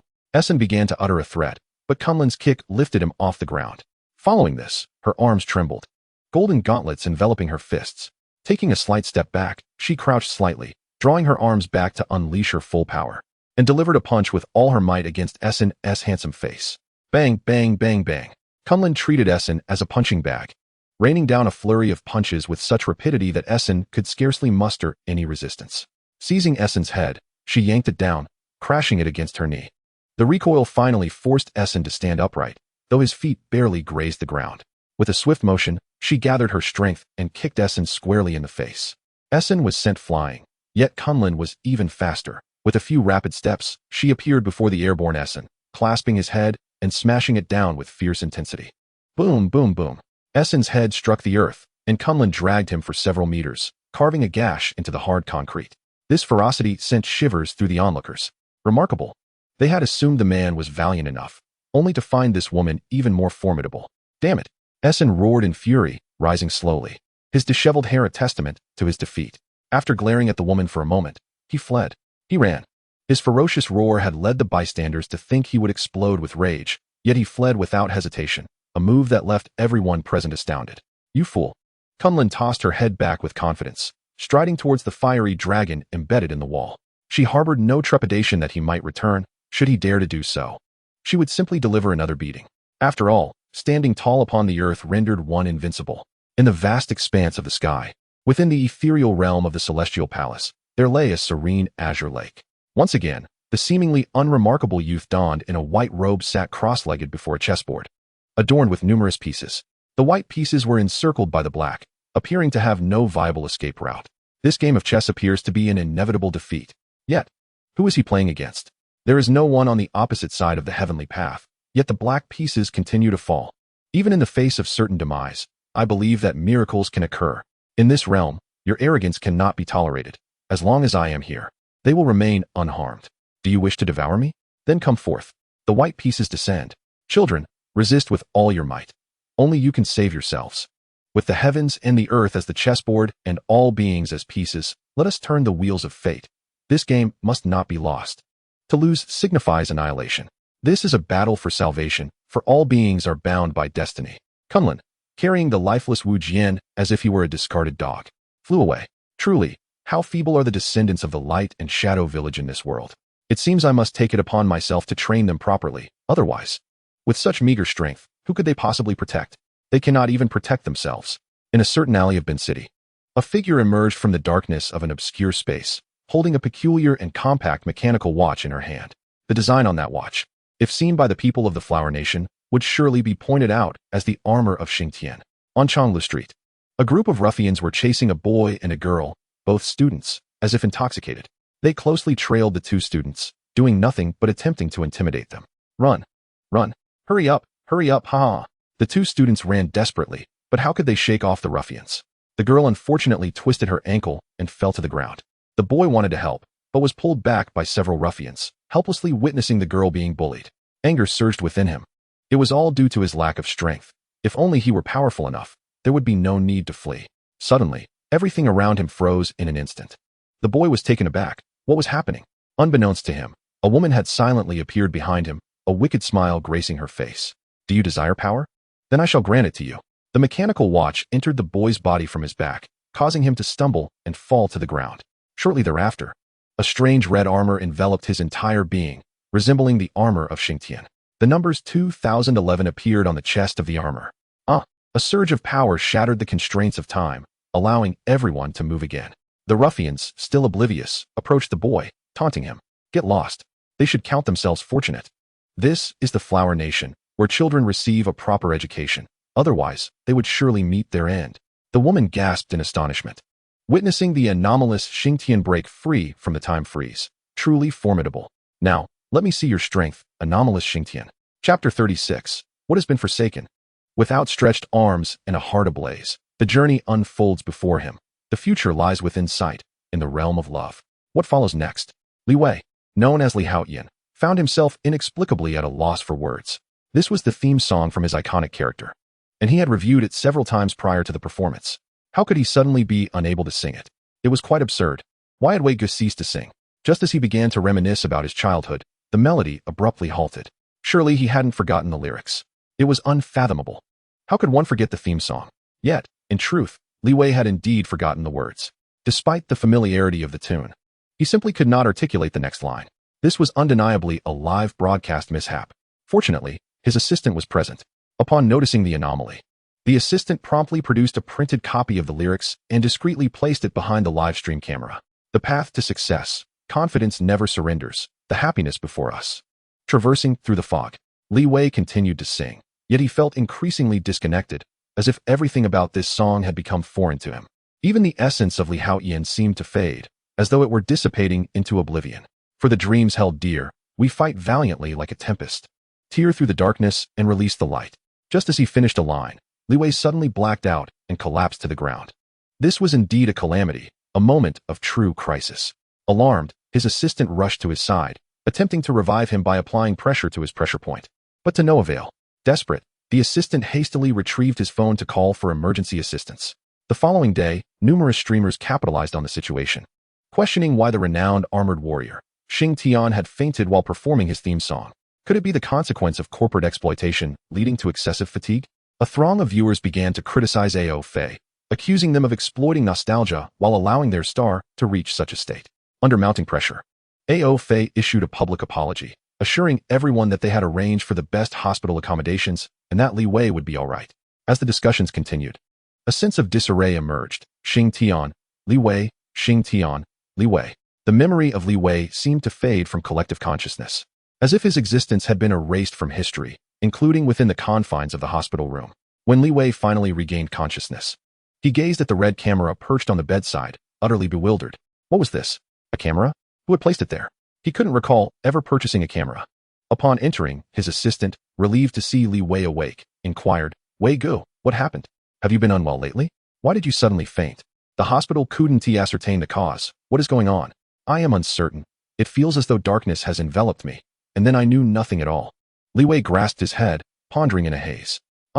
This camera, does it belong to you? He passed over the Xingtian summoning device. I do not recognize it. It seems rather novel. Perhaps it was a gift from one of your fans. Is that so? But why would someone present me with a camera? Although I do enjoy taking selfies, I must admit, this camera is quite striking. Its quality appears commendable, and the feel is splendid. As Li Wei toyed with the camera, his assistant, seeing that he was untroubled, proceeded to handle the discharge paperwork. After all, the public scrutiny surrounding Li Wei was intense. It was imperative to address the situation swiftly and allow the matter to dissipate. He took a selfie, posting an explanation of the incident, clarifying that it was purely personal and unrelated to the company, before finally setting his phone aside. Power is indeed a fine asset, yet it can easily lead one astray. Gu Tian, having acquired the extraordinary abilities of Xingtian, initially wielded his strength to vanquish evil. However, as his power grew, it began to consume his true self, and human desires began to stir. Monster! Look, a monster! Yet, he was combating malevolence. Just look at how hideous he is. He must be a monster. Gu Tian stood perplexed, gradually releasing his grip on the neck of a robber, turning towards those who had just called him a monster. He aimed to admonish these ungrateful individuals. I am protecting you. And yet you dare to label me a monster? Just as he prepared to act, a flash of light startled him. A man in the distance was capturing his image with a camera. Oh, Gu Tian turned. And another flash illuminated the scene as yet another man took his picture. Gu Tian was bewildered. Am I truly handsome? Why is everyone photographing me? Li Wei and his assistant, standing some distance away, were the very individuals who had just been discharged from the hospital. Upon encountering the peculiar armored figure, they curiously snapped a photo, wondering if this was a film shoot. What an impressive suit of armor! Li Wei exclaimed, marveling at the armor. Intriguingly, he felt a sense of familiarity with the armor, yet he could not quite place it. Li Wei had forgotten, but Gu Tian had not. He recognized Li Wei.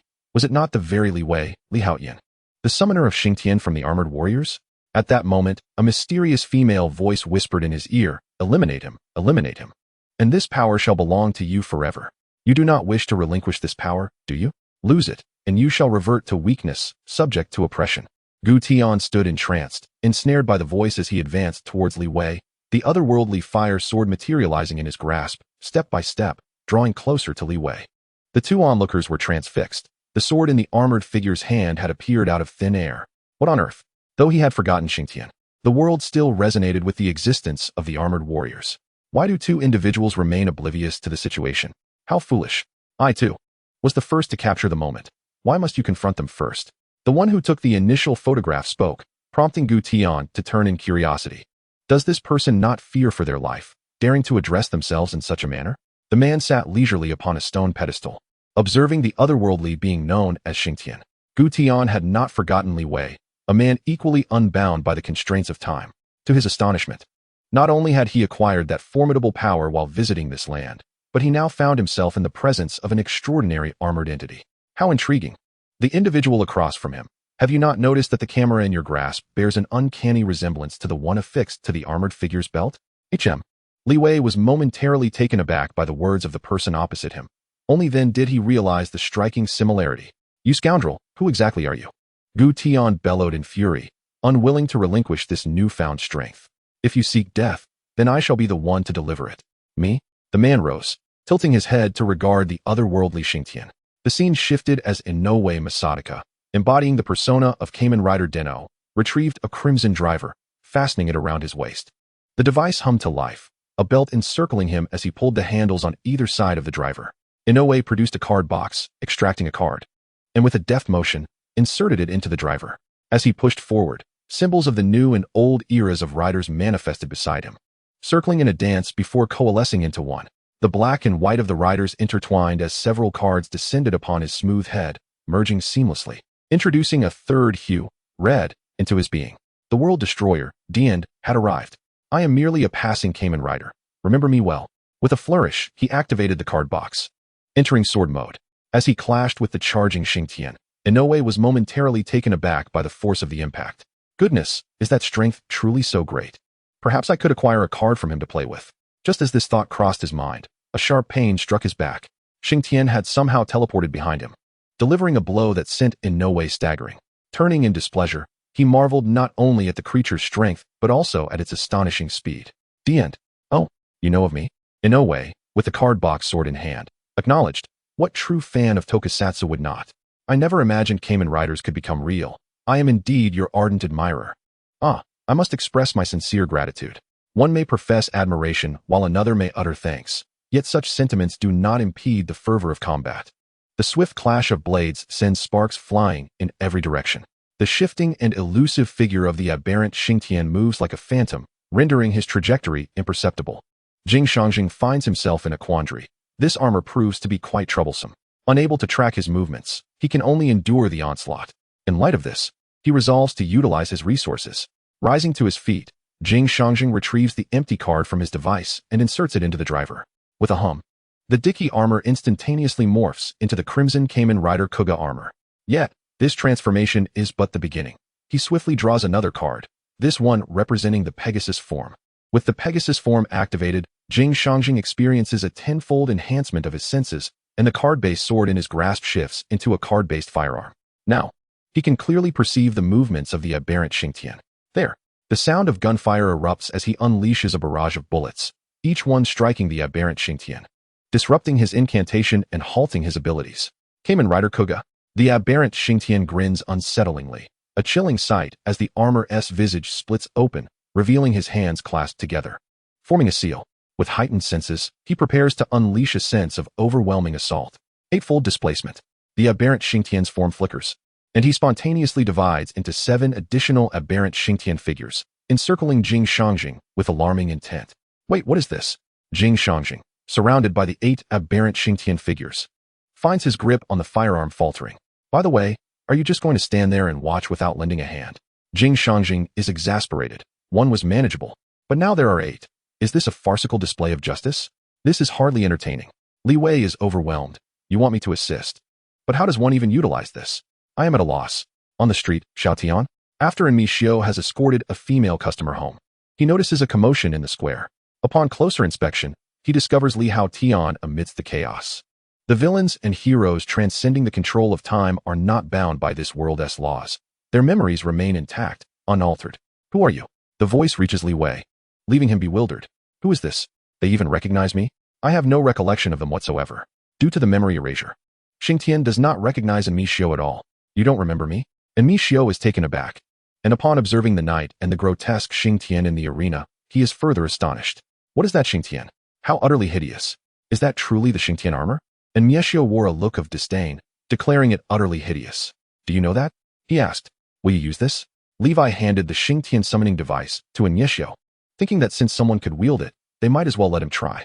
The device was forcibly thrust into Mi Xiao's hands. What is this? He muttered, glancing down. Wait, isn't this the Xingtian summoning device? What do you want me to do with it? I can't use it. He was bewildered. What is going on? Li Haotian has appeared, yet he cannot utilize the Xingtian armor. It's utterly absurd. I say, someone help. Inoue shouted, overwhelmed by a group of 8 attackers. With no time to change cards, he was in a dire situation. Can we please stop chatting and save me first? I'll demonstrate for you. And then you can have it back. And Mi Xiao replied helplessly. He raised the summoning device, scanning his iris, and a plethora of pixels materialized at his waist, gradually transforming into the shape of a belt. He swiftly swiped his hand over the card box, and a card flew out, which Mi Xiao caught. Xingtian armor. He inserted the card into the summoning device, grasped it with both hands, affixed the card to the belt, then clapped his hands, drawing circles with his arms to prepare. Merge. The transformation was successful, but Mi Xiao immediately removed the transformation device and returned it to Levi, kindly inquiring, have you figured it out? Fighting monsters was impossible. Survival was paramount. Levi, mimicking Mi Xiao, finally managed to transform. Brandishing the fire execution sword, he charged forward, wildly slashing in a display of bravado, which surprisingly managed to repel the aberrant Xingtian. Xingtian, the aberrant Xingtian, is retreating. Inoue, taken aback, exclaimed, but I can't fight. Levi, equally perplexed, replied, you don't need to, just turn around. Inoue pushed Levi away, positioning him to face away. What are you doing? Just bear with it, it might hurt a bit. Armor control. Xingtian armor. Inoue clapped his hands behind the Xingtian armor, which then soared into the air, gradually morphing into a gigantic red camera. Your ride home is about to leave. Say cheese. Click. Under Inoue's command, the enormous camera aimed at the aberrant Xingtian and captured a photo, immobilizing it, as if frozen in time. The massive camera then split into 2 halves, one part transforming into a colossal fire execution sword, and the other into a gigantic fire execution gun. Goodbye. With 1 sword and 1 gun, a thunderous boom erupted.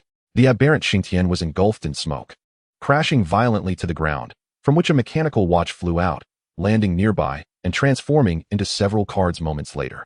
Inoue Masahiro discarded the colossal weapon in his hand, which automatically transformed and fell to the ground, reverting back to the Xingtian armor. However, that was no longer of concern to him, as he bent down to collect several cards scattered on the ground. Picking one up, he noticed a crimson silhouette, the Xingtian armor.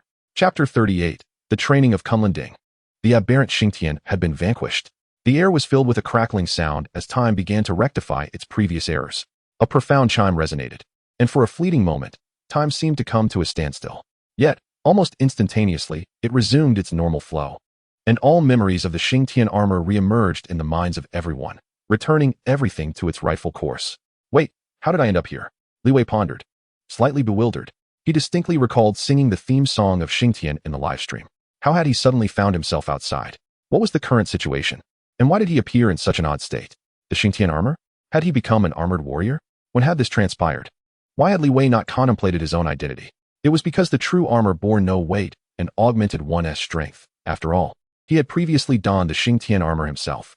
Moreover, this world indeed featured armored warriors, many of whom had once portrayed such characters. Why could he not be among them? With that realization, it all became clear.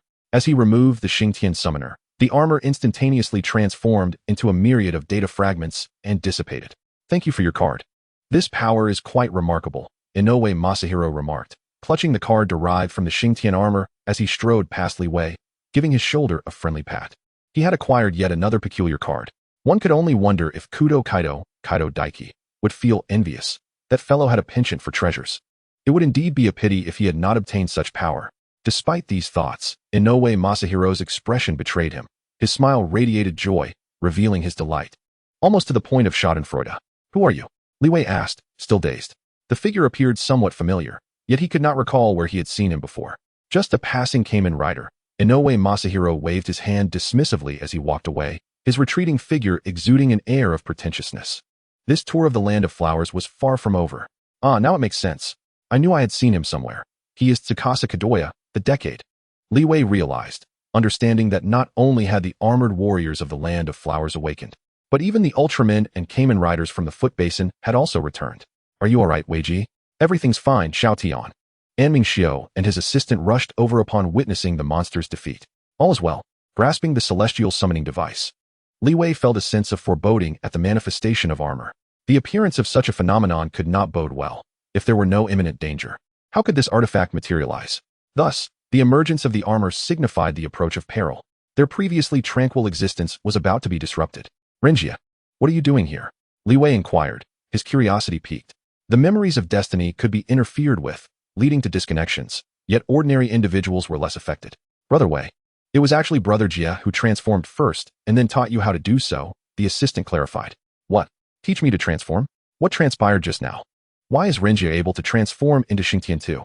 I recall that in the show, Renjia portrayed Anming Xiao, who could summon Xingtian, yet he never utilized it, did he? Wait a moment, he just called me Little Tian instead of Li Wei. A realization dawned upon Li Wei, and he stared at Li Renjia in shock, beginning to suspect that this individual was not Renjia, but Anming Xiao. You are Anming Xiao. I am not. Don't speak nonsense. The woman in the distance, who granted powers to the boy, shook her head. Is this it? I expected more strength. He was defeated by Di Chi in just a few moves, truly pathetic. The power of the armor is hardly impressive. Hey, you over there. Care to join forces? A sinister voice called out. Oh. The woman turned to see a handsome man behind her. Sure, she replied with a smile, clearly intrigued by the aura he exuded. On the outer planet of Blue Star, within the satellite of Kai, Yangya regarded the woman seated opposite her, bewildered by the current situation. The armor's appearance was one thing, but the emergence of characters from the established realm was quite absurd. So who are you? I am Kunlun, a descendant of the Earth Shadow Village. Also known as the summoner of the Earth Tiger armor, Kunlun replied, observing the several summoners of armor warriors behind Yangya and shaking her head in disdain. What a pitiful bunch, so weak. However, I am considerably stronger than them. If I were to engage, I could easily eliminate all 6 of them, including this Emperor Armor Summoner. It is a waste to keep the armor in your hands. The group awkwardly lowered their heads. Though they wished to counter her assertion, the truth was undeniable. They could handle ordinary mutant beasts, but against super-mutated entities like D. Crocodile, they would be utterly overwhelmed. It is evident that you are the commander. Kunlun addressed Yanya directly. Instantly, Yanya felt a wave of pressure. This Kunlun exuded an overwhelming aura. What manner of woman is this? Yes, Yanya nodded. I want you to hand them over to me. Let me take them for special training. What? Special training? Yanya was taken aback. Can you make us all stronger? The group exclaimed, excitement evident in their voices. Of course. All right, let's go. The 6 of them exclaimed in unison, observing the excited expressions of the few behind her. Yanya acquiesced, fine. If this can empower them, then we shall proceed. Only by becoming stronger can we safeguard more, correct? With that, Kuan Lan led the group into her secret realm, assigning Wu Jianfei, Bai Shushu, Wu Shuai, Zhang Chao, and Tang Yujie to their respective training areas suited to their cultivation needs. Li Yinshi, sharing a bloodline, was naturally given special attention in the fire domain. What on earth? Wu Jianfei exclaimed as he swam through the magma, acutely aware that something was amiss. Suddenly, a 100-foot-long dragon erupted from the lava, soaring past him. In the water domain, Bai Shushu was utterly bewildered. Where am I? Am I in the sea? How am I not drowning? The so-called training was truly bizarre. As a gigantic oceanic rhinoceros swam by, clutching a massive great white shark in its jaws. In the wood domain, Wu Shuai found himself atop a colossal tree. Indeed, It was the only tree in sight, but it was remarkably immense. Just then, a giant eagle soared overhead, its talons clutching a 100-meter-long python. In the metal domain, Chow marveled at the peculiar surroundings filled with metal. He sensed something within him awakening, a power significantly stronger than his current self, hundredfold. A metallic mastiff ambled past, its mouth grasping a gigantic, saber-toothed tiger. Meanwhile, in the five elements domain, Tang Yujie felt completely immobilized, as if ensnared in a sticky substance. Five distinct forces violently surged through his body. Although it felt somewhat like an effortless victory, the torment was unbearable. "Let me give you a proper training session," Kuan Lan remarked, cracking her knuckles, while Li Yanshi wore a smile that was more akin to a grimace. Chapter 39. The eruption of the Flame Emperor in the fire domain. Leaning against a massive rock, Jianfei was drenched in cold sweat despite the sweltering heat. What is that? How can such a terrifying dragon exist? If it were to strike, it would surely spell doom. Could this be the special training Kuan Lan mentioned? Are you certain this is training and not a death sentence? This is truly life-threatening. Help! Help! A voice reached Jianfei's ears, intensifying his anxiety. What on earth? Is there someone else here? Cautiously, he peered out, only to see a small dragon fiercely pursuing a man. The dragon breathed fire incessantly, yet the man displayed remarkable agility, evading every attack. What incredible maneuvering! Jianfei was astounded, and then he was rendered speechless, for that individual had lured the dragon over. His face turned pale with dread. What the hell? Should I run or stay? Despite cursing that man in his heart, a sense of justice compelled Jianfei to attempt a rescue. Could he truly stand by and watch another perish before his very eyes? Absolutely not. He could not do that. With a swift motion, he twisted the mechanism at his waist, casting forth a card that transformed into a fiery sigil suspended a meter above his head. Vaulting onto a stone, Jianfei leapt into the air, drawing a blazing sword from the floating sigil, and lunged fiercely at the colossal dragon. Die! He roared. The man pursued by the dragon was momentarily stunned, witnessing a figure in scarlet armor suddenly emerge from behind a massive rock, soaring into the air, wielding a peculiar blade that sliced into the dragon's back. It was nothing short of spectacular. Wow, you are incredibly impressive. The man executed a dramatic drift upon the molten lava, watching in exhilaration as the fiery armored figure struck the dragon. The dragon, in agony, thrashed and swatted Jianfei away. The dragon's might was immense. A single swipe shattered the flaming sword in Jianfei's grasp. Upon landing, his hands trembled from the sheer force of the blow. It was terrifying how the blade had been effortlessly broken. "Hey, are you alright?" The man approached Jianfei, maintaining a carefree demeanor, seemingly unconcerned. Though he wasn't dead, he certainly wasn't in good shape. A rush of blood surged within him, causing considerable discomfort. Jianfei gritted his teeth against the pain and once more twisted the mechanism at his waist, discarding another card to summon a flaming bow from the sigil. If close combat was futile, he would resort to ranged attacks. With swift precision, Jianfei clutched the man under his arm and leapt nimbly among the rocks, all while turning to shoot at the pursuing dragon. The fiery projectiles erupted from the bow, yet upon striking the dragon, it felt akin to mere scratching. Hey, you look so cool. What is your name?" The man, tucked under Jianfei's arm, chattered incessantly, making Jianfei's head spin. In that moment, he understood the plight of Sun Wukong. "Be quiet. Oh, you're quite fierce." As the dragon drew ever closer, Jianfei began to tire. If he continued to carry this man, he would surely meet his demise. But could he bear to abandon him? After weighing the pros and cons, Jianfei decided to set the man down in a sheltered corner, then sprinted off to divert the dragon's attention. One life lost would suffice. Summoning the shadow steed, he raced across the molten surface alongside the colossal dragon, their speed astonishing, vanishing in the blink of an eye, leaving behind a bewildered man. Quite an odd fellow. Yet to my taste, I find it delightful. It seems that the allure of Xin Nan remains ever potent. Come forth, beast, do you wish to devour me? Such speed is inadequate. Jianfei, darting ahead of the dragon, taunted fiercely, determined to lead it further away. Otherwise, all efforts would be in vain.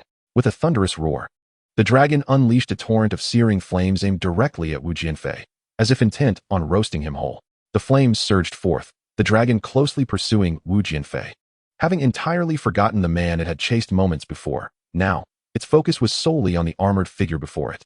In the midst of the fiery onslaught, Jianfei seized an opportunity, leaping from the shadow steed, which continued onward, diverting the dragon's attention.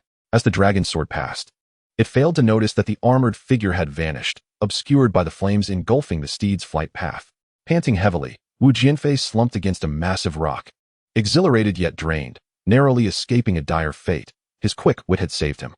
The energy expended by the armor was considerable, prompting him to discard it. Yearning only to recline and rest, utterly fatigued, he felt a wave of exhaustion wash over him. On the brink of slumber when a tempestuous gust swept through, the dragon had returned. It was indeed back. Panic surged within him. What to do? Sweat beaded on his brow as he urged his body to move, fearing for his life. The dragon turned, its maw agape, closing in on Wu Jianfei. Was this the end? He shut his eyes. Yet, a booming voice interrupted. Hey, he belongs to me. You cannot touch him. With a resounding crash and a familiar timbre, Wu Jianfei opened his eyes to behold the loquacious man from earlier, who, with a single punch, felled the dragon. Goodness, you're incredible. Why did you run away? Wu Jianfei exclaimed, frustration bubbling within him. Long time no see. The man replied, seemingly unfazed. Long time no see, my foot. Wu Jianfei retorted, exasperated. The man, unfazed, effortlessly tore into the dragon, a spectacle both impressive and invigorating, instantly alleviating Wu Jianfei's previous tension. Don't be angry. I helped you vent your frustrations. The man chuckled. Regaining composure, Wu Jianfei sat up, eyeing the man across from him. Who exactly are you? You were fleeing from the dragon moments ago, and now you're effortlessly subduing it? Me? The man stroked his chin and introduced himself. I am Jianfei. My mother said I was timid and cried incessantly when I was born, so she named me Jianqi.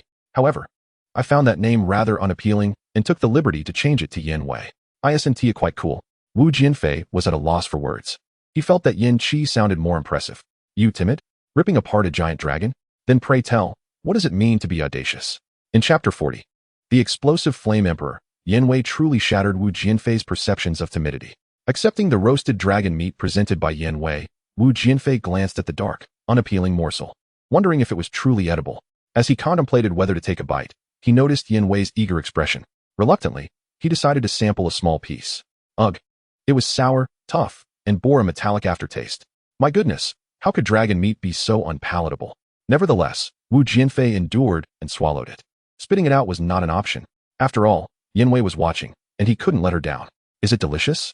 Yes, very delicious, he replied, suppressing his desire to cry. Eat more.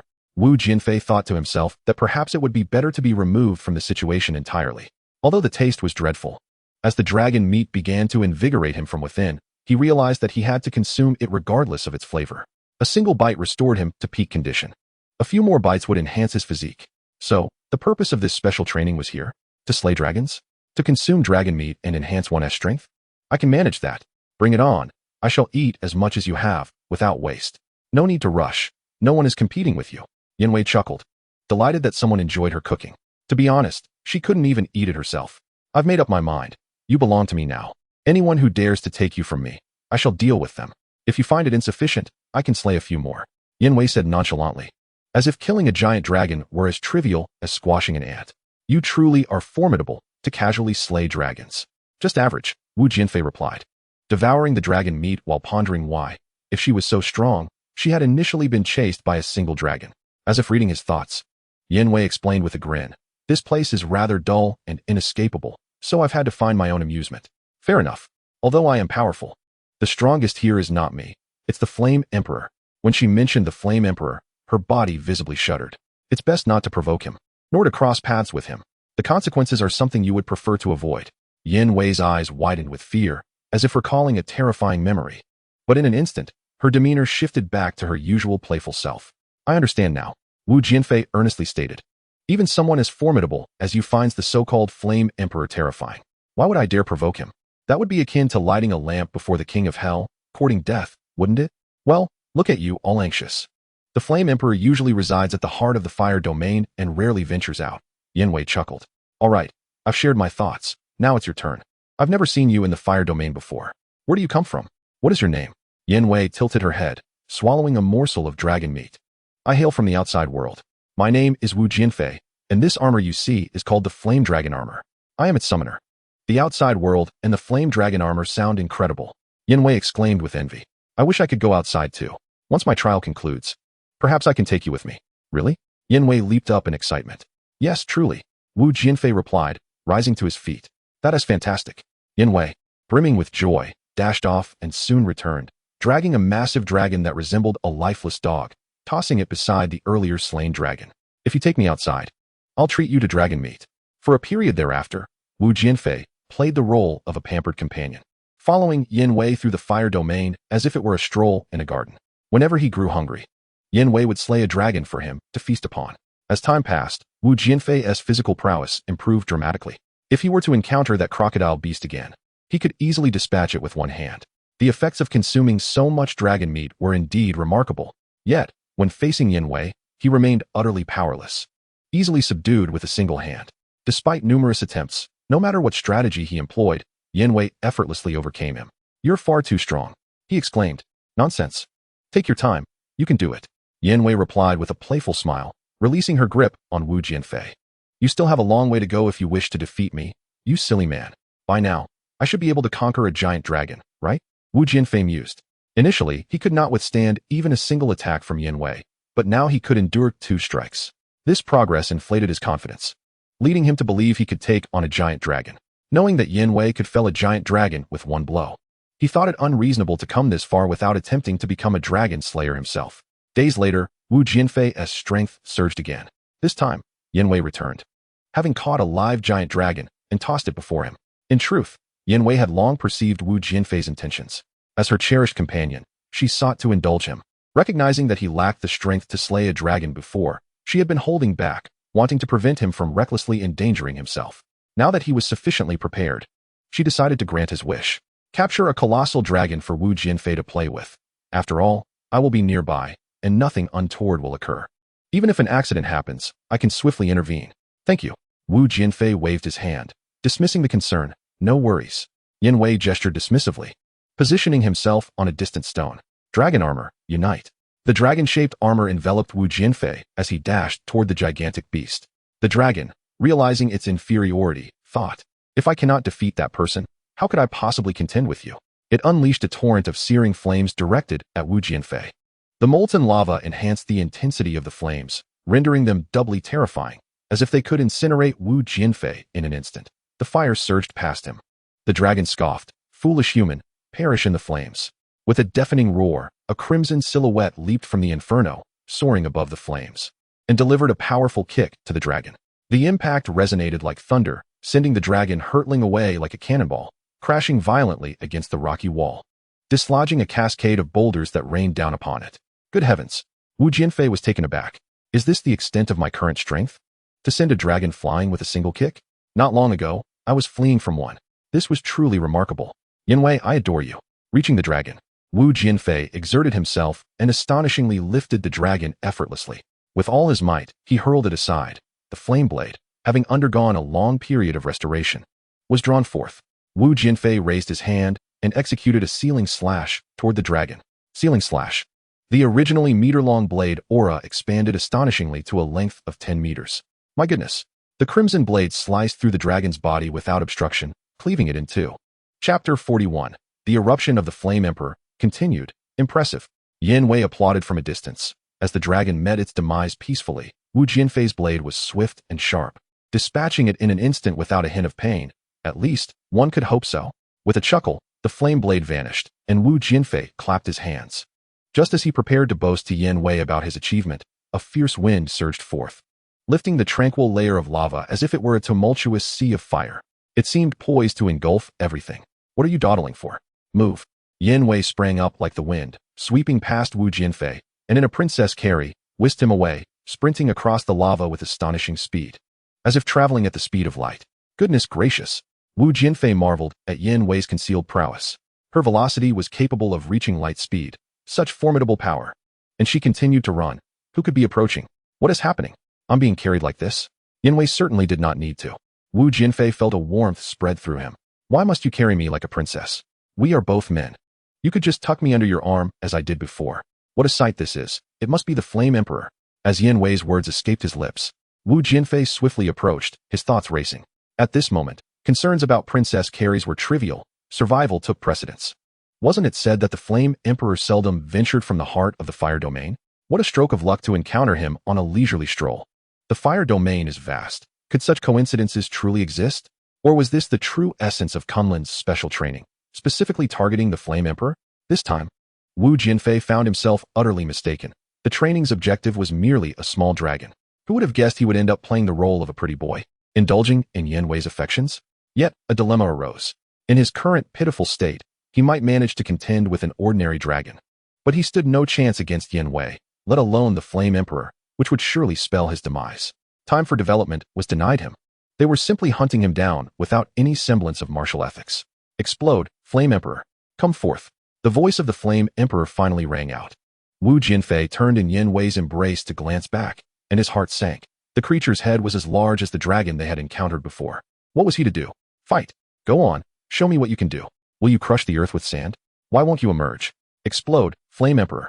Did you not desire me as your armored beast? What has changed? I've awaited you for millennia, bearing the scars of my past, enduring pain for 1,000 years. The Flame Emperor roared, and Wu Jianfei observed the deep marks on its visage, evidently inflicted by blades. But what was the exploding Flame Emperor? Was it a new form of the Emperor's armor? He recalled that the Emperor possessed an armored beast. Could it truly be the Emperor's nemesis? How amusing. Yet what relevance did it hold for him? If it was the Emperor's doing, he should confront the Emperor himself. What merit lay in this impotent rage? Jianfei, protect me. Wu Jianfei was thoroughly intimidated. Fighting was out of the question. It could lead to his demise. The ancient being. Jianfei clutched Wu Jianfei and continued to flee. Yet the Flame Emperor relentlessly pursued them, matching their speed and navigating complex routes with ease, never losing their trail. Wu Jianfei seethed in frustration. Do you think yourself Huatsubing? Never losing your way, always on your heels. Suddenly, a man appeared before Wu Jianfei and Jianfei, blocking their path. As the man slowly turned, Wu Jianfei felt his heart race, for a scar marred his countenance. Turning back, he noticed the colossal figure of the Flame Emperor had vanished. It required no further contemplation. The man before them was indeed the Flame Emperor. The certainty was undeniable, and the murderous intent was palpable. Jianfei, seize him. The Flame Emperor's voice held an authoritative weight that sent shivers down Wu Jianfei's spine. Yet what was he to do? Wu Jianfei was utterly bewildered. No, he is mine, and I cannot relinquish him to you. Yanzhua confronted Yan Huang, shedding the earlier demeanor of trepidation he had displayed. It appeared that his prior apprehension was merely an act. Do you still consider yourself the sovereign of this fiery domain? You are now but a drenched reptile. A mere Zhua, not an emperor. I, however, am the pinnacle of this realm. I am Yan Huang. The man gazed down upon Yanzhua, his eyes brimming with disdain and contempt, yet he remained hesitant, uncertain of what he truly feared. Despite the many words exchanged, he refrained from taking action. What use are your words? I have declared him mine. He is not the blazing emperor you desire. Yanzhua replied coldly, a murderous intent emanating from her, sending a chill down Wu Jianfei's spine. Are you defying me? Yan Huang's gaze sharpened, a terrifying aura erupting from him, pressing down upon Yanzhua. This intense pressure weighed heavily on Wu Jianfei, making him feel as though he were a fragile raft amidst a tempestuous sea, on the brink of capsizing. Then, Yanzui's aura surged forth, surpassing even that of Yan Huang. However, this pressure did not descend upon Wu Jianfei. Instead, it shielded him. Suddenly, he felt an exhilarating lightness, as if the storm had abated, and he found himself drifting onto a small island, the sun breaking through the clouds. The storm had passed. Is it truly worth opposing me for a mere human? I have said he is mine. Yan Huang raised his hand, causing the surrounding space to tremble as if in fear of the impending eruption of power. Yanzhua hurled Wu Jianfei away. Wait for me, just a moment. Yanzhua and Yan Huang clashed, and in an instant, the surrounding space shattered like glass, countless fragments cascading into the lava below. Standing upon the rocks, Wu Jianfei felt utterly helpless, unable to assist, yet he peered through the fractured space, catching glimpses of the silhouettes engaged in a fearsome battle. Each collision was beyond words, a terror that could effortlessly obliterate the blue star. What began as humanoid combat soon transformed into a struggle between two colossal dragons. When they reverted to their human forms, Wu Jianfei was taken aback. Amidst the shattered space stood a stunning woman with flowing hair. Was that Yanzhua? She was a woman, not a man. Boom. After an indeterminate time, Yanzhua emerged first, indicating that the outcome was decided. Yan Huang had triumphed. It appears I have won, and you have lost, Zhua. Yan Huang followed closely behind Yanzhua, his form tattered yet victorious. He is now mine. No, step aside. I have declared him mine. Yanzhua stubbornly positioned herself in front of Wu Jianfei, resolute in her defiance. Chapter 42. The Blazing Emperor and you are incorrigible.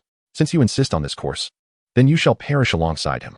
The Flame Emperor soared into the sky, transforming back into his colossal dragon form. His enormous claws reached out, aiming to strike down the two individuals with lethal force, seemingly intent on ending matters decisively. He belongs to me. No one is permitted to lay claim to him without my consent. Not even you, Flame Emperor. With a furious roar, Yanzhua also assumed his dragon form, confronting the Flame Emperor's claws. The clash of the two titanic dragons sent tremors throughout the entire fire domain, as pillars of fire erupted wildly. Such formidable energy was potent enough to obliterate the entirety of the fire domain. However, Yanzhua ultimately found himself overpowered by the Flame Emperor, who completely dominated him in his dragon form. Yet, this left many bewildered. Despite the ability to easily crush his opponent, the Flame Emperor clearly held back his full strength. With a resounding crash, Yanzhua's massive dragon body was struck down by the Flame Emperor's claw, plunging into the magma and sending waves of fire surging into the air. Moments later, Yanzhua emerged from the molten depths, having reverted to his human form. Are you alright? Wu Jianfei hurried forward to support the visibly unstable Yanzhua. I'm fine, don't worry. You are mine, and I won't allow him to take you away, Yanzhua declared earnestly. Wu Jianfei felt deeply moved. How could someone he had only just met be so fiercely protective of him? Initially, he had thought Yanzhua was male and even considered recognizing him as an elder brother. Now discovering that Yanzhua was female, he felt so touched that he nearly offered himself in return. Such a beauty, willing to wholeheartedly protect him. Who wouldn't he be enchanted, regardless of her being a dragon? What of it? Ancestors have consorted with serpents, demons, and immortals. What harm is there in my Wu Jianfei being with a dragon? There is no issue, none at all. It's unnecessary, Yanzhua. Wu Jianfei attempted to counsel Yanzhua, suggesting that her fierce battle against the Flame Emperor was unwarranted and would only lead to needless sacrifice. I told you, you are mine. However, his words were met with a fierce rebuttal from Yanzhua. Fine. All yours, it's all yours. The possessiveness of Yanzhua was overwhelming. The crimson dragon scales enveloped her form as she charged once more at the Flame Emperor, only to be sent tumbling back, landing beside Wu Jianfei. It was utterly ridiculous. Even after such a fierce battle, the Flame Emperor still refrained from delivering a fatal blow. Was he toying with them? The dragon armor of flame, supporting the injured Yanzhua, Wu Jianfei was acutely aware that confronting the Flame Emperor would likely lead to his demise. Yet the audacity of the Flame Emperor to inflict such deep wounds upon her and mock them was intolerable. A warrior may be slain, but never humiliated. Enough is enough. The dragon armor of flame enveloped Wu Jianfei, who sprang forward, retreating a considerable distance before launching a fierce charge toward the Flame Emperor. If strength was lacking, then speed would have to compensate. No, Yanzhua reached out in protest, but the pain in her shoulder made her grimace and fall silent once more. Foolish man, if I cannot defeat him, how dare you engage? Flame Dragon, do you look down upon me? Transform into the Blaze Emperor and engage me in battle. The Flame Emperor, observing Wu Jianfei morph into a blazing dragon, let out a furious roar. Does this human dare to underestimate him? The Blaze Emperor? Wu Jianfei, charging forth, was momentarily taken aback. Is the Blaze Emperor not an emperor's form, but his own? Can the Flame Dragon armor evolve further? Why was there no record of such a phenomenon in Yang Ye's writings? Boom. Wu Jianfei's fist landed squarely on the Flame Emperor's head, as he did not even attempt to evade. Immediately, torrents of flame erupted from Wu Jianfei's fist, surging towards the Flame Emperor. A fiery punch, yet it seemed to be akin to a mere scratch. Such trivial flames, how embarrassing. Is this the extent of your prowess? Contracting his massive form, the Flame Emperor shrank to match Wu Jianfei's size, extending a hand that tore through the very fabric of space, aiming to seize the Flame Dragon armor. Dodge! From afar, Yanwei shouted in urgency. Of course, Wu Jianfei was not a fool, yet how could he evade given his capabilities? It was a futile dream. The Flame Emperor grasped Wu Jianfei firmly. Ha ha ha, Blaze Emperor, you have finally fallen into my grasp. The Flame Emperor exerted his strength, and Wu Jianfei instantly felt as though his body would shatter. Such pain. The power was terrifying. He truly felt as if he may perish. A mere casual punch from the Flame Emperor shattered the armor on Wu Jianfei's head, leaving cracks that revealed the flesh beneath. Pathetically weak, the Flame Emperor was displeased. He began to infuse energy into Wu Jianfei's body, effectively creating a progenitor for himself. A surge of fire elements flooded in, initiating a self-repair of Wu Jianfei's armor. Yes, this is it, grow stronger. The energy continued to flood in, nearly overwhelming Wu Jianfei's capacity. His body could not endure. Inside the armor, Wu Jianfei bled from every orifice, his body perpetually collapsing and mending, making death a distant dream. If one intends to kill, then do so. This torment is unbearable. How strong can a person's will be? Regardless, Wu Jianfei could no longer endure. The immense pain compelled him to scream aloud. Bastard! Yen wasted once more. And this time the Flame Emperor panicked, gazing incredulously at her. How dare she wield such power? Using it would surely spell her doom. Have you gone mad? The Flame Emperor scolded. Yes, I have gone mad. Jianfei charged at the Flame Emperor, declaring that anyone who harmed her would meet the same fate. The two formidable beings clashed once more, while Wu Jianfei was carelessly discarded by the Flame Emperor, who now regarded Jianfei as a formidable threat. For she had unleashed her imperial might. With a collision, a surge of magma erupted skyward. With another clash, the earth trembled and the heavens quaked. With a third impact, the entire fiery domain was riddled with fissures. The collision shattered like a mirror, ravaging half of the fiery domain. As fragments of rock and magma were drawn into the spatial rift. Madman, madwoman, those who harm me shall meet their end. Yanhua suppressed Yanhuang, leaving him battered and bruised, his body marred by numerous wounds. The dragoness physique was exceedingly resilient, making it a challenging endeavor to slay him in a brief span. What if you have triumphed? Your man seems on the verge of plummeting into the spatial rift. Yanhuang chuckled maliciously. Upon hearing this, Yanhua turned and, to her dismay, beheld Wu Jianfei clinging desperately to the rocks, perilously close to falling into the abyss below. Although the rift posed little threat to her, within it lay an uncharted void, and escaping its grasp would be akin to an insurmountable challenge. Yanhua abandoned her pursuit of Yan Huang to rescue Wu Jianfei, eliciting nearly uncontrollable laughter from Yan Huang. Foolish woman, he scoffed, summoning a long spear that he hurled with all his might at Yanhua. With a swish, the spear flew like a beam of light, reaching its target in an instant. Yanhua was racing to save Wu Jianfei, deeply moving him. However, upon noticing the swiftly approaching spear behind her, he was rendered speechless. Yanhua embraced Wu Jianfei, yet he forcefully pushed her away. With a sickening thud, the spear pierced Wu Jianfei's chest. No. Yanhua's eyes were bloodshot as she followed Wu Jianfei into the rift. Yanhuang laughed maniacally. He had won. He had triumphed. The spear had pierced Wu Jianfei's heart, sealing his fate. Yanhua clutched his body, trembling, frantically pressing her hands against his blood-soaked chest. Yet her efforts proved futile as his life force ebbed away. It's all right. Wu Jianfei reassured her. Don't speak. Yanhua choked back tears as Wu Jianfei's vital signs grew weaker. Desperation struck her as she remembered a method once employed by her mother. She gazed tenderly at Wu Jianfei, seemingly summoning all her affection. With a kiss, she whispered, "Have you not always desired strength? I shall fulfill your wish. With my very essence, let me be your heart, and together we shall grow stronger." Yanhua extended her hand, resolutely plunging it into her own chest. "You shall not die, I swear it." She merged her heart with Wu Jianfei's shattered one, a surge of life energy revitalizing them both. "I told you. You are mine. None shall take you away." Yanhua's form transformed into a colossal dragon, merging with Wu Jianfei, their hearts entwined, her essence becoming a powerful beast. Within the spatial rift, a thunderous heartbeat reverberated, and at that moment, the entire fiery domain seemed to awaken, bubbling with life. Battle song resounded, the Yanlong armor ascended. As a sound akin to a swana echoed from the rift, followed by flames hotter than the sun erupting forth, a crimson figure soaring from the chasm. The blazing emperor differs markedly from the ordinary form of the flame dragon armor. His entire body is enveloped in crimson armor, with dragon fangs adorning the armor on his forearms and shins. The sides of his waist are adorned with armored skirts, a symbol of might. At this moment, he resembles a dragon, an indomitable beast of battle, the blazing emperor. The flame emperor, witnessing this formidable figure, roared with frenzied rage. "Your misfortune has come." Astonishingly, the voices of Wu Jianfei and Yanwei echoed simultaneously from the blazing emperor.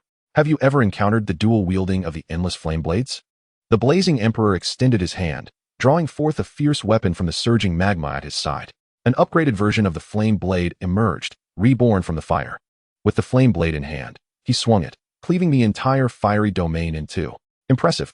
With a resounding crash, the blazing emperor surged forward, striking the flame emperor across the face. The scar that once marred his visage now transformed into a complete wound. "Ah!" Enraged, the flame emperor reverted to his colossal dragon form, opening his jaws wide to bite at the blazing emperor. "Not afraid, are we? Shall I leap into your maw?" With a single strike, the blazing emperor shattered more than half of the flame emperor's teeth. Demon sealing slash. The blazing emperor tightened his grip on the flame blade, flames surging around him. With a sweeping slash, the flame emperor's body was rent asunder, forcing him to retreat repeatedly. 2 strikes, 3 strikes, 4 strikes, limbs severed, wings shattered.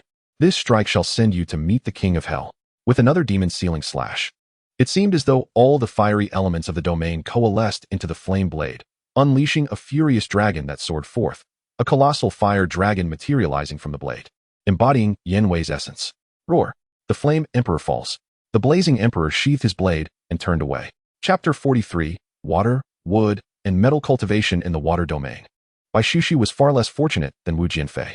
He had been swallowed whole by a massive rhinoceros, and despite his relatively smaller stature, he remained intact while the others had been crushed to bits. How peculiar. A floating orb of water? As Bai Shuxu circled within the rhinoceros's belly, he unexpectedly discovered a sphere of floating water. This was absurd. Given that he was already submerged, how could there be water within water? Out of curiosity, Bai Shuxu reached out to touch it, only to find that the orb seemed almost alive, slithering up his hand and swiftly enveloping his entire body. An overwhelming pressure surged through Bai Shuxu, as if intending to crush every bone in his body. It felt unbearably heavy, as though he were being weighed down by lead, a sensation that engulfed him entirely. Without the protection of the black rhinoceros armor, he would have been instantly crushed by that torrent of water. What on earth is this? It's utterly perilous. Bai Shuxu, filled with despair, found himself at a loss. Before long, the heavy water finally breached the armor and surged into his body, infiltrating every pore. Gurgling, the heavy water coursed through him, and to his astonishment, he experienced no adverse effects. Instead, he gained the ability to breathe underwater, as well as the power to manipulate water. What does this even mean? Bai Shuxu raised his hand, conjuring a petite vortex of water in his palm. What use could this possibly serve? He casually tossed it aside, and to his surprise, the vortex expanded rapidly, violently tearing apart everything in its vicinity before erupting with a thunderous blast. Good heavens, this has left me astounded for a year.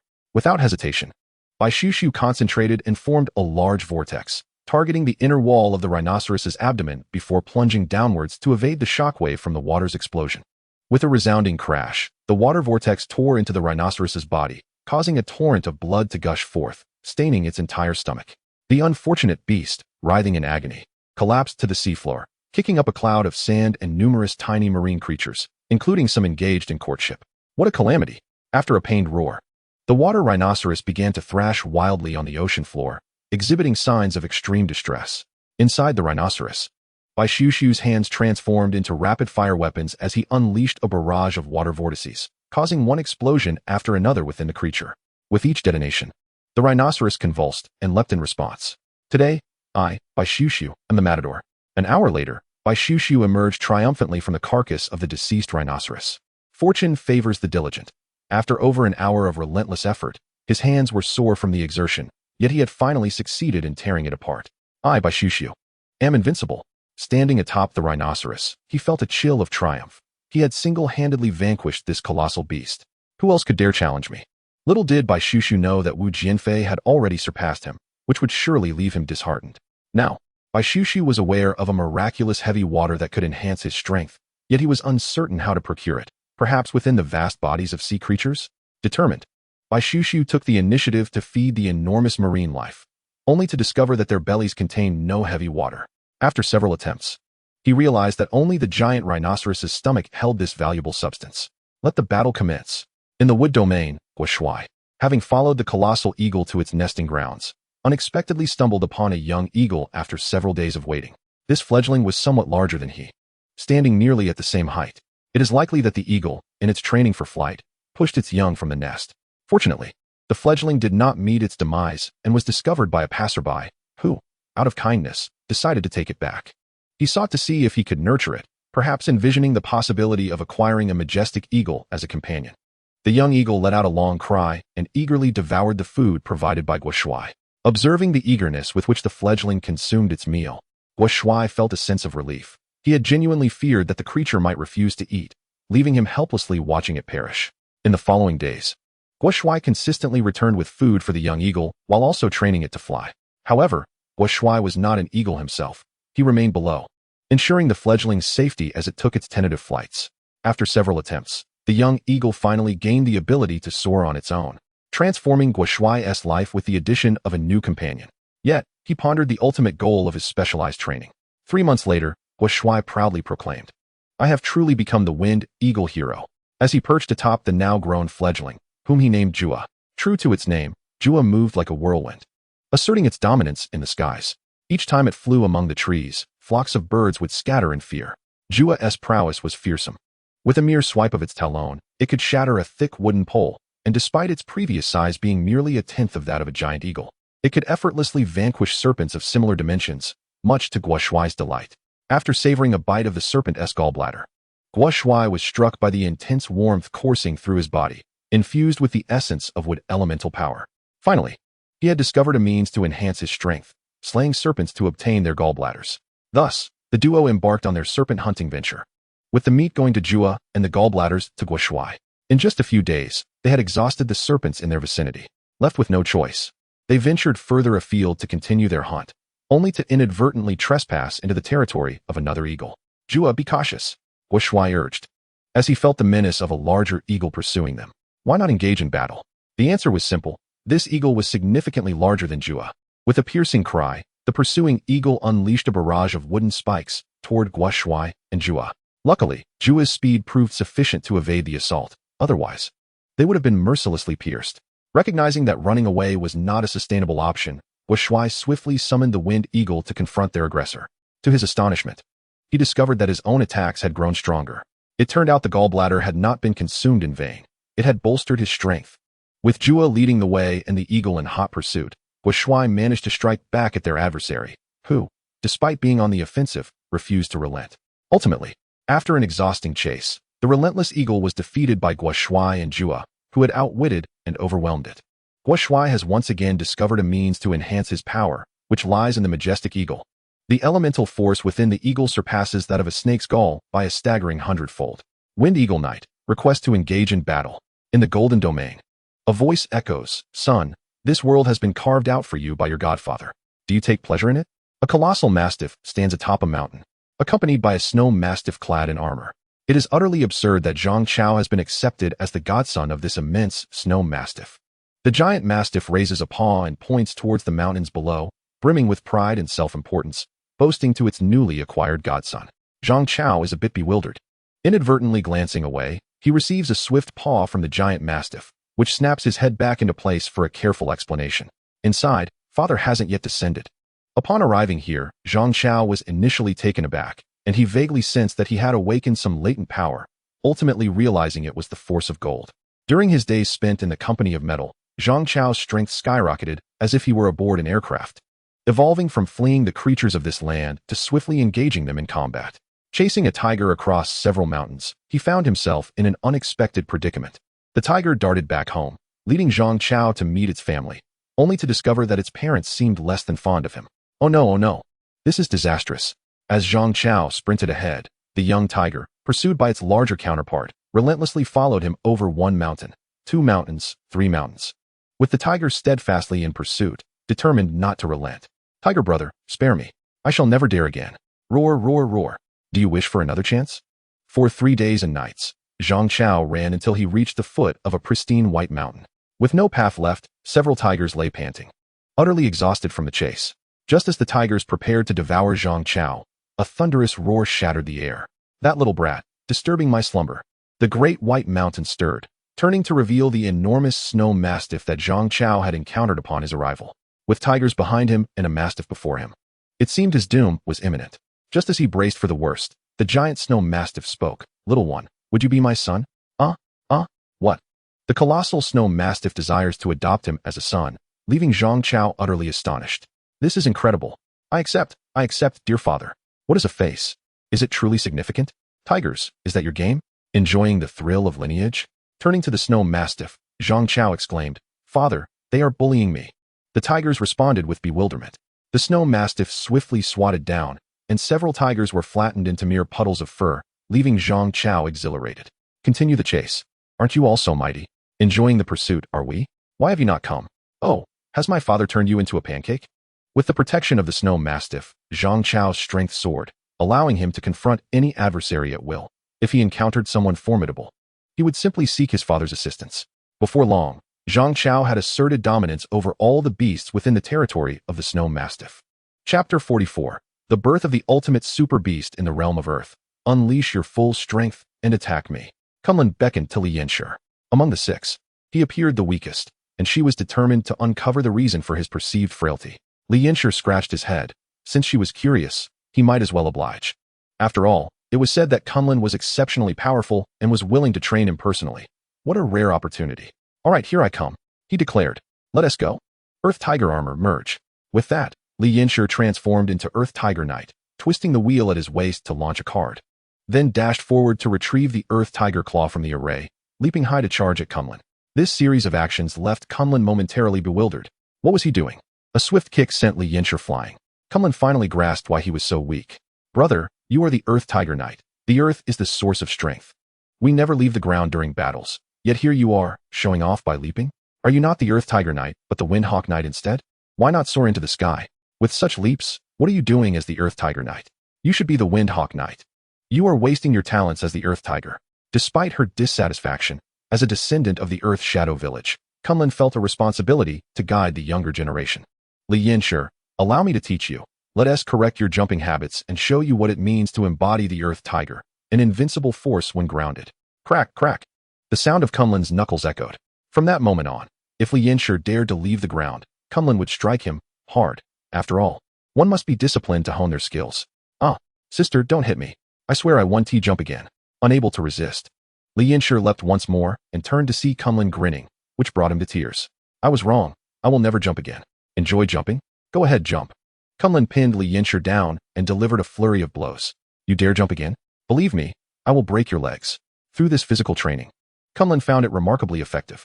She recalled her past as a champion until her father had taught her a lesson by breaking her legs a few times, which had dissuaded her from jumping ever since. Lost in reminiscence, Kunlun couldn't help but deliver a few more strikes. Sister, I promise I won't jump. I know. I just got carried away.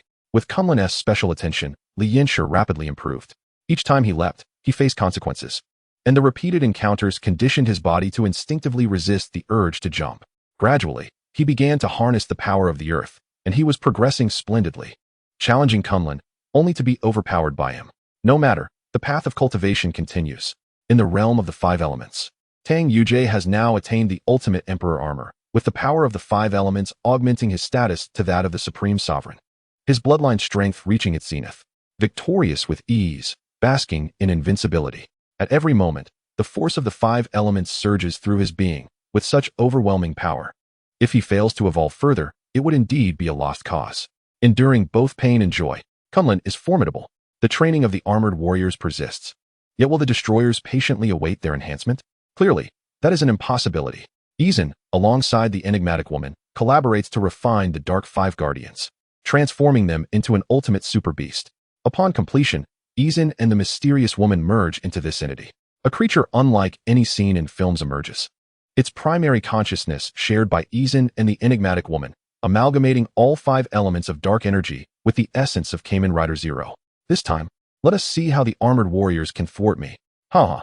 In the land of the flowered family, at the zenith of noon, the sun shone brightly when suddenly darkness enveloped the sky, ominous clouds casting shadows far and wide. As people looked up in curiosity, a terrifying monster descended from the murky clouds. It was the ultimate super beast, akin to a demon descending upon the world. Armored warriors, come forth. The beast roared, sending the crowd into a frenzied panic as they fled, shouting for help against the monster. Izan laughed, while the mysterious woman sought to seize control and wreak havoc upon the crowd. Yet, she soon realized she lacked the power to lead. Izan had deceived her. As she regained her senses, she found Izan's hand upon her head. To personally kill? Absurd. What worth is there in slaying a horde of ants? My target is the armored warriors. Do you see? This is true ambition. With a mere wave, countless tendrils of dark energies surged forth, enveloping the trees and creatures below, mutating them into super beasts. As a leader, how could such trivial matters warrant direct involvement? Trees, insects, birds, cats, and dogs transformed into super beasts, charging towards the surrounding populace, chaos erupting with cries of terror echoing throughout. What foul creature is that? Levi transformed into Xingtian, exerting every effort to rescue those around him. Inoue Masada stood atop a building, gazing at the aerial super beast, tilting his head in curiosity. A strange monster?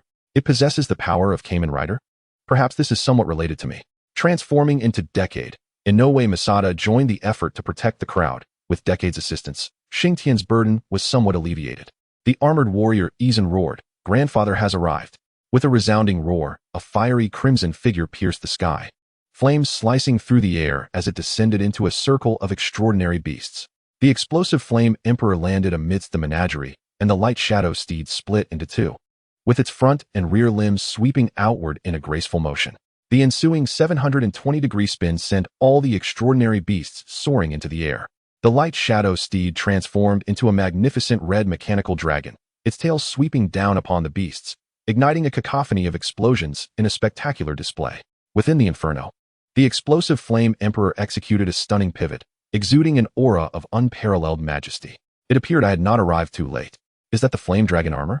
Goodness! How has it become so remarkably stylish? Levi, feeling a pang of envy, pondered why he looked so cool after his upgrade. The flame dragon armor? The whimsical Jin Shangjing felt a surge of excitement. As the flames soared, the explosive flame emperor took to the skies, standing poised before the ultimate extraordinary beast. Let me face you, he declared. Flame dragon. No, the explosive flame emperor. Are you from the Bright Realm? Have more from the Bright Realm arrived? If so, this complicates matters. The formidable Iazin began to contemplate a retreat. Fighting against unbeatable odds was not bravery, but folly. My apologies, but I am indeed a genuine Blue Star native. This proclamation halted Iazin in his tracks, his fear palpable. He had initially mistaken this entity for one of the Bright Realm's denizens, only to discover he was merely a fortunate evolution. Chapter 45. The union of two sovereigns, how laughable, just a mere native. Iazin scoffed, gesturing as 5 elemental dark energies coalesced into a massive claw, striking towards Wu Jianfei. With a thundering impact, Wu Jianfei was sent flying 100 feet, enveloped by swirling black mist. 100 feet away, engulfed in the dark shroud, Wu Jianfei erupted in resplendent flames, incinerating the darkness in an instant.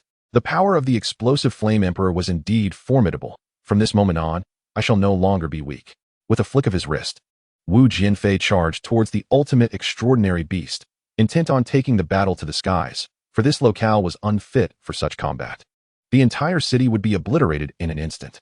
As the populace gazed in awe at the flaming flame dragon hero lifting the ultimate extraordinary beast into the air, the blazing fire seemed to ignite the hearts of all. A collective roar arose. Flame dragon hero go! Flame dragon go!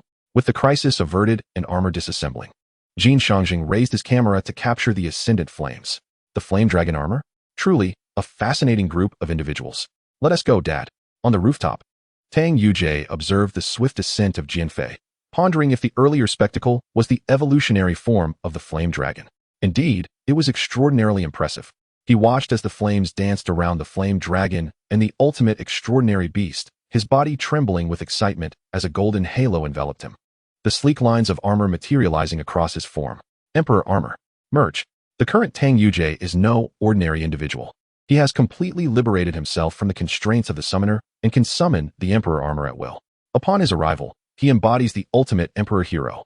A roar of dragons, a growl of tigers, the cry of eagles, the bellow of rhinoceroses, and the howl of mastiffs. With these 5 resonances, the Emperor manifests. The ultimate Emperor armor. Boom. A beam of light soared from the building, piercing the heavens.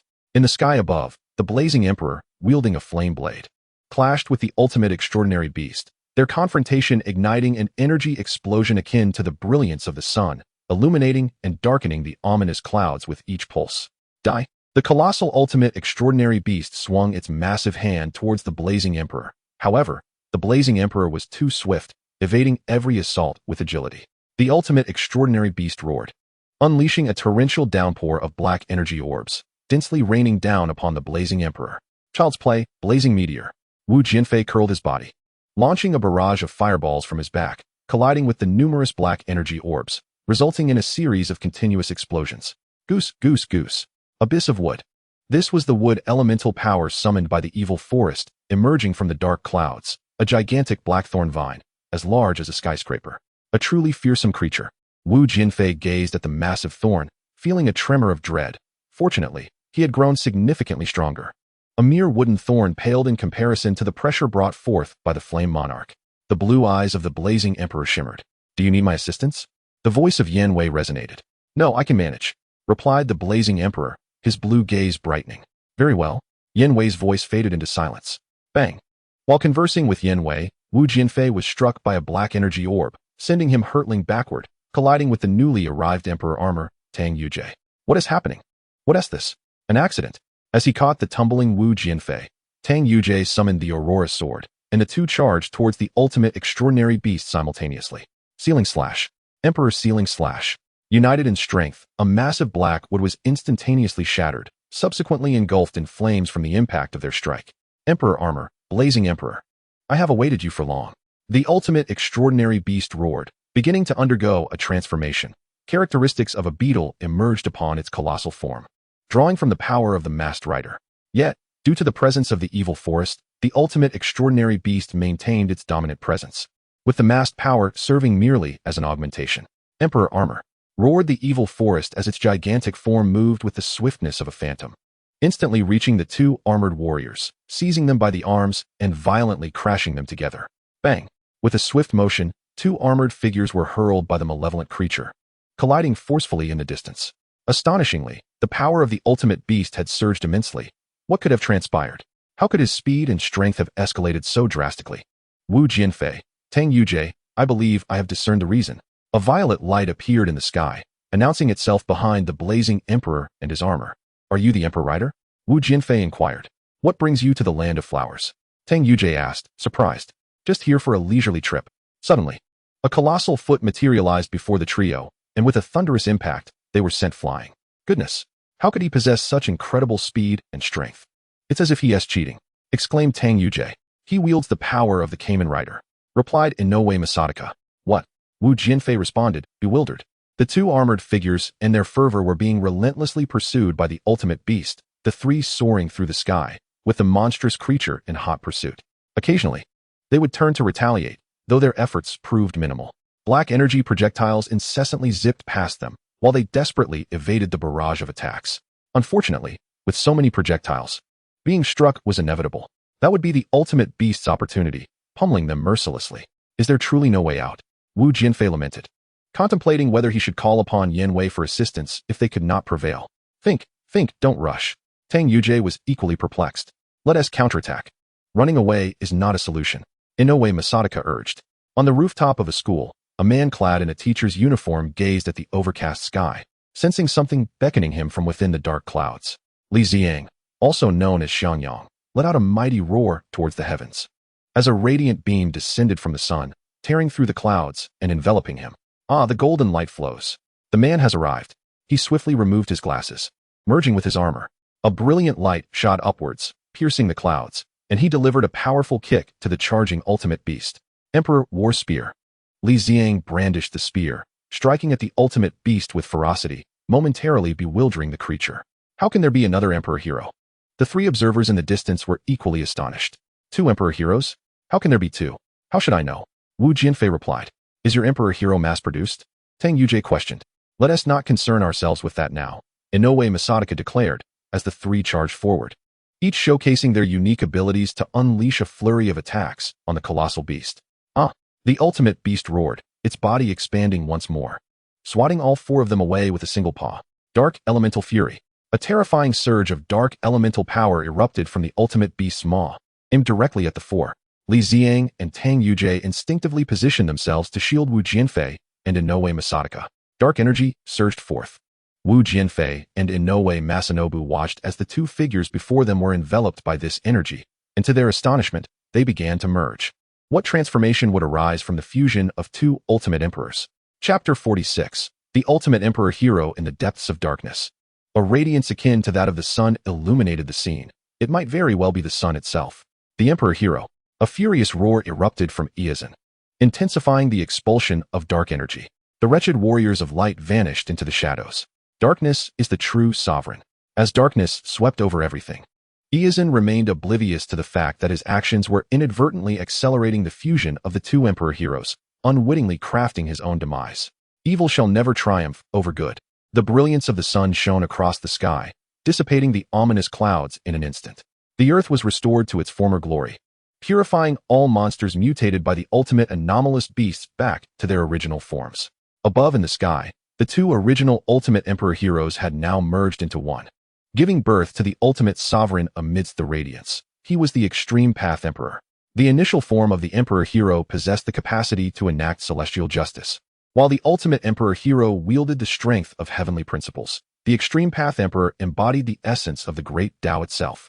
I offer you one final opportunity. You may return to your world now and never again disturb humanity on Earth, declared the Extreme Path Emperor, his voice resonating with authority, reminiscent of a true monarch.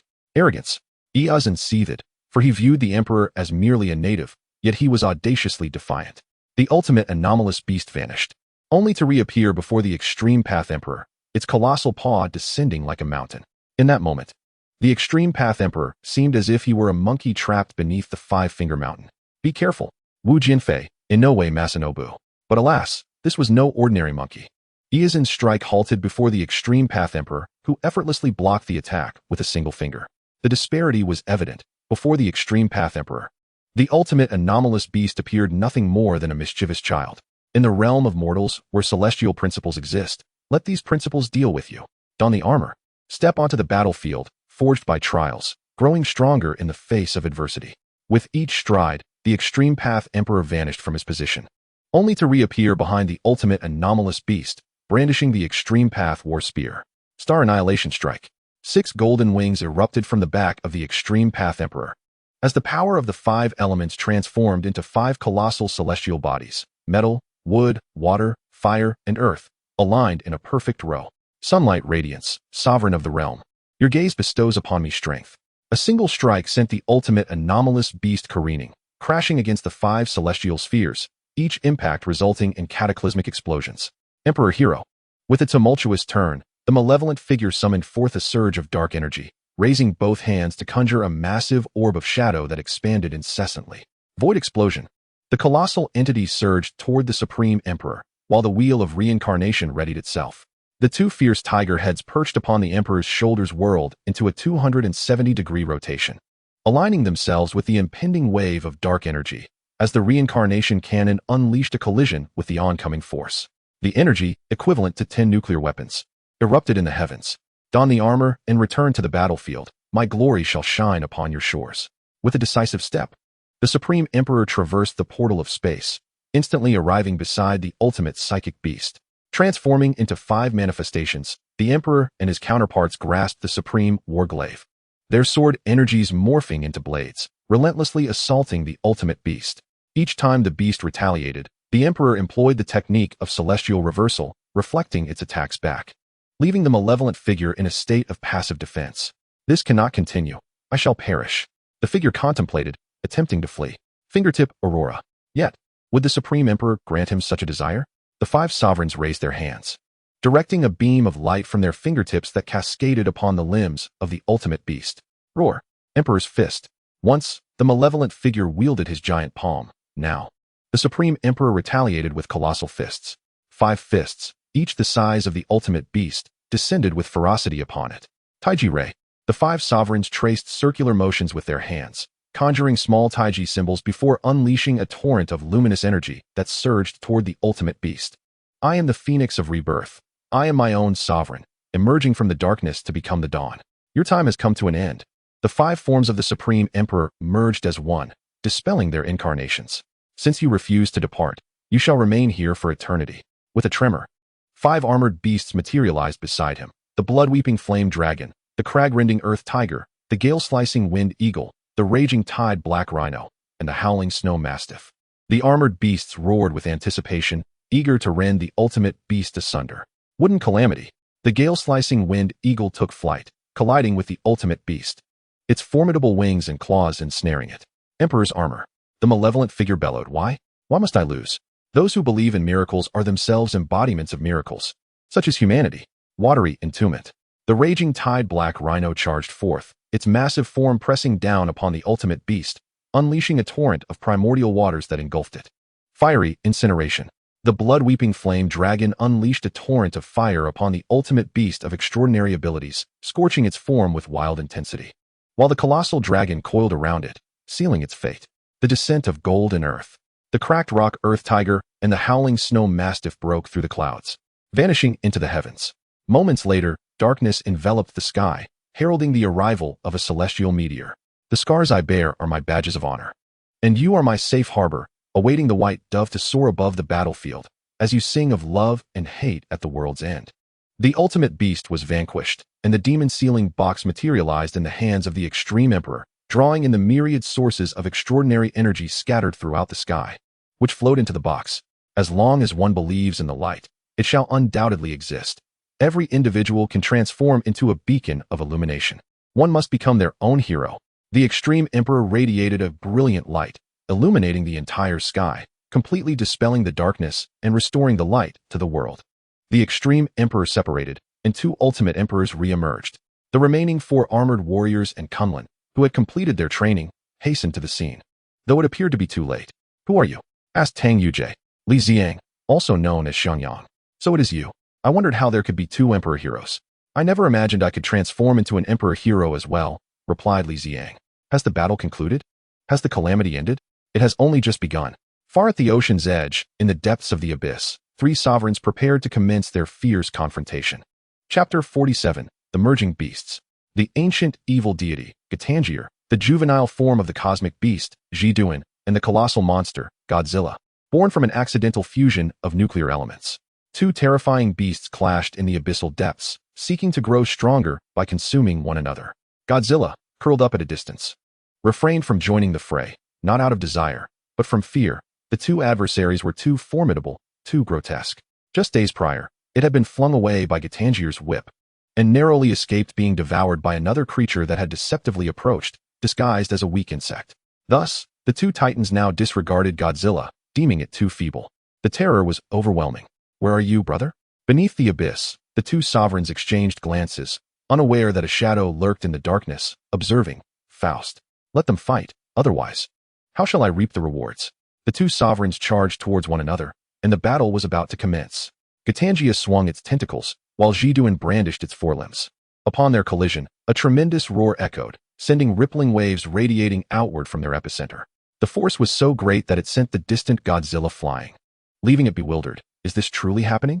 I stand so far away, yet you still target me?" The battle between Gitanjia and Jiduan was evidently in favor of the former, as the depths of the ocean served as its dominion. Within the aquatic realm, Gitanjia's prowess was amplified, allowing for effortless control of its form, while Jiduan, a creature of the land, found itself at a disadvantage.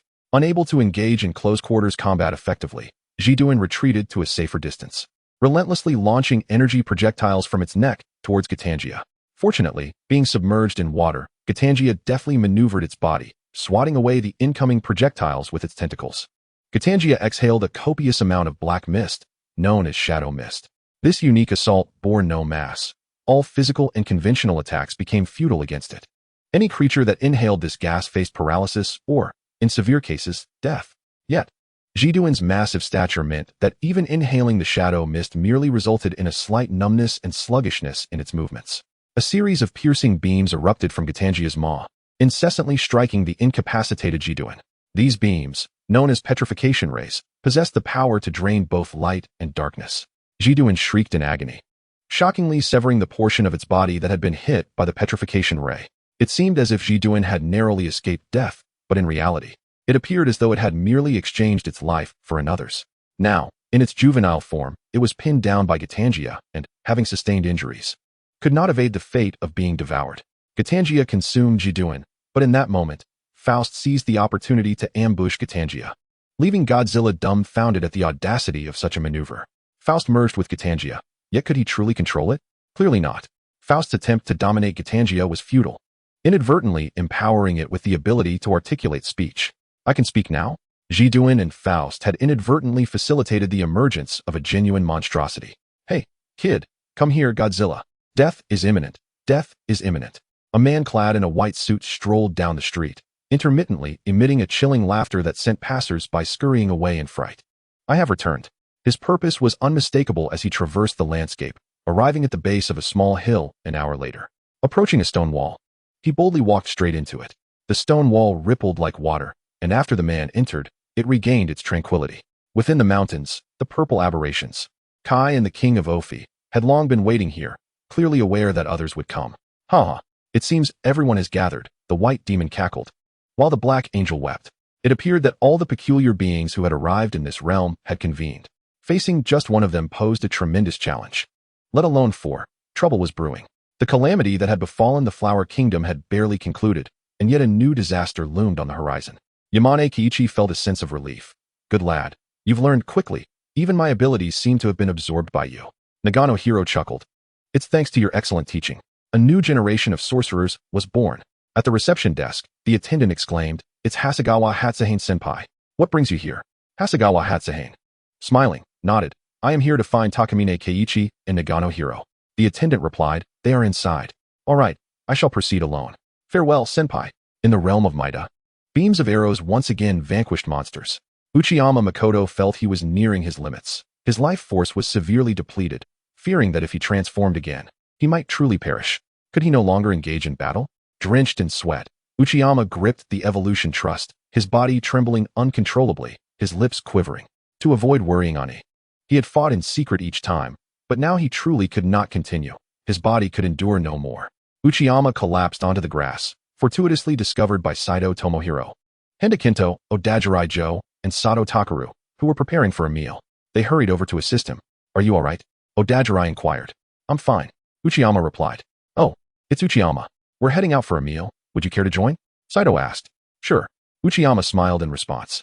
At a restaurant, 3 private rooms were occupied. To the left, the Ultraman trio. In the center, the group of aberrations. And to the right, a quartet of knights accompanied by an Ultraman. What a coincidence. It seems they've all gathered together. In the Ultraman room, Nagano Hiro remarked, "Currently, 5 Ultramen have appeared. Tiga, Ace, Eddie, Dinah, and Nexus. Only the 3 of us know their identities. Dinah Tsuruya has passed away. I wonder if Dinah is still around." Takamine Keiichi and Hasegawa Hatsuhei nodded in agreement. With Dinah gone, the pressing question remained. Who exactly was Nexus? This individual possessed quite a multitude of abilities, all perilous. It would be difficult to locate him if he chose to remain hidden. The emergence of heroes signifies the onset of peril, thus they must convene promptly. Chapter 48. A child full of miracles. It is hardly feasible to approach each individual and inquire, "Are you Nexus?" Such an approach would be rather abrupt and may not yield the desired results. The situation with Dana is even more complicated, with his human form lost. It remains uncertain whether the light still endures. Presently, only the 3 of them, the Ultramen, are left, and should a significant crisis arise or a formidable monster appear, it would spell disaster for them. This is indeed a grave predicament. Koji Takamine is troubled. However, with the presence of these 2 seasoned warriors and the young Hironobu Nagano, it is reasonable to assume they can manage, provided no major issues arise. In the private room, number 0 occupies the seat of honor. "What do you propose we do?" Kai, brimming with confidence, responds, "I believe we can engage in indiscriminate combat. According to the perceptions of this world, they are merely ordinary individuals, and they likely have yet to acclimate to the powers of a knight." King Ovener counters, "While I concur with your assessment, have you forgotten there are creatures known as Ultramen?" The Insect King nods in agreement, stating, "I believe he makes a valid point. No matter how strong we are, the disparity in size cannot be overlooked." Number 0 ponders and asks, "So, what do you suggest we do?" Kai, King Ovener, and the Insect King chorus, "We shall heed your guidance." Number 0 quietly proposes, "I think we could eliminate them one by one. What are your thoughts?" Kai feels a bit ashamed. "But with our immense power, wouldn't that be rather embarrassing?" King Ovener and the Insect King chime in, "Indeed, indeed."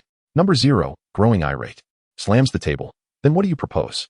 The 3 startle and quickly respond, "We will follow your lead, entirely." After a moment of contemplation, number 0 speaks again. "We could have the Insect King disguise himself as one of them to lure them out and eliminate them. What do you think?" The Insect King replies, "I doubt they would be so foolish." King Ovener and Kai add, "We share that sentiment, and since they are all together, there is no opportunity." Number 0, feeling exasperated, contemplates, "Why not just confront them directly?" The trio, in fear, retorts, "But they have Ultramen. It would be akin to marching to one's doom." "No way." Number 0, unable to tolerate their hesitations, exclaims, "What on earth is this? You dismiss every suggestion I make, yet you demand so much from me. How ridiculous." The 3 plead, "Do not be angry. Do not be angry. Let us think again." Number 0 snaps back, "I can't care less about your thoughts."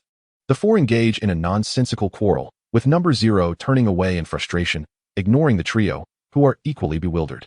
Kai murmurs, "What should we do?" Number 0 seems upset. "I have no idea," comes the reply. "Neither do I." In the Knight's private room, there are figures such as Kamen Rider Kuga, Kamen Rider Agito, Kamen Rider Denno, and Nexus, along with an inexplicably strange individual mingling among them. Odajirai Joe greeted everyone, urging them to eat and drink without hesitation. Saito Tomohiro, Handa Kento, Sato Takaru, and Uchiyama Masato took their seats, indulging in the dishes served by the waitstaff. Enveloped in an exceptionally jovial atmosphere within the Knight's private room, Odajirai, embodying the role of the elder brother, poured tea for his companions, eschewing alcohol. Uchiyama's expression shifted. Sensing an unease, it would be inappropriate for them to drink, while others merely observed. "I also want some." exclaimed Momotaro's, seated beside Sato Takaru. Hearing this, Sato hurriedly poured a cup for Momotaro's and placed a generous platter of chicken before him, encouraging him to eat to his heart's content. How about this? I've created a knights group. You all should join, Odajirai suggested. The four nodded in agreement, retrieving their phones in anticipation of the group number. 7668-33047. Everyone add this. As new knights join, we can connect. They nodded again, acknowledging his words. The five engaged in lively conversation, entirely devoid of the melancholic undertones characteristic of the Ultra group, reveling in the abundance of food and drink, accompanied by music and dance. In Saga City, Aoyagi Toshiya, Gagura, entered an orphanage, carrying a large bag of snacks. Upon his arrival, the director and teachers warmly approached him, accepting the offerings he brought. Gagura, you finally made it, a little girl exclaimed, rushing to his side and tugging at his pants. Cici, have you been listening to Andy Director? Aoyagi lifted the girl, affectionately ruffling her hair. Cici, you've been so obedient, he praised, eliciting a sweet smile from her. In the distance, a boy perched on a large tree observed the director and Aoyagi in silence. His thoughts a mystery to all. Aoyagi, sensitive to the atmosphere, noticed him and inquired of the director, Andy Tsunshin, who is that child? Pointing to the boy in the tree, he was taken aback when the director sighed before revealing a peculiar expression. That child is Akima Shinjin.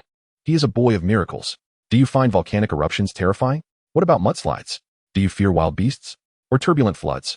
The woman, referred to as Tsunshin by Aoyagi, enumerated numerous calamities. What do you mean by that? Aoyagi asked, perplexed. Akima Shinjin has endured every disaster. Everyone perished, leaving him as the sole survivor. He has faced unimaginable hardships, yet has miraculously survived, the director explained. After a pause, she added, though he survived against all odds. This child seems to suffer from a form of social anxiety, displaying a profound fear of human contact. Social anxiety? Akima Shinjin? Qing Lu Zunya's lips curled into a smile. Could it be mere coincidence? This child is actually named Ima Xian Ren. After placing the girl, he cradled gently on the ground. Qing Lu Zunya nodded toward the director. I shall take a look. All right. Approaching the tree, Qing Lu Zunya raised his head, only to find the boy hiding behind the trunk. The boy shouted, don't come any closer. You will die if you do. Oh, why would I perish? Qing Lu Zunya chuckled, settling himself beneath the tree as he inquired back at the boy perched above. Anyone who approaches me dies. Everyone has perished. I have witnessed it all. Everyone refers to me as a harbinger of doom. The voice descended from the tree. Is that so? Yet, the director, dear lady, claims you are a miracle. A miracle? The boy poked his head out. No, I am not. He retreated once more. Do you believe another person, experiencing everything I have, would survive? What are the odds of survival? You have endured, carrying the hopes of those who have perished. You are, in essence, a miracle. Qing Lu Zunya pressed his palms together, astonished that he could offer counsel. Having survived, how can you be so cowardly? Qing Lu Zunya bellowed, seemingly lamenting the boy's timidity. If you are indeed a miracle, why not take action? Perhaps another miracle may unfold. Borrowing the words of a certain scoundrel, never give up, kid. Qing Lu Zunya departed, leaving behind an item on the stone bench. Since it bore a resemblance to his name, something he intended to discard would now be offered to this young lad. Chapter 49. Do not go outside in the private room. I'm off to the restroom. Nagano Hiro stood up and exited. Let us do this. We can eat first and continue our discussion afterward. I'll just step out for a moment, Kai announced as he also left the room. In the knight's room. Where are you going, real man? Saito Tomohiro inquired urgently upon seeing Weichi Masaru suddenly rise. It's nothing. I'm just going to the restroom. Weichi Masaru replied with a smile, sensing the enthusiasm of those around him. Make it quick. The group expressed their concern for Weichi Masaru, relieved to hear he was merely going to the restroom. In the restroom, Nagano Hiro was on the left, Kai in the middle, and Weichi Masaru on the right. Shoo. Oh, that feels good. Nagano Hiro shivered, experiencing a moment of relief. The pressure of being with his seniors had been overwhelming, and the release was liberating. Next door, however, Kai was in distress, unable to relieve himself, his face turning crimson. He simply could not find the release. And the incessant sound of someone nearby making water only heightened his frustration. Damn it, stop whistling, Kai exclaimed, slamming the door, startling Weichi Masaru, who nearly fumbled his grip. How can one endure this? Weichi Masaru decided to wash his hands and knocked on Kai's partition door. Hiroya Nagano emerged and spotted Makoto Uchiyama. The light within him surged with vitality, resonating with the light within Uchiyama as well. Are you Chizuki Rei? Are you Nexus Ultraman? Are you Hiroya Nagano? Daigo, Dyna Ultraman? What a coincidence. A pleasure to meet you. The two were thrilled to encounter each other, lamenting the time lost. Meanwhile, Kai, who was inside, was utterly bewildered. How could a mere outburst summon 2 Ultramen? Was this the end for him? Surely not. He hadn't even caught a glimpse of Kamen Rider. And now it seemed his fate was sealed? How frustrating. Could it be that he, a notable figure from Den-O, would exit without a single appearance? Anxiously, Kai rose to open the door. Nagano and Uchiyama turned around, and due to the current resonance of their inner lights, they momentarily mistook Kai for yet another Ultraman. Are you Red Kai? Orb Ultraman. Orb? Uchiyama and Nagano warmly extended their hands toward Kai, leaving him in a state of shock. What orb? What Ultraman? Are they referring to me?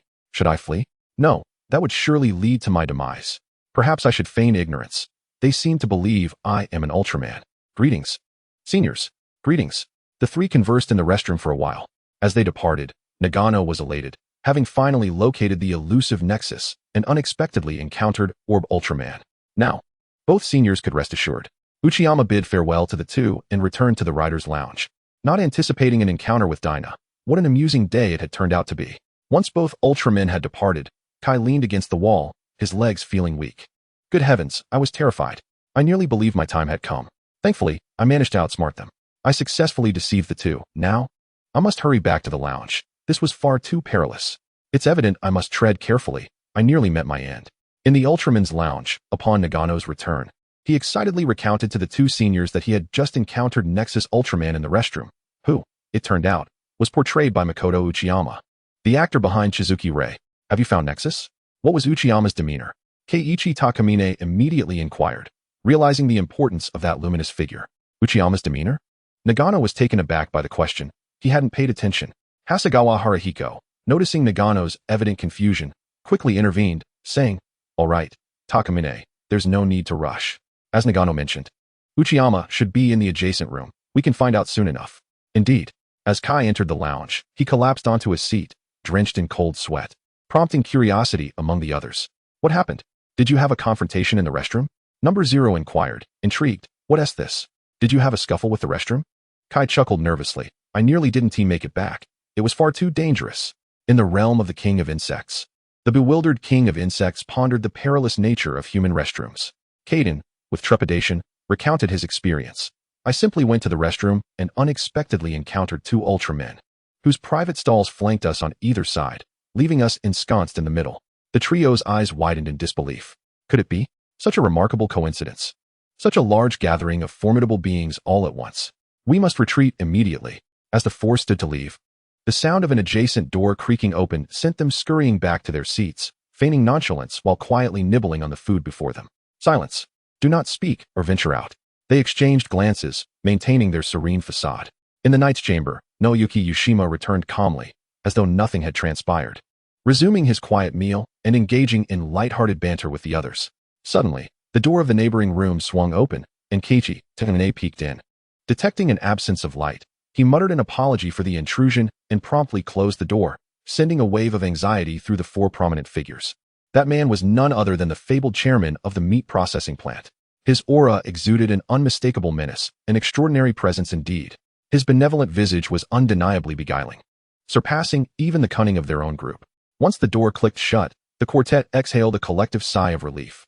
Yet, moments later, the door next door opened again and swiftly closed. They exchanged glances, and 3 of them pointed at Kaden. You check. Why must it be me? Kaden exclaimed. You returned alive, hence it is your duty. The remaining 2 nodded in agreement. As the door creaked open, to their astonishment, it was empty. The 4 hastily sprang to their feet and fled like the wind.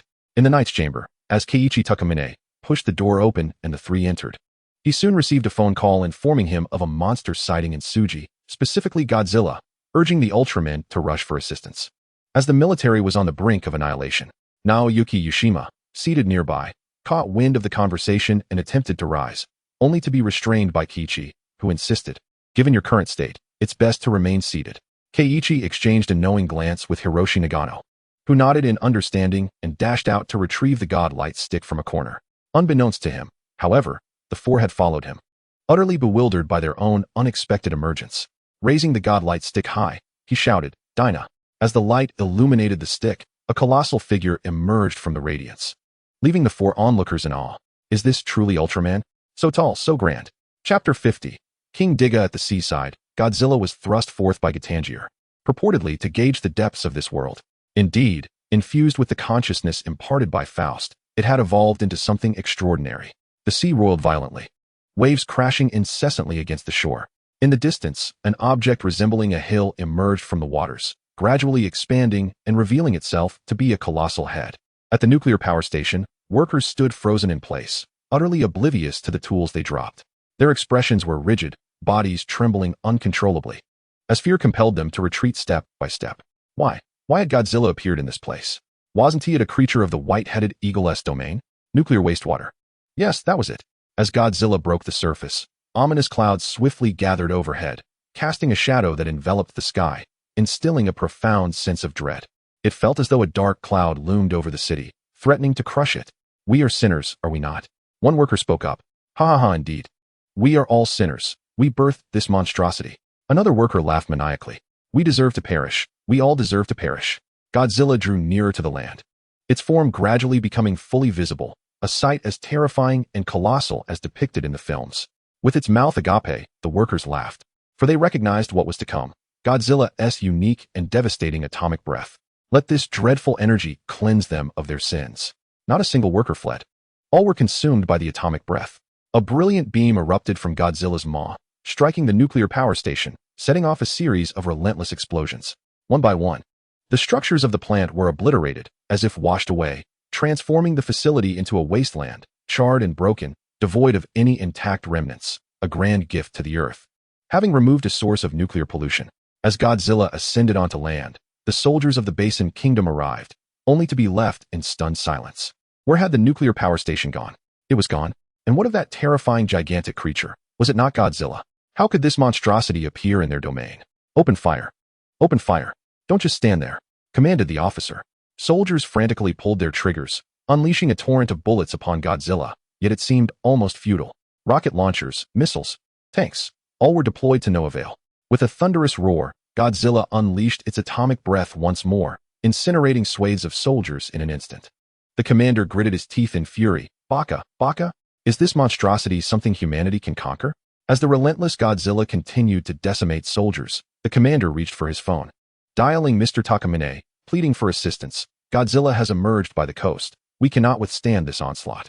Once the call ended, the commander gazed upon the dwindling number of soldiers, unsheathed his katana, and charged at Godzilla, shouting fervently for humanity. With a resounding thud, Godzilla trampled the commander underfoot.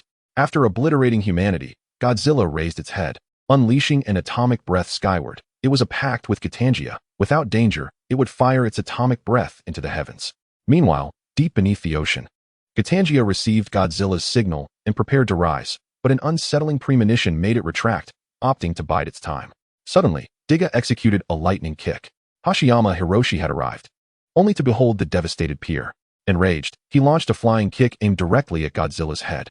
This technique, learned from his mentor Takamine, was the lightning kick, concentrating light energy in his foot, sufficient to slay an ordinary monster.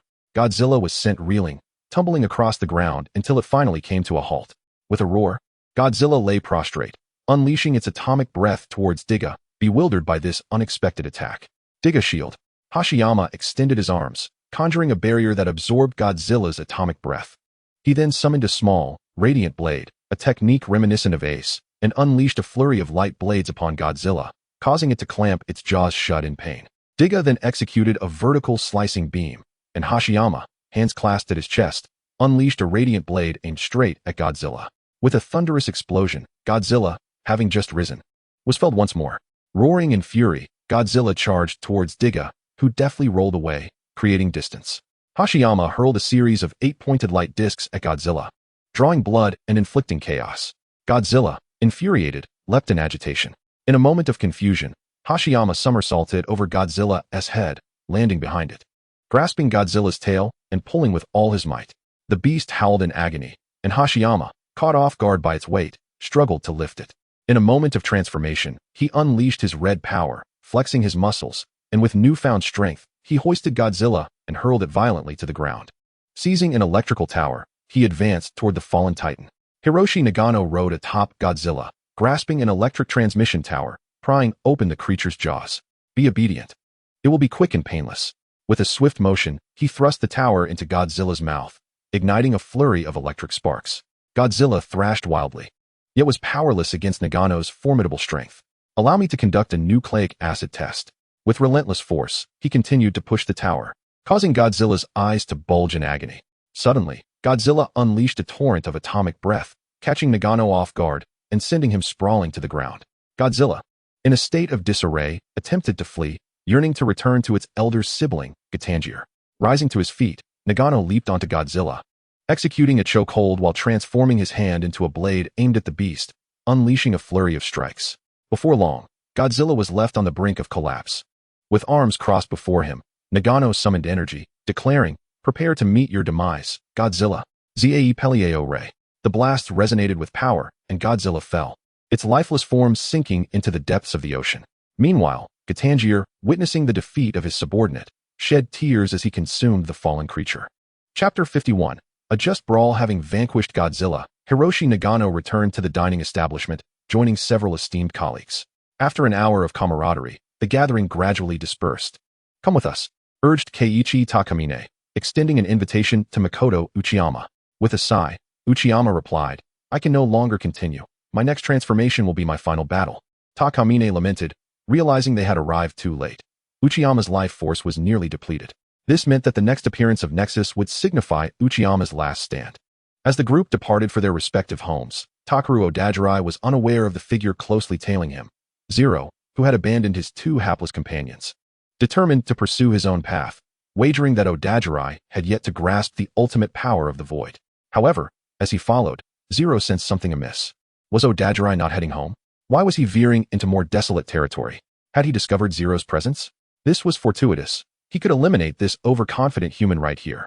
In the outskirts, Odajirai turned and called out, "Come out." Zero stepped from behind a tree, exclaiming, "So, you have indeed noticed me?" Odajirai was momentarily taken aback by Zero's unexpected appearance in this realm, yet dismissed the concern. What mattered was that Zero had emerged. Behind him, Tomohiro Kaido, Kinto Handa, and Takeru Sato appeared, surrounding Zero. "What's the situation? Am I being cornered?" Zero thought, initially intending merely to discuss what actions to take should they all appear. But now he found himself ensnared. Odajirai grinned. "Then let us resolve this." Saito Tomohiro extended his hand, grasping it firmly, and instantly transformed.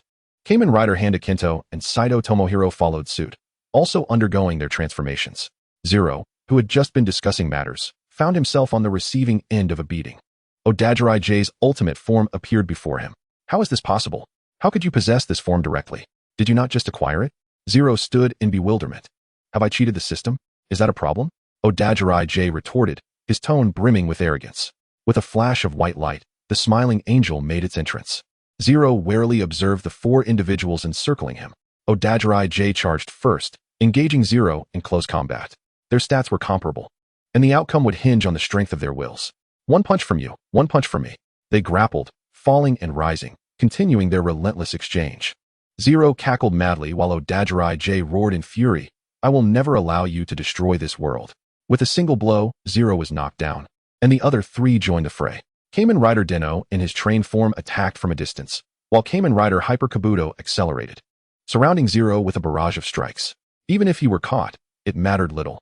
In the chaotic battle, one could never know how many Hyper Kabuto were observing from different timelines. "Got you." Zero laughed maniacally.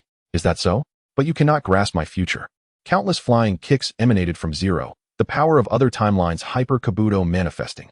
He was sent flying, and Saito Tomohiro turned, pointing one hand to the heavens. "It seems I have the upper hand." With a swift slice, Explosion 555 cleaved through the airborne Zero, sending him crashing down, while a barrage of strikes rained upon him, leaving Zero battered and bruised. Pressing 555, he entered energy replenishment mode, delivering a kick that illuminated the sky with a crimson glow, the deep red drill's radiance tearing through the clouds.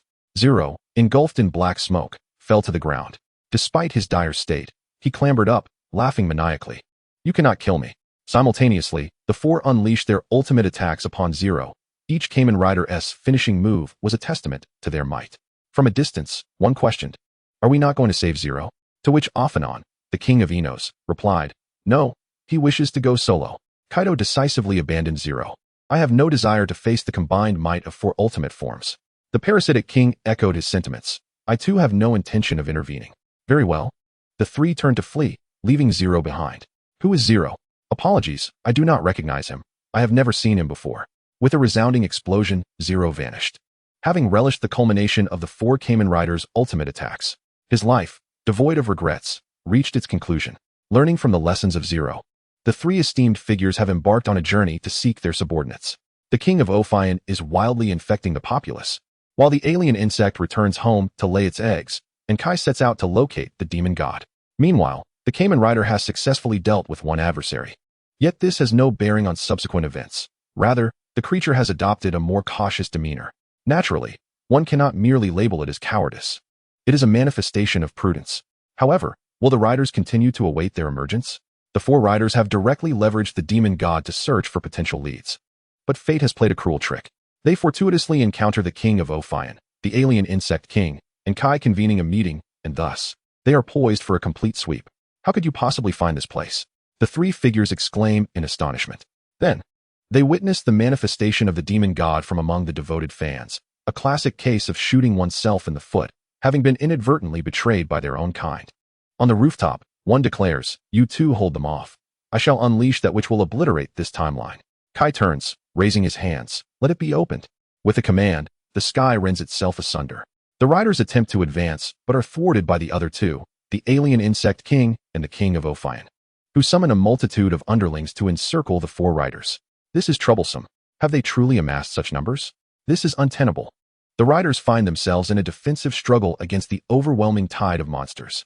Kaido Tomohiro expresses his distress, lamenting the inability to utilize his bug sword in its gun form. Otherwise, he would have swept them away in one fell swoop.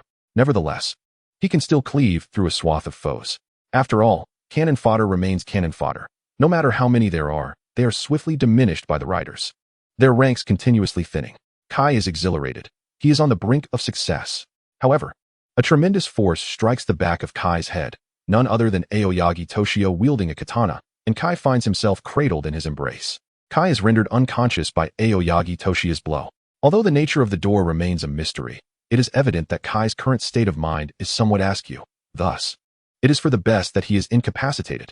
Not a problem, Kai. I apologize, but this is the final time.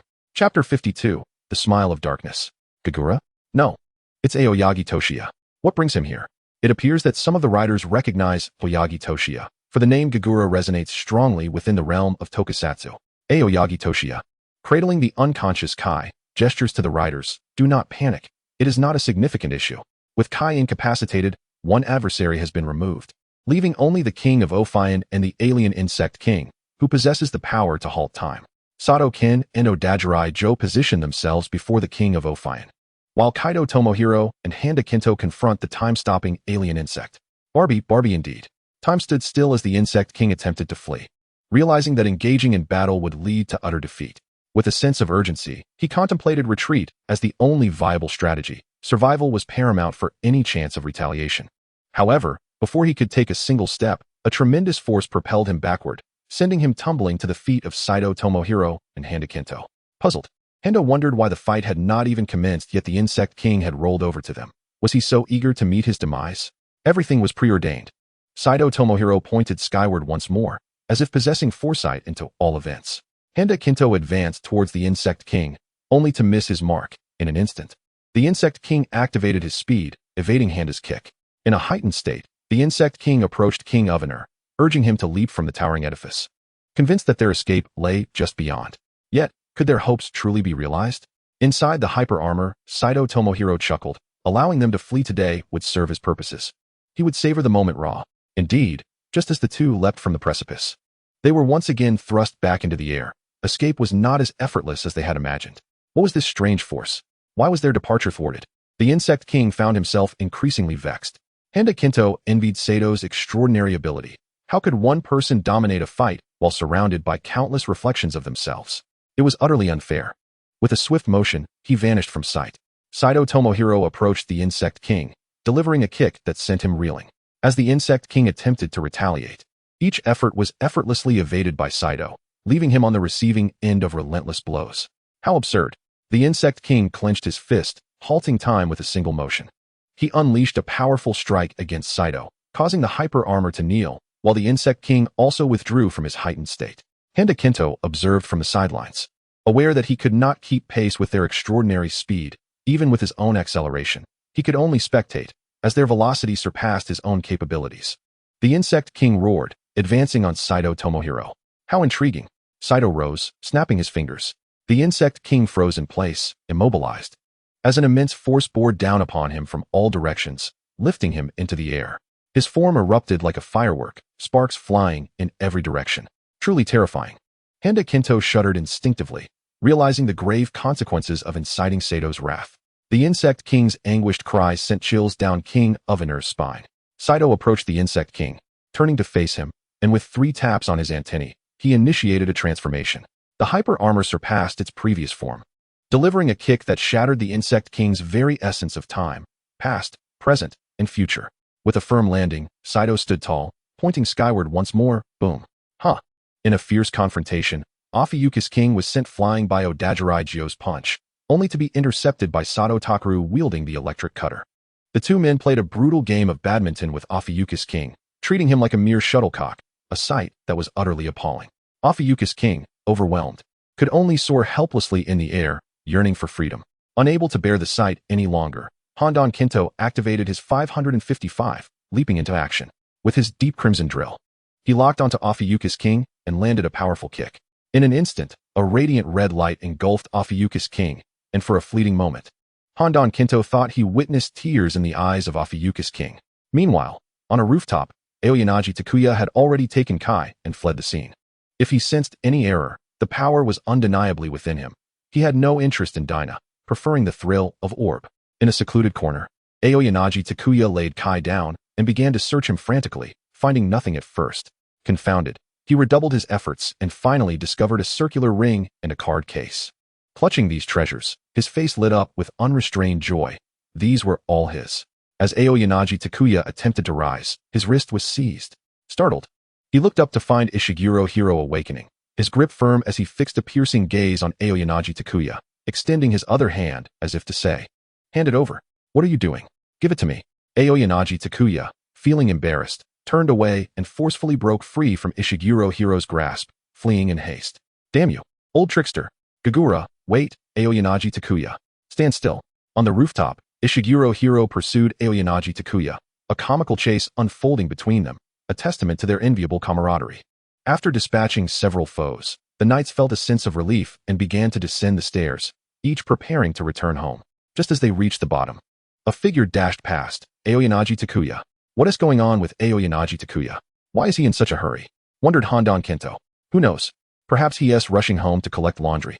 Another figure sped by, revealing Kai, also known as Ishiguro Hiro, who was in pursuit of Aoyanaji Takuya. Several knights intervened, stopping Kai in his tracks, leaving Ishiguro Hiro bewildered. "What are you all doing?" "Kai, don't let him get away." "What?" Ishiguro Hiro replied, confused, as memories of the evil goddess possession eluded him. Kaido Tomohiro grimaced. "Don't hold me back. Aoyanaji Takuya just snatched my orb ring. I knew it." In this moment, 5 individuals pursued Aoyanaji Toshiya. Aoyanaji Toshiya exclaimed, "Hey, you lot, I just helped you moments ago, and now you are chasing after me." In frustration, he called out, "Gagura, return my belongings." Ishiguro Hiro trailed behind Aoyanaji Toshiya, his face contorted in fury. "Damn it, you had the audacity to steal my orb ring." Chapter 53. Do not panic in a narrow alley. Aoyanaji Toshiya finally evaded the group, laughing heartily. "Ha, to catch up with me? That's utterly impossible. There's still a span of 20,000 years to go." He produced the orb ring, elated to have it in his possession. Kai, you think you can catch me? Not a chance. I shall keep the orb. Ha ha ha. In the alley above, for knights and Ishiguro Hiro watched Aoyanaji Toshiya, who was laughing maniacally. Sato Takaru scratched his head. Has this guy always been like this? Probably. Ishiguro Hiro covered his face. "Here, take this." Henda Kinto offered a sharp blade to Ishiguro Hiro. "Oh, thank you." Ishiguro Hiro bowed in gratitude. In the alley, Ishiguro Hiro leaped down with a thud. Aoyanaji Toshiya whirled around, but found nothing behind him. Puzzled, Aoyanaji Toshiya turned back to the orb ring, a smile creeping onto his lips. Who would have thought? "You have finally come into my possession." From behind a distant wall, Ishiguro Hiro gripped the blade tightly, peeking out cautiously, then quickly retracting his head. I haven't been spotted, he thought, proceeding to inch closer to Aoyanaji Toshiya. After a few steps, sensing something amiss, he promptly withdrew. Aoyanaji Toshiya turned around. "Huh? How strange. Why do I feel as though something lurks behind me?" He dismissed the thought, focusing instead on his orb ring. Aoyanaji Toshiya pulled out a card from the case. Ultraman-san. Suddenly, a chill ran down his spine. He spun around, but once again, nothing was there. Am I hallucinating? He wondered. Behind the wall, Ishiguro Hiro sighed deeply, nearly discovered. That was close. Just a tad more, and I would have been caught. Stay calm, stay composed. Ultraman Tiga.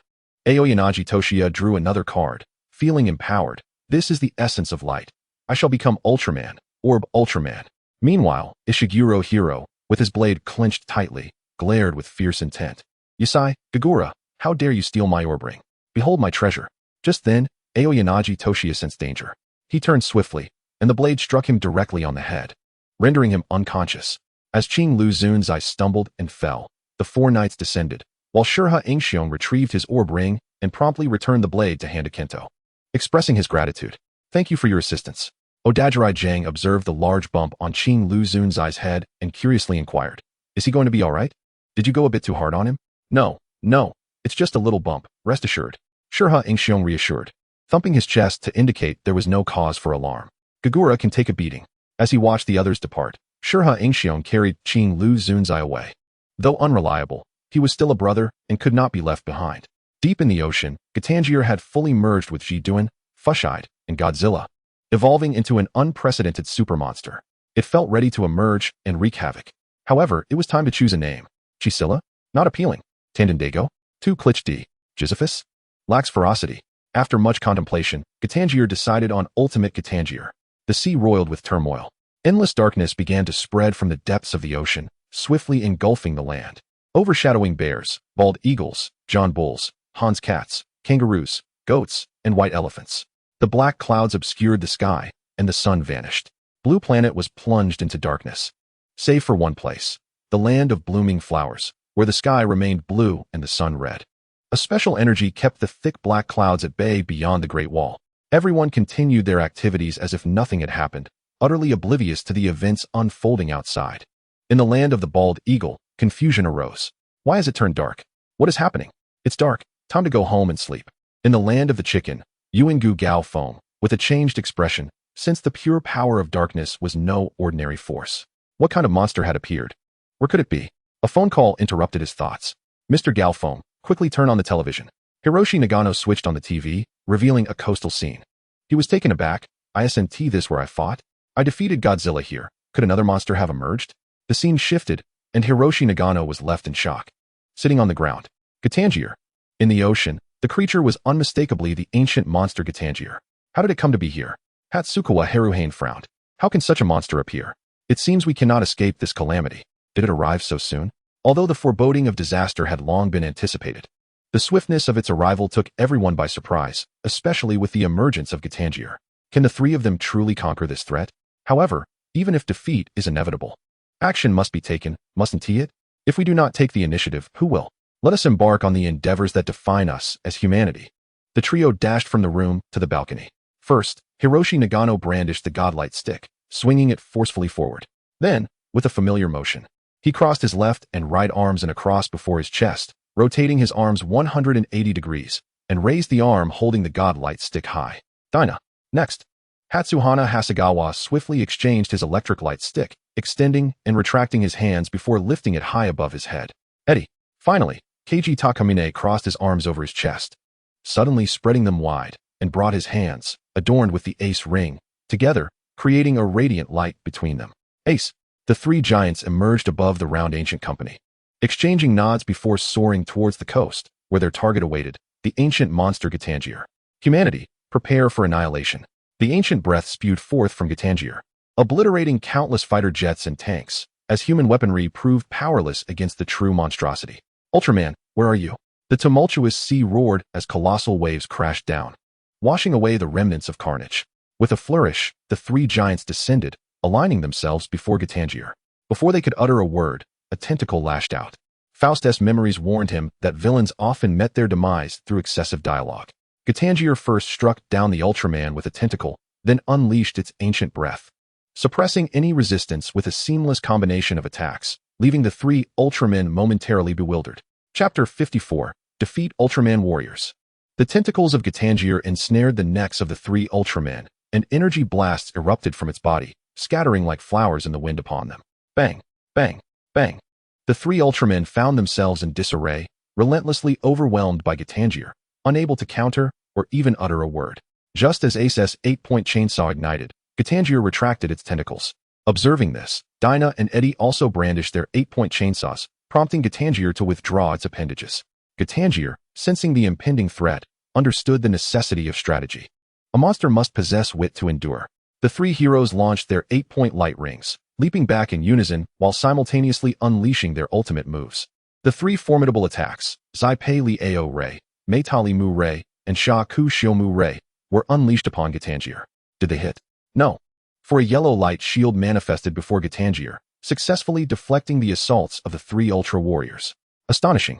Is this not Jedin's ability? How could it possibly be displayed by Gitanjir? Shocked.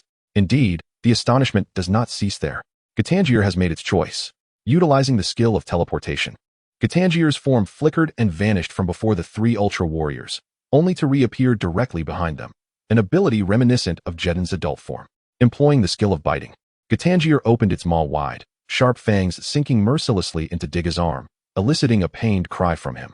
Ace and Eddie, witnessing the distress, rushed to assist Tiga, striking Gitanjir's neck with their hands. Yet, it seemed futile. With the skill of whip strike, two tendrils swept from beneath the waves, knocking Ace and Eddie down into the water with a resounding splash. Gitanjir, now possessing the abilities of Faust, Jedon, and Godzilla, had not only grown in size but also displayed remarkable agility, proving too formidable for the three Ultra Warriors to contend with. Gitanjir's resilience is not merely due to Tiga's prowess. Jedon stands as a rival to Saiga, and Faust's dark Zaki abilities cannot be underestimated. Godzilla's influence has undoubtedly accelerated Gitanjir's metabolism and blood circulation. The Ultra Warriors. Gitanjir released Tiga, unleashing an ancient breath attack that swept across the three Ultra Warriors, sending them hurtling back as they had just regained their footing. A truly dismal sight. They were utterly outmatched. This scene is currently being broadcast nationwide by the Eagle of the North. Gitanjir? Is this a shoot for a new film? The special effects are remarkable, truly deserving of the title Foot Basin Chicken. This oppressive atmosphere, this terrifying figure, magnificent. Foot Basin Chicken, dear heavens. Sariling Ultra Warriors, you must rally. Stand up, Ultra Warriors. Ding dong, ding dong, ding dong. The three Ultra Warriors began to illuminate with red lights. If they cannot even breach its defenses, how can they hope to prevail? A strategy must be devised, or defeat is inevitable. All right, let us go. The three Ultra Warriors launched a concerted assault on Gitanjir, to the point where Gitanjir almost seemed to emit sounds of pleasure, exclaiming, "Ah, yes, right there, a little to the left, and a tad higher, precisely there." Not only were they scraping, but they were also tickling Gitanjir. In a moment of turmoil, Higashiyuki took hold of Yoshima's hand, his expression a tapestry of conflicting emotions. Deep within, he yearned to implore him not to proceed, to save him from certain death, yet the words remained trapped within him. "It's fine. Ah, brother. I've been prepared for this long ago." Yoshima's lightheartedness pierced through the gravity of the situation. "Oh, Doudou, could you call me brother one more time?" Reluctantly, Higashiyuki released his grip, fully aware that he could not prevent the inevitable. Yoshima, with a smile, called out, "Brother." As Yoshima ascended, transformed into a radiant being of evolution, he soared towards the sea. Higashiyuki, powerless to intervene, could only offer silent prayers, hoping for a safe return. "You must come back alive, Yoshima." Meanwhile, the colossal form of Gitanjir trembled, its tendrils ensnaring the three Ultra Warriors, lifting them off the ground as its ancient breath unleashed torment upon them, eliciting their anguished cries. The energy timer blinked increasingly rapidly, indicating the imminent collapse of the Ultra Warriors. Gitanjir began to gather its petrifying light. Exterminating these Ultras would herald its ultimate success, leaving no one to challenge its supremacy. Suddenly, an explosion erupted from Gitanjir, disrupting its petrifying beam. This was the storm of arrows unleashed by Nexus, a distinct attack that transcended ordinary light. The blade of light appeared as Nexus soared through the skies, severing the tendrils that bound the Ultra Warriors, rescuing them from certain doom. Accursed Ultra Warriors. Gitanjir retaliated with a beam of petrification aimed directly at Nexus. "Watch out." Eddie lunged forward, pushing Nexus aside. Yet he succumbed to the curse, becoming a stone statue, sinking into the depths of the ocean. Another beam was unleashed, this time striking Ace, who had shielded Nagano Hero from harm, and he too transformed into stone. With a heart-wrenching cry, Nagano Hero, overwhelmed by grief, realized that the energy sustaining his ultra form had dissipated, leading to Tiga's annihilation. Tiga, Ace, Eddie. Yoshima stood in shock. questioning if he had truly been a step too late. With no one left to protect, despair engulfed him, enveloping the unconscious Nagano hero in radiant light. Yushima hurled him away, knowing that remaining here would seal their fates. Go far away. Come forth, Gitangier. On the coastal land, Ishiguro hero drew forth the orb ring. Extracting the Ultra cards. Ultraman-san. The card transformed into light, appearing beside Ishiguro. Tiga-san. Another card materialized on his left side. Grant me your strength. Raising the orb ring high. The two Ultras merged into the nascent form of orb, birthing a renewed light. Orb descended beside Nexus. Nexus-senpai. Orb, let us battle together. All right. With a thunderous crash, the two individuals were propelled outward. Does Gitangia not take me seriously? Engaging in conversation before me as if I were inconsequential. The breath of the ancients erupted forth, prompting the two warriors to swiftly evade. Nexus and Orb rolled away from the ancient breath, positioning themselves on opposite sides, exchanging nods of acknowledgement before soaring into the air. Encircling Gitangia, a barrage of light attacks was unleashed, yet all were thwarted by Zeden's defensive light shield. The indiscriminate assault, akin to a celestial shower, was once again launched, compelling the two Ultra Warriors to hastily maneuver and evade the relentless onslaught. Perish, Ultra Warriors. The petrifying beam was aimed at Orb. Observing this, Nexus swiftly unleashed a storm of light arrows to intercept the petrifying beam. Chapter 55. Is it impossible? Hiss. Hiroshi Nagano awoke with a start from his hospital bed. He had been defeated. They had succumbed to Gitangia. Senior Takamine, Senior Hasegawa. Hiroshi Nagano clenched his fists, his body trembling uncontrollably. Victory felt utterly unattainable. Fear gripped him, a chilling dread that penetrated to the marrow. The terrifying demon King Gitangia was more fearsome than anything depicted in the tokusatsu dramas. It was a true demon, surpassing even the darkest of fiends. His hand cradling his face, Hiroshi's gaze was vacant. Had the illustrious Tiga Ultraman truly been vanquished so easily? Of course. He is not Daigo. This is unlike you, Hiroshi Nagano. The door to the hospital room swung open, revealing a handsome, mature man. Who was he? Shigemaru Kage, a name not widely recognized, but the other, surely everyone knew. He was Shinjo. Look at you, are you afraid? As a man, one must eventually confront their fears and never retreat, especially when you are Tiga. How could you ever consider giving up, Hiroshi Nagano? The words of Shigemaru Kage Shinjo struck like thunder, causing Hiroshi to lift his head, his eyes regaining their luster. Indeed, how could he allow himself to feel disheartened? What right did he have to wallow in despair?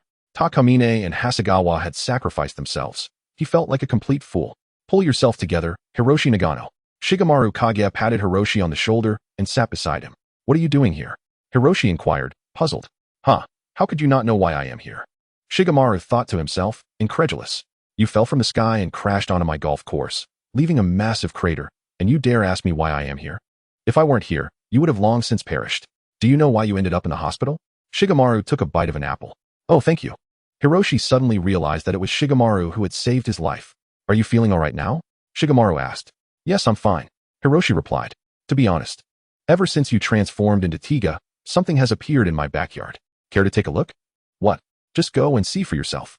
Hiroshi Nagano discreetly slipped out of the hospital with Shigemaru Kajamaru, climbing into his car and heading towards his home. Shortly thereafter, they arrived at their destination. The backyard of Shigemaru Kajamaru's residence was astonishing, utterly absurd. Hiroshi Nagano gaped in awe at the majestic Fian No. 1 before him, his lips twitching as he glanced at Shigemaru, who merely shrugged in response. Don't look at me. This was merely a toy once. And who could have imagined it would grow to such proportions? I gave it a try, and it can indeed fly. You can pilot an aircraft? Not at all. But Nishikawa can. Shigemaru nodded knowingly. Has he inherited Nishikawa's memories? He opened the wardrobe to reveal the attire of the victory team, tossing a piece to Hiroshi while taking another for himself. Let us do this together. All right. Once they donned the uniforms, they stood before Fian No. 1, helmets in hand, filled with profound emotion, never imagining they would someday engage with such a genuine piece of machinery. Humanity's dreams and homes must ultimately be safeguarded by humankind itself. Standing beside Hiroshi, Shigemaru suddenly inquired, Hey, what is it like to transform into Dyna? Hiroshi paused for a moment, reflecting before replying. It feels like the refreshing ease after a warm shower. Get lost. Shigemaru playfully nudged Hiroshi, leading them both to chuckle. Amid their laughter, they were startled by an unexpected voice from behind. It was Shigemaru's wife, who gazed curiously at her husband, oblivious to his intentions. What are you planning to do? Both men jumped at her sudden interruption, turning to face her. Shigemaru was taken aback. He hadn't anticipated her presence, especially since she seldom ventured into the backyard. What brings you here, Suzuko? I'm asking what you intend to do. As Hiroshi began to explain, Shigemaru pushed him aside. Looking at his wife with a moment of silence before stating, some things must be done. But why you? It doesn't have to be you. Suzuko. Shigemaru embraced the woman, who began to weep. Hiroshi turned away, feeling the weight of the moment. I'm simply going to do what a human can do. Wait for my return. He gently ruffled her hair, then urged Hiroshi to board Fian number 1. Suzuko was bewildered. How could they possibly win? Even Ultraman had been defeated. Why would they willingly walk into certain death? It's hopeless. She cried out in despair as the aircraft descended, but from within Fian number 1, 2 voices echoed back. We're sorry, but it's truly hopeless. We cannot comprehend. The boisterous laughter left Suzuko momentarily stunned as the Flying Swallow 1 ascended. Heading towards the coastal city of Saga, Shinrin Ikemen held his glowing sword, gazing silently at the aircraft soaring above him, pondering why everyone was so eager to court death. That monstrous being had even defeated Ultraman. In the skies over the coast, the weary Shinichi Yushima began to feel his strength waning. Was it nearly over? The monster remained unconquered, and he had failed to protect anything. Just then, a tentacle struck Nexus, sending him plummeting into the ocean. Nexus, my predecessor, Hiro Ishiguro, wielding the orb's sacred sword, landed before Nexus, shielding him from Gitanathor's ancient breath. However, the disparity in power was evident. A single ancient breath sent both Ultraman warriors flying. Petrifying Ray. Seizing the opportunity, Gitanathor unleashed a petrifying beam toward the 2 Ultraman warriors. In the midst of their backward flight, they found themselves unable to defend against it. Would they also succumb to petrification? Clang. The petrifying ray was severed as a samurai sword fell onto the ocean's surface, intercepting Gitanathor's beam. Enraged, Gitanathor spat blood, exclaiming, "Who dares to interfere?" A massive horn being sat upon the land, his blade embedded in the sea, revealing that he was the one who had just intervened. Oh, thank you, Gagula. Bah, who needs your gratitude? Ding dong, ding dong, ding dong. The light of Nexus began to fade. Predecessor, your light. Fear not. The final arrow of light, perhaps a testament to Shinichi Yushima's tenacity, soared forth as Nexus dissipated, a radiant orb flying towards the mainland. The brilliance brushed past Flying Swallow 1, causing Hiroshi Nagano to shudder. That light belonged to Nexus, meaning Yushima had wagered everything on a battle he could not afford to lose. Flying Swallow 1 continued onward, the light guiding Shinichi Yushima back to Hidetaka Tokiyoshi's side. Chapter 56, Ultimate Despair Launch. Whoosh whoosh whoosh. Laser projectiles erupted from Flying Swallow 1, striking Gitanathor and igniting a cascade of brilliant sparks. Though ultimately futile, they captured Gitanathor's attention. That's a human aircraft. While the strikes were not painful, they were immensely insulting. A human aircraft dared to challenge him? Gitanathor opened his maw wide, unleashing an ancient breath that soared skyward. Not bad at all. Shigemaru Kajimaru piloted Flying Swallow 1, deftly evading Gitanathor's ancient breath. However, was that breath not a tad prolonged? Observing the ancient breath trailing closely behind, Flying Swallow 1 spiraled gracefully through the air. Is that all you've got? Shigemaru Kajimaru smirked, glancing down at Gitanathor. To hit me, Gitanathor, you're still 2,000 years too early. In the next moment, thick black smoke billowed from Gitanjir, swiftly enveloping the surroundings in an impenetrable darkness, rendering visibility completely null. The Fian number 1 was in flight when suddenly, a tentacle lashed out, startling Ingwan Mitsuki into evasive action. How could such a cowardly method exist? The visibility was utterly gone. This was sheer passivity.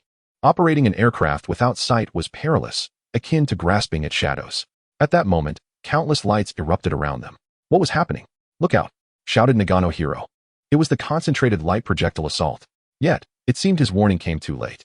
Despite Ingwan Mitsuki's exceptional skills, he was still struck by the barrage, hitting the wing of Fian number 1, which was now on the verge of destruction. With a loud hum, Fian number 1 spiraled down, engulfed in smoke. Completely out of control. In desperation, Ingwan Mitsuki was drenched in sweat. Tiga.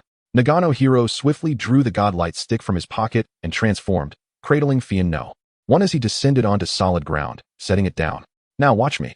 Light-based attacks proved ineffective against Gitanjir, prompting both Orb and Gargula to wield their blades in a frenzied assault on Gitanjir. Even if victory seemed unattainable, they were determined to try. This was the essence of humanity, was it not? Tiga rejoined the fray, collaborating with Orb and Gargula to confront Gitanjir. With a powerful leap, Tiga landed on Gitanjir's back, unleashing a Zai Pali AO beam that, this time, was not intercepted, striking Gitanjir squarely. Gitanjir trembled in pain, yet it was in vain. Orb and Gargula were ever watchful, ready to strike as soon as it relaxed its defenses. A disgraceful mob assault ensued. Gitanjir attempted to unleash its ancient breath, but Orb seized the opportunity, forcefully clamping its mouth shut. With a thunderous boom, smoke billowed forth, a result of its own suppressed fury. Gitanjir roared in frustration, cursing the accursed Ultras. Yet, with each surge of anger, it revealed vulnerabilities in the eyes of the warriors, who were resolute in their determination to exploit every chance to defeat it. Gargula, the sharp-horned alien, severed all of Gitanjir's tentacles with his keen blade, while Orb firmly restrained Gitanjir's mouth, preventing it from unleashing its ancient breath and petrifying light. Meanwhile, Tiga unleashed a torrent of energy from his back, employing every ability imparted to him by Gaofeng. Decapitation blades, vertical decapitation blades, 8-pointed electric saws, arrow-shaped rays, palm rays, diamond rays, timer rays, particle explosions, ultra spears, and more. Every applicable skill was relentlessly unleashed upon Gitanjir, resulting in a continuous barrage of explosions that left Gitanjir with no opportunity for resistance. Through the unwavering efforts of the three warriors, Gitanjir finally closed its eyes. At last, had they emerged victorious? Had they truly won? Success, is it? Observing the motionless entity of Gitanjir, the trio found themselves utterly exhausted. Yet, could this truly be the conclusion? That ancient evil deity seemed rather trivial, an underestimation indeed. Crack! A sound emanated from the thick shell on Gitanjir's back, followed by the emergence of several fissures, as if something were striving to break free. Boom! A hand abruptly thrust forth from Gitanjir's shell, and in an instant, the Titan's colossal form appeared to disintegrate like dust in the wind, revealing another humanoid being. He was the ultimate monster, born from the fusion of the genes of the cosmic beings Jaden, Faust, Godzilla, and Gitanjir, Mephistopheles Jir. The two Ultra Warriors and Gagula remained vigilant, adopting defensive stances. Yet the shadow in the darkness suddenly vanished. What? Where has it gone? It disappeared. At that moment, Mephistopheles Jir stood with arms crossed above the trio, a chilling sensation coursing through their minds. As they looked up, an explosion erupted. Crack! Crack! Countless light projectiles rained down, leaving them with no means of evasion. They bore the full brunt of Mephistopheles Jir's onslaught. Boom! The form of Mephistopheles Jir swayed, the fabric of space contorting as he appeared beside Gagula. With a single strike, Gagula was sent flying, plummeting into the ocean. Gagula! The hero Shakira cried out. Yet, it was now his turn. Mephistopheles Jir raised Orb into the air with one hand, then kicked him away, his form swaying as he materialized next to Orb, striking his chest with one hand and his back with the other. Orb plummeted into the sea like a meteor. Mephistopheles Jir extended a hand, and a terrifying beam of light surged forth, instantly engulfing Orb's form. Orb merged into the ocean, and the light dissipated. Such power! Mephistopheles Jir exuded an unrelenting aura of terror. It was utterly overwhelming, rendering the Ultra Warriors no match for him. As he descended into the sea, Mephistopheles Jir approached Ultraman Tiga, gripping his neck and lifting Hironobu Nagano with ease. Ultra Warriors, it seems you are but this, he proclaimed, self-proclaimed as the embodiment of light, capable of obliteration with a mere wave. Crack! Hironobu Nagano struggled, yet Tiga appeared as a mere child before Mephistopheles Jir, powerless and frail. Was there truly no hope? Were they destined to lose? Mephistopheles Jir's hand descended upon Tiga's timer, siphoning the luminous energy from his body, extracting every remaining vestige of light. Crack! Crack! Crack! First, his abdomen turned to stone, followed by his arms, torso, thighs, and ultimately his head. Tiga was vanquished. Mephistopheles jeered maniacally. He had triumphed. He had triumphed. The statue sank into the ocean, entombed with Ace and Eddie. Light had faltered. Humanity had failed. And the counteroffensive had reached its conclusion. Mankind had suffered a complete defeat. Mephistopheles extended his hand towards the heavens, as a terrifying dark energy once more swept across the entire blue planet, this time mutating all life on Earth into grotesque monsters. Chapter 57. The Future of Humanity Across the Globe. Websites buzzed with activity. Eagle's Nest. Isn't this the new theatrical release? Why is the sky growing darker? Could it possibly be real? Kangaroo's Den. Oh no, the tiger at the zoo has mutated and escaped. Bear's Domain. It's truly a monster. It really is a monster. Chicken Basin. Ultraman has lost. We have lost. There is no hope left. Humanity is devoid of hope. As darkness enveloped the world, a post emerged from the flowering home, asserting that the live broadcast was indeed genuine, although these events appeared not to have transpired within their domain. Accompanying the post were several images, culminating in a depiction of the pitch-black sky beyond the Great Wall. Beyond the Great Wall, darkness reigned, while within, light persisted. It was a realm of half light and half darkness, where night and day coexisted. I wonder why we haven't seen any changes. I thought it was merely a new theatrical release. I had hoped for a nostalgic return of Dinah, yet it all turned out to be true. It seems the dark clouds have been held at bay by our Great Wall. Zhenggu is incredible. Our flowering home is the strongest. Upon the Great Wall, 8 armored warriors stood resolute, as a multitude of avian mutant beasts approached. Yet, they would not allow passage. Here in the flowering home, passage is forbidden. Li Xiang transformed, soaring as the emperor into the sky. Let us go. 7 armored figures ascended, tearing through the firmament, as all oncoming monsters fell like rain from the heavens. None making it through. Humanity shall never concede defeat. Amidst the chaos around the world, Yuangu addressed the global audience through the international network. Every individual harbors a shadowy side, yet also a radiant one. Now, we can believe that with relentless effort and steadfast resolve, humanity can indeed forge a brilliant future and create beautiful lives. By cherishing what is truly important, I am confident we can achieve this. Ultraman has not given up. He fought to the last breath to protect our future. How can we, as humanity, forsake ourselves? I implore everyone to, as in the story, believe in the light, and pass that radiance to Ultraman, allowing him to rise once more. Upon utterance of these words, the entire internet erupted in fervor. Such eloquence. But how can we possibly send light to Ultraman? Has Yuangu lost his mind? One would not genuinely believe that, akin to what is portrayed on television, merely raising a hand would transport one to Ultraman's realm. In reality, individuals across the globe have indeed lifted their hands, yet alas, no miracles transpired, and no light emanated from them to rescue Ultraman. Beneath the ocean's depths, Hiroshi Nagano finds himself ensnared within a prism of crystalline confinement, the surrounding coldness intensifying. They have lost. Indeed, they have succumbed. The sensation faced during his portrayal of Daigo against Gitangiar was akin to this, yet now this palpable despair is overwhelming, and the sense of powerlessness is profound. Is there truly no recourse left? The camera pans out, revealing 3 Ultraman warriors suspended in the ocean's depths, ascending towards the surface. Mephistopheles' gyre lies upon the water, dark energy surging from his being. Above, the skies are shrouded in ominous clouds. A swirling black vortex spins, from which dark energy proliferates across the world. Despair, lamentation, carnage, and desire. Let it all be unleashed. Mephistopheles' gyre cackles maniacally, feeling the relentless surge of power coursing through him, growing ever stronger. Humanity serves as a remarkable tool. It is no wonder Ultraman has chosen humans, such peculiar beings, their forms teeming with the extraordinary, encompassing myriad possibilities, simultaneously harboring boundless darkness and absolute light. However, Ultraman has already been vanquished, and such extraordinary beings now belong to me. Above the storm clouds, a pair of enormous eyes gazes downward. Humanity does not belong to anyone but themselves. Once those eyes vanish, akin to sunlight piercing through the night, a radiant beam descends from the horizon, plunging into the ocean and entering the body of Tiga. Light. It is light. But from whence does this light originate? Ironically, despite being crafted by a modest production, the first beam of light emanates from the other side of the ocean, from the land of flower planters, manifesting upon Daigo. On a towering edifice, Daigo raises the godlight stick, enveloped in a golden luminescence. His live stream erupts in chaos. Oh my, dear wife, son, come quickly to witness the light. Daigo has transformed into light. This implies that the possibility previously articulated by Yuangu has indeed materialized. Amidst the radiance, Daigo speaks forth the 5 sacred oaths of Ultraman. 1. One must not attend school on an empty stomach. 2. On fine days, one ought to hang out the laundry. 3. Caution must be exercised when traversing roads. 4. Do not rely on the strength of others. 5. Avoid playing barefoot on the ground. He lowers his gaze, articulating each word. Do you still believe in light? This rhetorical question ignites an eruption of brilliance from the land of flower planters. First manifested in a constellation of children's light, followed by those who once transformed into light.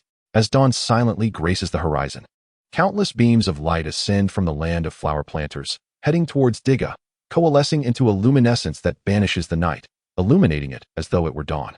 Whose shadow traverses the cycle of rebirth. Countless beams of light leap over the Great Wall, soaring before the armored warriors. In the eyes of the luminous armor, these radiant beams transform into adults and children, all fervently racing towards a common destination. The path to the future lies beneath our feet. The light converges into a grand avenue, uplifting illumination and the future of humanity. Let us carry our light as well. The armor of several warriors also radiates brilliance as they journey toward the horizon. Do not grieve, do not fear. Embrace the dawn of tomorrow with unwavering hope. Deep within the ocean, Nagano Hiroshi's consciousness begins to fade. In his final moments, a luminous presence emerges, and a colossal fist approaches, striking his face. How could one ever surrender? It is the wrathful voice of Daiku. The light enters his being, rekindling hope within Nagano Hiroshi, though it seems scant. Can this truly suffice? Does humanity still possess a tomorrow? A new storm has arisen. Mephistopheles raises his hands, feeling the dark energy surging into his body. As for that fleeting glimmer of light, merely a grain of rice, why bother with it? Humanity cannot stir the tides. How can one remain stagnant? Now is not the moment for surrender. Countless beams of light soar from the horizon, one after another plunging into the sea. The global network, light, pure light. With the emergence of this first ray, innumerable lights ignite across the world, soaring forth towards Dinah. Transcending time and space, I shall strive to be by your side. Dinah, arise. Dinah, arise. Dinah, do not relinquish hope. We are coming. What of the darkness that shrouds everything? The radiance still rushes toward me. Nagano Hiroshi extends his hand with fervor. Light, grant me strength. Chapter 58. The light of humanity. Bacana, impossible. How can there be so much light? Mephistopheles reaches out to grasp a beam, yet it passes through him and dissolves into the ocean. Here it comes again, that accursed light, that detestable ultra-warrior. Deep within the sea, a single beam, countless beams, a myriad of lights converge. Before Nagano Hiroshi lies an ocean of brilliance, thousands upon thousands of humans racing toward him. Is this the light that Daiku has attained? This is the light of humanity. It is our future. How warm it feels. Daiku grasps Nagano Hiroshi's outstretched hand, and behind him are innumerable hands, innocent, mature, aged, lifting hope and supporting him. All the light enters Nagano Hiroshi's being. He raises his arms high, and a golden staff of divine light manifests in his grasp, born from the convergence of humanity's brilliance. Dinah, in a singular moment, a resounding voice embraced the essence of humanity. With a swift flash, a beam of light surged from the depths of the ocean, instantly dispelling the shrouded darkness and bestowing the world with newfound radiance. The night retreated, and the warm sun ascended in the sky. By greeting danger with a smile, miracles are bound to unfold. Amidst the golden glow, the shimmering silhouette of Tiga emerged, a dazzling figure infused with the brilliance of humanity. Upon his appearance, he clasped his hands at his heart, where two beams of light converged. As his hands unfurled, the radiance cascaded down into the sea, awakening the petrified forms of Ace and Eddie. The light of humanity breathed life back into the giants. With a powerful surge, Ace and Eddie soared from the ocean, standing beside the radiant Tiga, transferring their strength into him, their own luminescence merging within Tiga's being. The wings of hope unfurled behind Tiga. Suddenly, Mephistopheles teleported behind Tiga, striking with a claw, but found only empty air. Tiga's speed had surpassed him, and he now stood behind his adversary.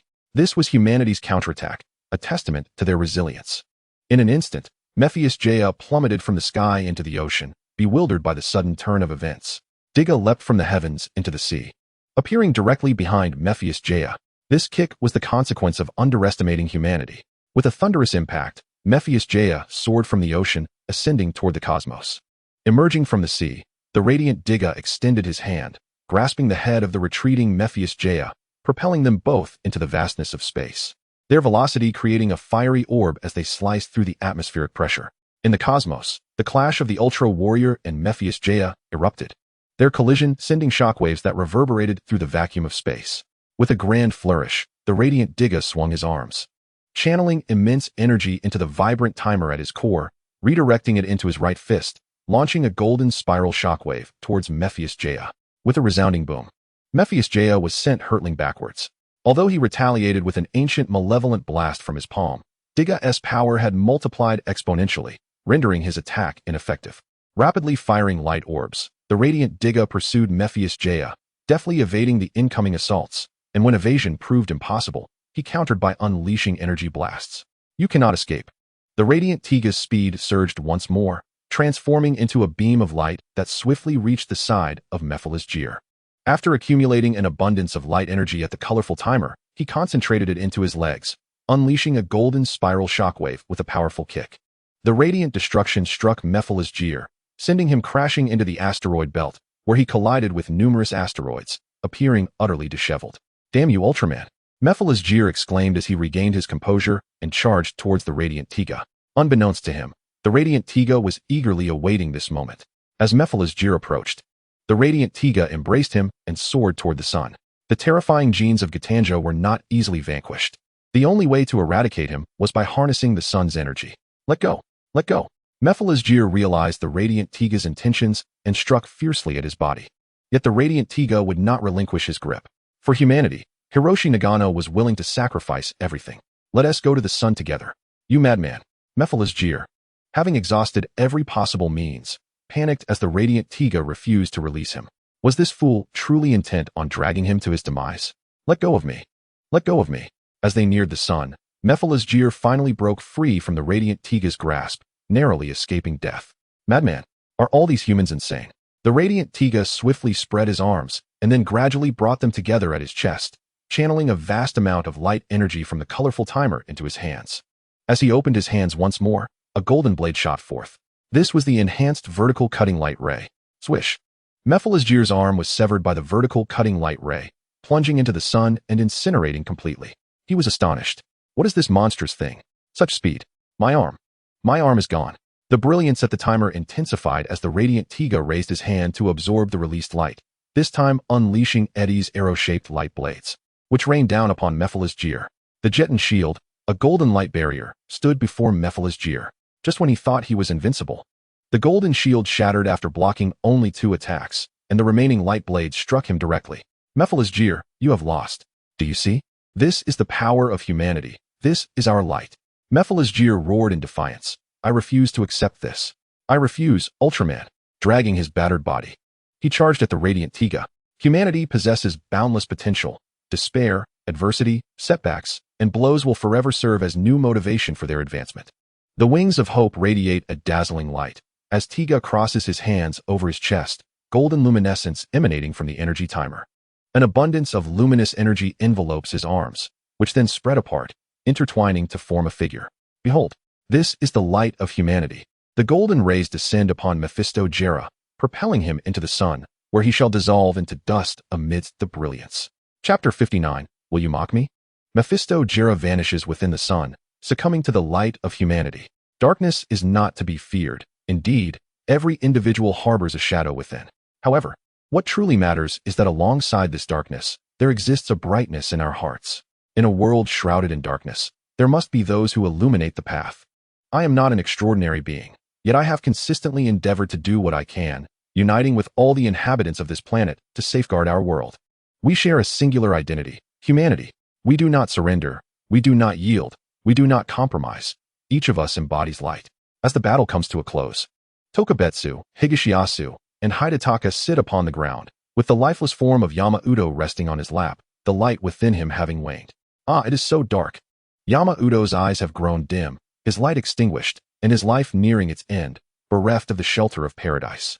Must he now plummet back into the abyss? Before him lies an expanse of inky blackness, devoid of light. Yama-Udo chuckles. Indeed, a person like me is unworthy of light. He reaches out desperately. Yet all that greets him is the void, nothingness, no light, nothing at all. Higashiyasu remains silent, gazing at Yama-Udo's outstretched hand, his heart weighed down by profound sorrow. Is this hell? If Udo fears it, then I shall accompany you on this journey. Should you descend into hell, I shall walk beside you.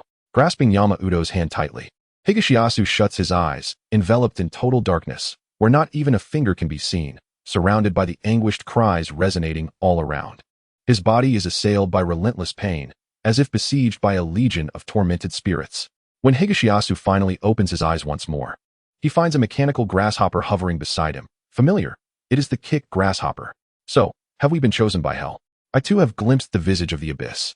Udo, awaken. Let us descend into hell together. Higashiyasu tightens his grip on Yama-Udo's hand, as an orange pulse dances between them. Moments later, the once lifeless Yama-Udo slowly opens his eyes. A mechanical grasshopper leaped several times, landing beside Yushima Masato, Ikegami-shun, as it departed from paradise, descending into the abyss of darkness. The punch grasshopper. In the distance, several strange insects emerged from the void, swaying unsteadily towards Yushima Masato, Ikegami-shun, and Tokiyama Hidenori, Yaguruma-so. The eerie insects were howling, yet to the ears of these two, it transformed into mockery. Are you mocking us? Tokiyama Hidenori, Yaguruma-so, rose, turning his head coldly to glare at the strange insects. Laugh at us all you want. Yushima Masato, Ikegami Shun, grasped the punch grasshopper, rising alongside his brother to confront the approaching swarm of bizarre insects. As several of the strange insects shed their exoskeletons, Tokiyama Hidenori, Yaguruma So, and Yushima Masato, Ikegami Shun, each held their grasshoppers, feeling disgruntled. Then let us descend into hell together. The duo was enveloped in black and white armor, followed by a deep sigh. Ah, the punch grasshopper and the kick grasshopper raised their heads. It is a lament from the depths of hell. Here we go, Oedidu. Ah, brother. Tokiyama Hidenori, Yaguruma So kicked away a standard strange insect charging at him. Who was mocking me just now? He seized one of the insects. The sequence of kicking and grabbing continued. With the invincible leg techniques of the kick grasshopper, several strange insects were sent sprawling. Tokiyama Hidenori, Yaguruma So gazed at the molted adult insect before him. Was it you who dared to mock me? The adult insect suddenly accelerated, striking Tokiyama Hidenori, Yaguruma So, with a single blow as it darted around him, each pass delivering an assault. Bang! In mere moments, Tokiyama Hidenori, Yaguruma So, was struck several times, ultimately crashing into a large tree, nearly breaking it. Hee. Tokiyama Hidenori, Yaguruma So rose, slapping his waist. Accelerating. The image of the kick grasshopper lunged before the adult insect, delivering a powerful kick. With another foot as a pivot, he unleashed a series of kicks that sent the adult insect reeling, halting its assault. The foot landed, pivoting around to deliver a kick to the insect's head, sending it flying. With a flourish, Tokiyama Hidenori, Yaguruma So adjusted the leg of the kick grasshopper at his waist, crouching slightly as energy surged from the drive into his legs. Bang! He leapt into the air, spinning, the first kick landing on the adult insect. The spring mechanism in his legs propelled him further, allowing him to deliver a succession of nightly kicks upon several strange insects. Since the light has already departed, let hell take you. Yushima Masato, Ikegami Shun, unleashed a punch that obliterated the fastest charging insect, shaking his hand as he continued to strike the insects before him. Join me as we descend into darkness. Yushima Masato, known as Kageyama Shun, seized an aberrant insect, relentlessly pummeling it until it was crushed once more. The mature insect retaliated. But alas, its assault was effortlessly caught by Yushima Masato. How slow. He struck with a fist to the head, then to the shoulder, and again to the head. 3 punches left the mature insect disoriented. It was woefully feeble. A final blow sent the creature tumbling away. On the white-headed Eagle Bridge, young Lee accompanied his brother Macwheel's daughters, planning an outing to the beach, a long-awaited opportunity, as the children struggled to bond. Gazing out the window, Lee noted the splendid weather. Atop the bridge, a dark figure appeared, fixating on a slightly lower red silhouette, a grin splitting his face. Spider-Man. Peter Parker. Macwheel crouched on the suspension bridge, seemingly oblivious to the figure behind him, for no malice had yet been revealed. It appeared the adversary was well acquainted with Spider-Man. With a thunderous roar, the bridge trembled and suddenly broke apart. Oh no, Macwheel exclaimed, about to leap, when a tearing sensation gripped him from behind. Turning, he was met with Venom, the familiar black spider-like form. Hey, Peter Parker. You, Venom? How is this possible? What's impossible? Hey there, babe. Venom lunged downward, his massive hand grasping Macwheel on the bridge, and they engaged in a fierce struggle. Meanwhile, at the fractured bridge, a mechanical rhinoceros surged forth, roaring as it barreled into the nearby crowd and vehicles, toppling numerous cars and people in its wake. Hey, let's party. Spider-Man. No, I'm not in the mood for a party. Garfield emerged from the throng, delivering a swift kick that sent the mechanical rhinoceros flying. He then shot webbing to catch the plummeting cars and several individuals from the crowd. The 2 Spider-Men began their counteroffensive against their foes, weaving through the bridge with seamless coordination, utilizing webs as their means of communication. They entwined their opponents in strands of webbing, tossing them toward one another, culminating in a thunderous collision between Venom and the mechanical rhinoceros. In an instant, waves surged like a tornado, and from the tumult emerged a man clad in a space helmet, only to be struck down by a stray bullet moments after his appearance. Iron Man and the young Holland have arrived as well. If you inquire about the source of the battle armor, I must apologize. For the earlier mention of a certain ship contained ample supplies. Upon touching the armor, no one understands it better than Tony Stark. With Iron Man's assistance, the trio of tiny bugs can swiftly dispatch 2 monsters and a counterfeit without difficulty. The first part concludes here. My mind is rather disordered, and the 3 bugs are unable to write further. I shall rewrite the second part anew. The second part continues the narrative of the first, albeit with greater clarity. To avoid confusion, the same premise applies. However, due to the previous volume's lack of success, I shall change the title while the plot remains consistent.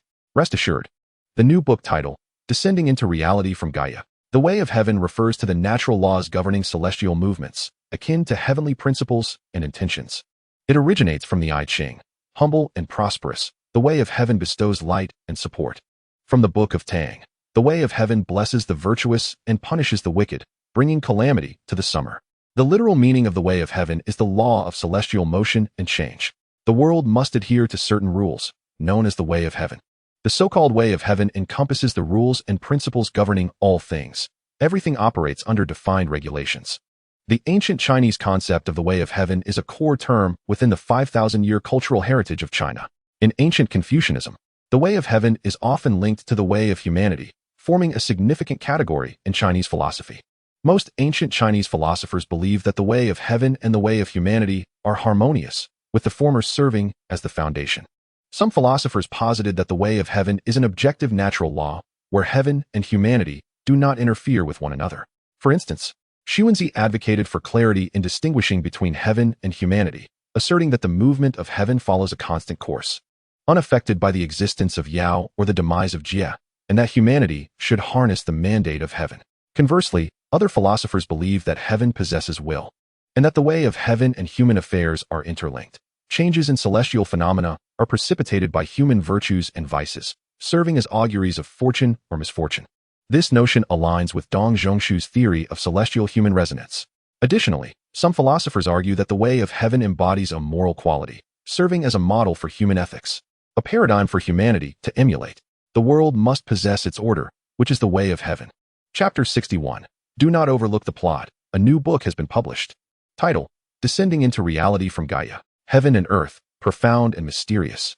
The universe vast and primordial, chaos yet to be unveiled. Here, brilliance is boundless, devoid of sky and land, where a gray haze envelopes all, save for the chaotic currents that rage incessantly. After countless epochs, an astonishing event transpired in the depths of chaos. Amidst the endless tumult, a magnificent azure glass lotus quietly emerged, gradually blossoming into 72 petals, within which lay a colossal figure, a giant of 10,000 zhong, his muscles coiled and robust. Exuding an exquisite sense of power, the legendary Pangu, the immortal sacred body of chaos, together with the world's first armor still in gestation, the infinite. Simultaneously, on the opposite side of chaos, countless chaotic demons opened their eyes at this moment, their gazes radiating with a brilliance akin to 1,000 suns. The exalted demon god muttered to himself, "It seems that this chaos is finally destined to be shattered." His piercing gaze was fixed upon the direction of Pangu's emergence, contemplating the unexpected appearance of a rival demon god within this chaos. Such an immortal form is exceedingly rare. Only a handful of demon gods, including Yangmei and Qijuan, have attained it. Yet, at this moment, the aura of immortality radiating from Yangmei and Qijuan pales in comparison to the slumbering Pangu. After countless epochs, the dormant giant finally awakened. Bewildered, he rose amidst the azure lotus, his brow furrowed as he surveyed the boundless darkness of chaos, sinking into deep contemplation. As time flowed, the confusion in the giant's eyes transformed into unwavering determination, as if he had attained enlightenment. He comprehended the essence of his existence.